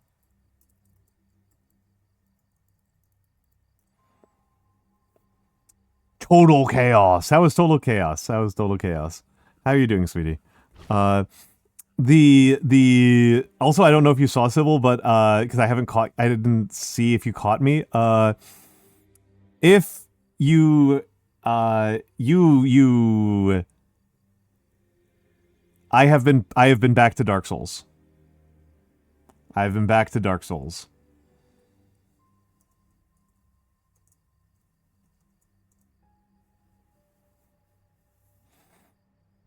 Yeah, we're back to Dark Souls, baby. I beat Quelleg so far.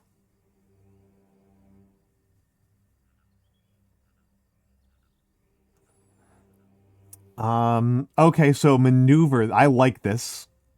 I like rocket jump a lot. That I like. I like rocket jump a lot. Mortar is interesting. 7 to 21. All right. And it does stun. Whoa! Whoa, you're down to your last tub of magnesium. Nice. Okay, that's a skill right there. Armageddon is a skill. That's crazy. Whenever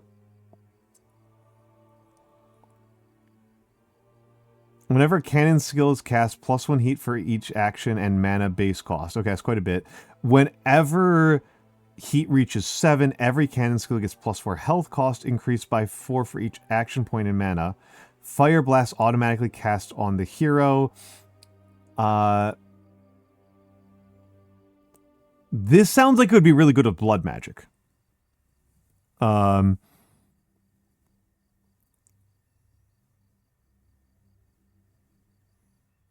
Beers are consumables. They reduce health and increase mana. That's actually pretty good. Reduce damage, increase accuracy. That's not bad. Reduce critical power, increase critical. That's just funny. Yep. Coagulation. No, not coagulation. The other one. That's the inverse coagulation. Okay, tearing grasp. Okay, that's a little bit tricky to hit with. Oh, let's go back to there. There's something I'm missing here. Targets to... Okay, that's just a little bit tricky to hit with. Seems a little bit inefficient. Self-effect that increases reliability and physical damage for 2 turns. That's not bad. Isolation. Okay, I can be into this one. Isolation, I can be into this one. And it's maneuver. Okay, I can fuck with Shadow Step. Ooh, that's interesting. Piercing is interesting. These would be really good on my isolation guy, actually.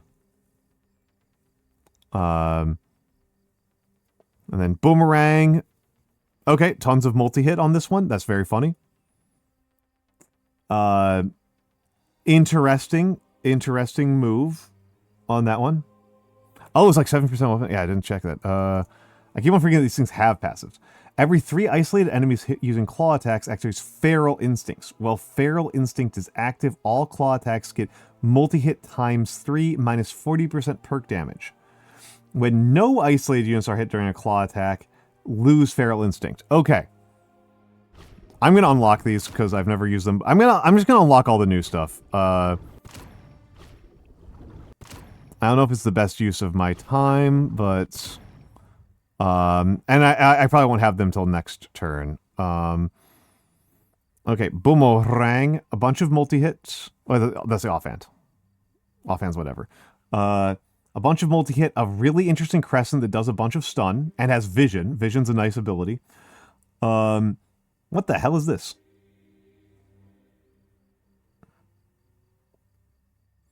Create PNG. Have a good night. Have a good night. Thank you for stopping by. This is bonkers. This is bonkers. 13 plus 9.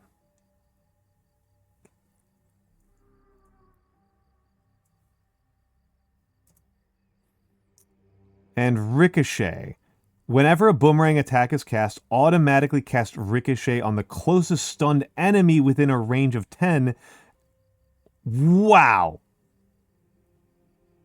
Wow, this is really good. I like this thing a lot. And then Flower. Okay, I'm already into Flower. Something that does poison without... something that does poison without needing to be in melee. Already into it. Without needing to cost mana, I should say. I'm already into this. Multi-poison with... AoE poison without needing mana. Already into it. Cleansing Spores. That's interesting. I suspect I'm not going to use it very often, but that is interesting. Contagious Pollen has Contagion, which is a very funny ability to have innately. Ton of damage.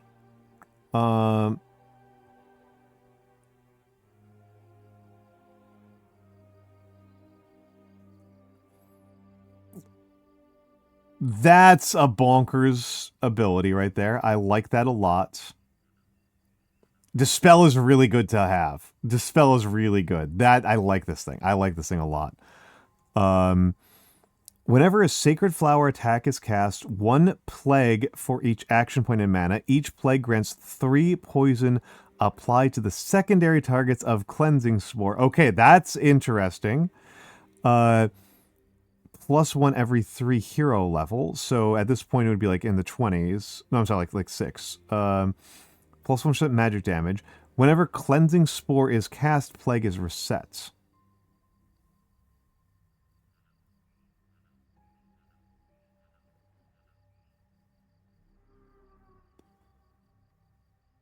Okay, so you definitely do not want this character to get hit. But this is cool as hell. That's cool as hell. And I've got 1,400 left. I'm not going to unlock more weapons because I've already unlocked a ton of weapons. I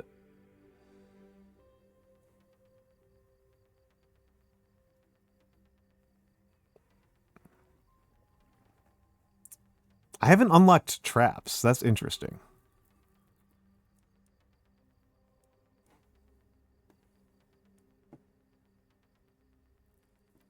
Do I need to unlock Scavenger Camp in order to unlock traps? That's kind of like the only question I've got left. Otherwise, I'm going to do probably Seasoned Operator. Hello, Wea Biscuit. Hello, Wea Biscuit. I could do Catapults.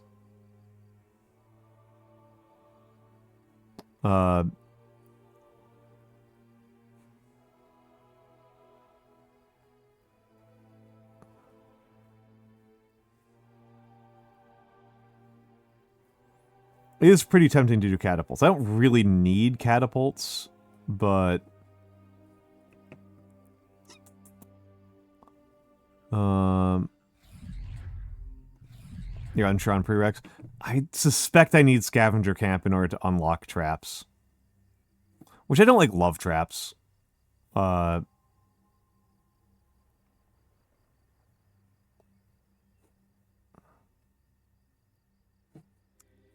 not, like, a huge fan of traps. I might just sit on it. Let's get back to... Oh, prowess has been accomplished. Okay, we got another one. Oh, right, no, it's the Frost Mage. Yeah, it's the Frost Mage. We'll sit on that. Let's take a look at the items, I guess. I've got so many items. This is ridiculous. That's really good. That's pretty good. Those are all really good. Those are all really good. I'm going to have to wait on that one for a second. No clear winner there. Already very tempting. Already very tempting. A really powerful rifle. Already very tempting. Less tempting, but not bad. I'm on that. I'm pretty likely to go with the rifle. In no small part because it would be really nice to have Assassinate for this day in particular. Assassinate is not like my favorite thing to do, but it is good. I may as well equip that while I'm thinking about it. So Edward gets the rifle.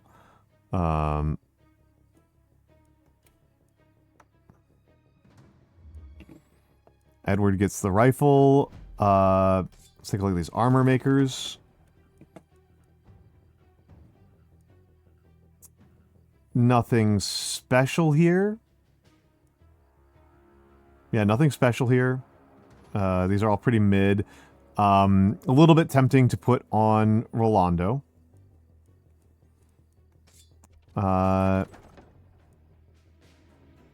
Okay. Not bad. Not bad. I am into this. I am into this. Not for you. For...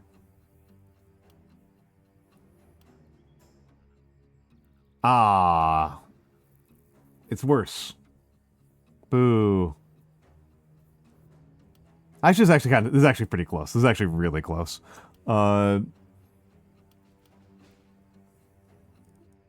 Mostly because dodge is so strong. Mostly because dodge is just so insanely strong as you stack it. And daily mana regen would be quite good on him, so this is actually pretty close. I'm not gonna use these other things, so... Actually, it's kind of tempting on Rolando. Meh, no. Blacksmith. Don't have, like, any use for any of these. These are gonna get sold. Man, propagation bounces is funny. But, yeah, these aren't good enough. This is just gonna get sold. 21, 11, 13, 21. Boyer. Ooh, pistol. My first pistol. Pistol. I do like pistols. I do like pistols. A little bit tempting to take this for Radbert. Let's take a look what you got for me here. Hey, that's actually a decent magic orb.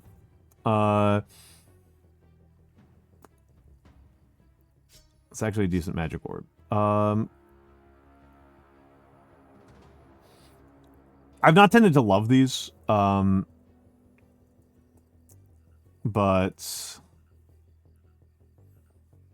and my armor maker is down here. Hey, that's an item. That's an item right there. That thing fucks. Gladiator Greaves, that's fine. Greaves, that's fine. Slayer armor. Let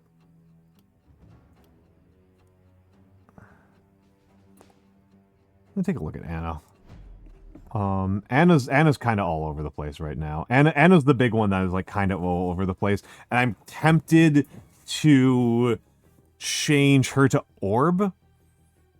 I'm tempted to change her to Orb, because she does have poison damage and she does have she does have some things that could take advantage of that. I am tempted to give her that. I'm probably not gonna give her shorter weapons. She was originally going to be a momentumist, but she hasn't gotten any momentum rolls, so it's actually not that impressive. Her momentum's just not very impressive, but she's got poison damage, and she's got poison trees, so I could pivot her into poison now. That's very hard to argue with. I guess I'm pivoting her into poisons and stuns? This is awkward. She's very awkward right now. I think I'll give her that orb.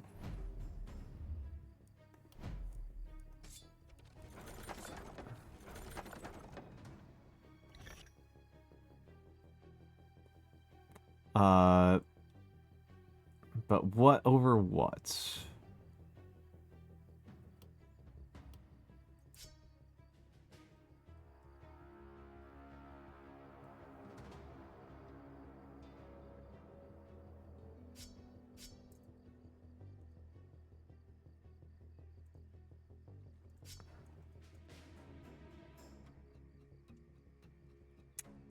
I think it's going to be over the scepter. I think orb over the scepter, which makes me feel awkward. I love scepters. I love scepters. She just hasn't gotten a lot of utility out of it.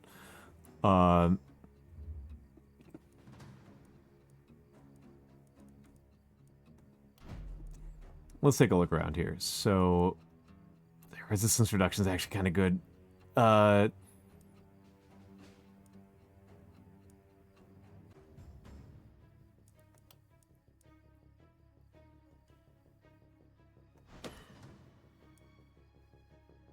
Oh, daily mana regen. Daily mana regen. No question about it.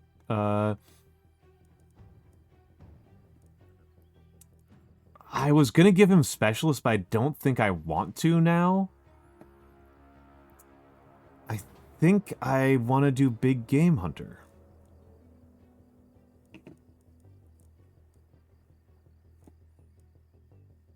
I think I want big game hunter. Hex is actually really tempting. Let me just take a look on this. -3 move points for 2 turns is already a lot, but he's already killing things. He's just like killing things anyway, so it doesn't really matter. I think I do that. I don't know. I already kind of regret that. Zhu Zan, you're primarily a poisoner, so I'm mostly looking for poison damage here. Don't love any of these. Don't love that.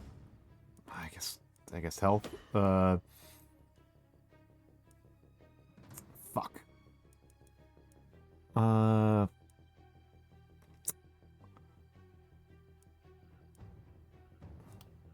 Dreadful. Reliability, I guess. And Radbert. Okay, Radbert, don't let me down here.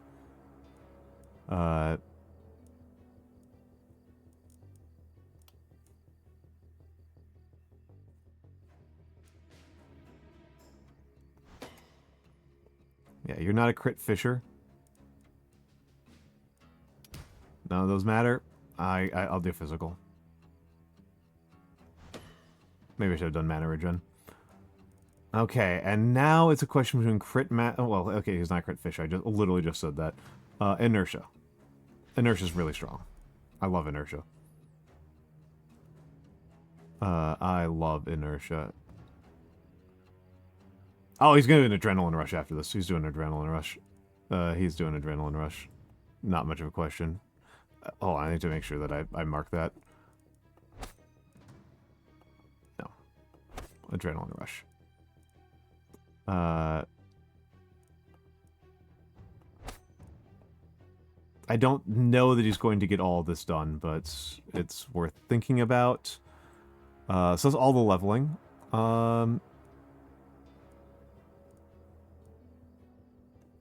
Let's take a look at these things again. So I think this is pretty hard to beat for him. I think I can stand to lose 1 move for him. Or I can tolerate losing 1 move for him.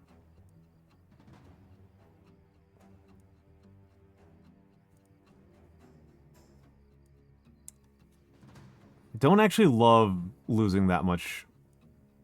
I don't actually love losing that much armor. Like, it's definitely not going in over this. But I don't love losing a bunch of armor. Reliability is also fairly good, but... Oh, momentum's really strong. He doesn't have any prop bounces. He doesn't have any stun chance. So yeah, I'll probably not use you. You're getting sold.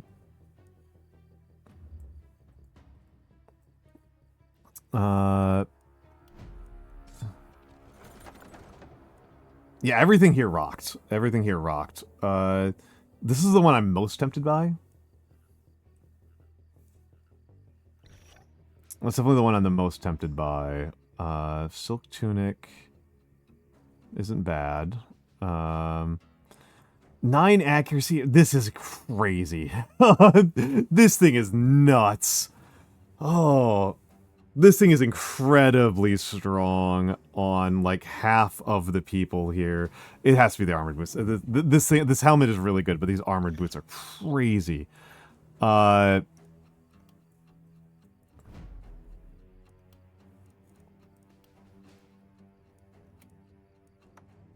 Those things are nuts.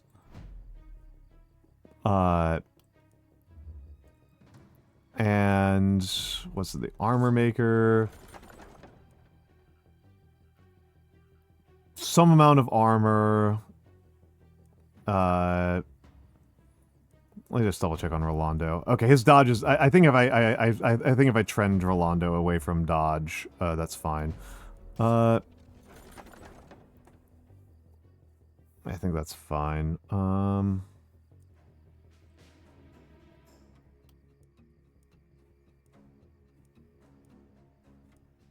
Yeah, I think that this is going to Rolando. I just make sure I'm not, like, screwing Rolando too bad on... Oh, he's got tons of movement. He's got tons of movement. He'll be fine.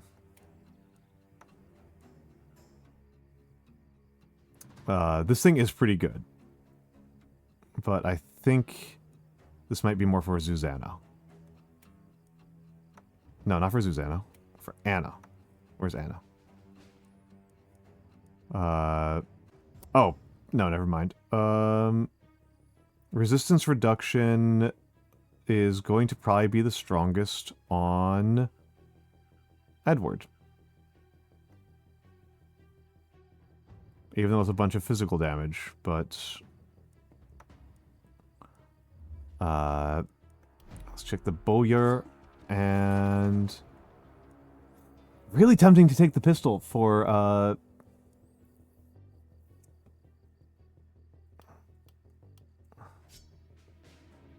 Yeah, that's worse. Not gonna use that. Really tempting to do the pistol on here. I think I'm gonna do that. And armor maker. What does armor maker have for me? Last armor maker. Are any of these armors good for anybody who isn't a frontliner? Yes. Yes, that is actually quite good here. Or more accurately here. On Zuzano. That's quite good for Zuzano.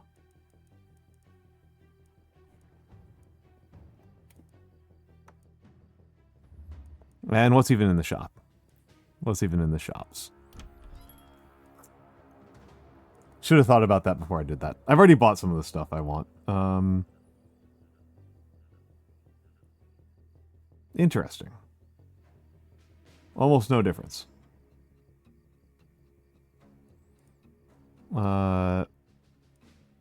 Silver short bow, so that might be an upgrade. It's not. It is not. It is a downgrade.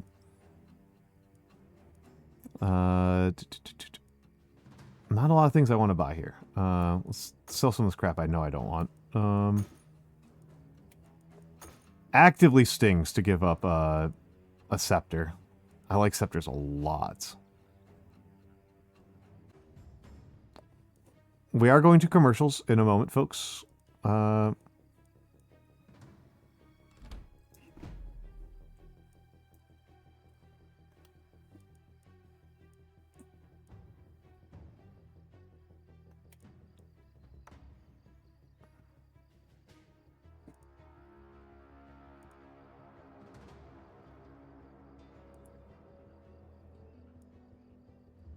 'Let's take a look at the... I saw a shield in there. I might want a shield. Might want this shield.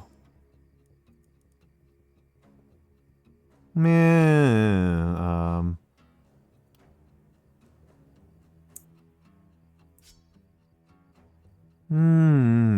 actually,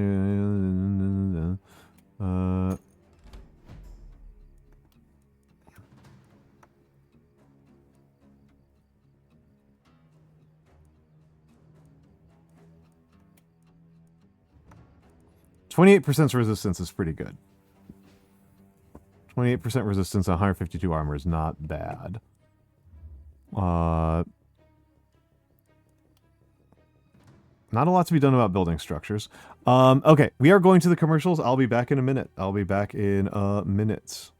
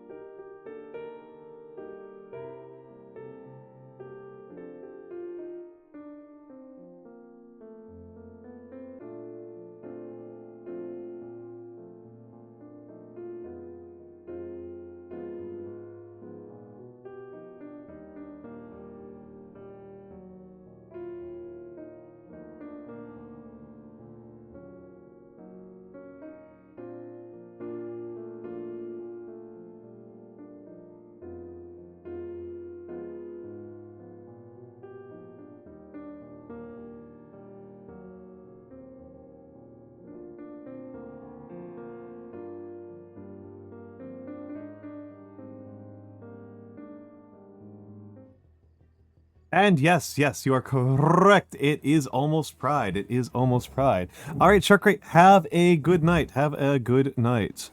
Have a good night. Okay, we're about to get started on the actual event. Well, no, hold on. I need to do equipment. First of all, let's get intel. Okay, that's actually super helpful. That's super helpful. I would have misdeployed really badly. I would have misdeployed really, really badly. Hello Hidaka. Hello Hidaka. How are you doing, buddy? How are you doing, buddy? I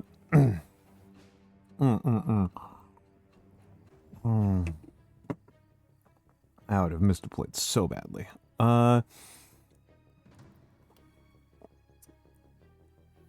Definitely want watchtowers. Watchtowers have been outrageously useful for me.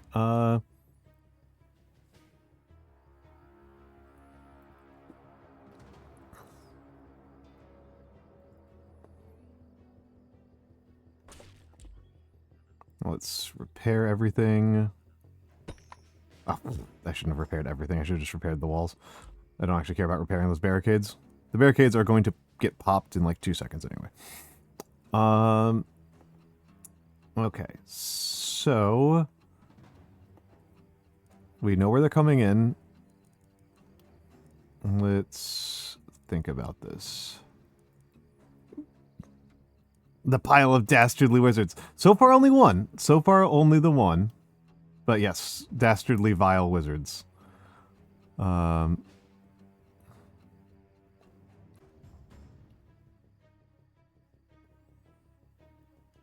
It's very hard to pass up having ballistae. But this is all very annoying here, so I'm just going to reinforce stonewall this entire thing and just accept having very minimal ballistas. I took the perk where everybody has leapfrog, which is one of my favorite perks. The frog perk rocks. So I...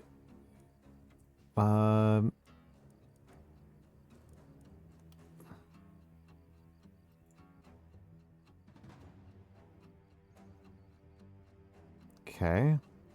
Interesting set of problems to have.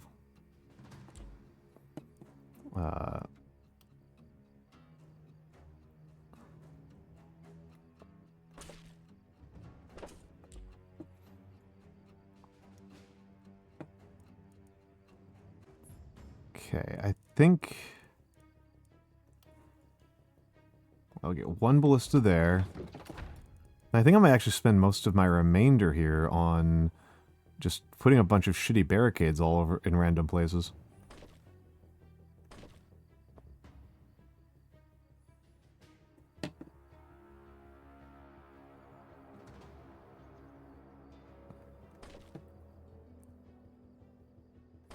The function of barricades is mostly to waste attacks. So you want them spread out in all sorts of awkward ways. I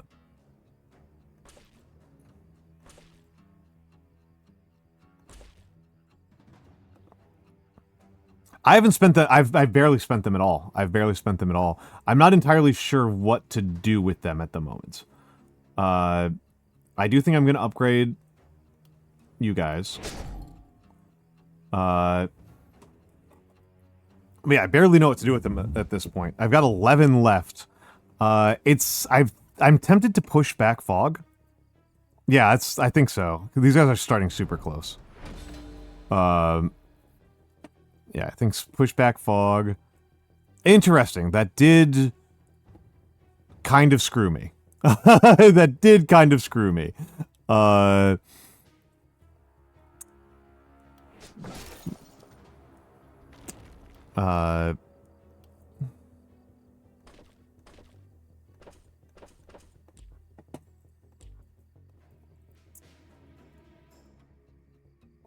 Yes. Hello, Dr. Hidaka. Okay, so yes, we are also several days in, so our resource production's actually enormous. we are not super limited by our ability to produce resources. We're kind of high on it right now. The enemies are... We are going to be getting attacked by a shitload of enemies. You can see the count on the right side, kind of behind my head. So, a little bit over 200 enemies are going to attack us. They will be split between here, here, and here. And it's a pretty simple mix of blockers, meat shields, and suicide bombers. And I have 6 guys who are the main attackers, so who are my main defenses. That's the actual thing. My actual defense is not ballistas. Ballistas are not bad, but they are not the main defense. They are walls. Walls are very, very useful. You need them. Yes, the skulls are a general amount. I think I am going to put Aziza up here. And I know I want to make sure that Edward and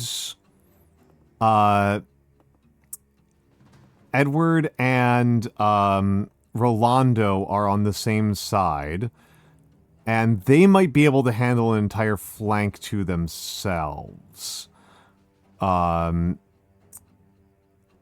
With Susanna and Anna and Radbert, I think I want them over here because if I need to reposition anybody, Radbert is probably the best person for repositioning.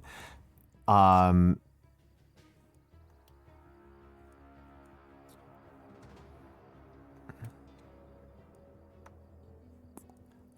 just take a look at what that does to me. 84% dodge is a lot. Yeah, I'll do that. Skulls that represent the general amount of danger. Let's just think about who I want which direction. I think... I'm just going to split them up a little bit so that we've got our 2 teams, right? So here's team 1 and here's team 2. I think in terms of layout, I kind of want Rolando up here more. I kind of prefer having the Rolando and... a little bit tricky here. Anna... Wait, no, Anna wants to be down here. I want Anna down here. Anna down here. And here, and here. And I think that does it. I think that does it. I still have a ton of spending left I could do. Let's make sure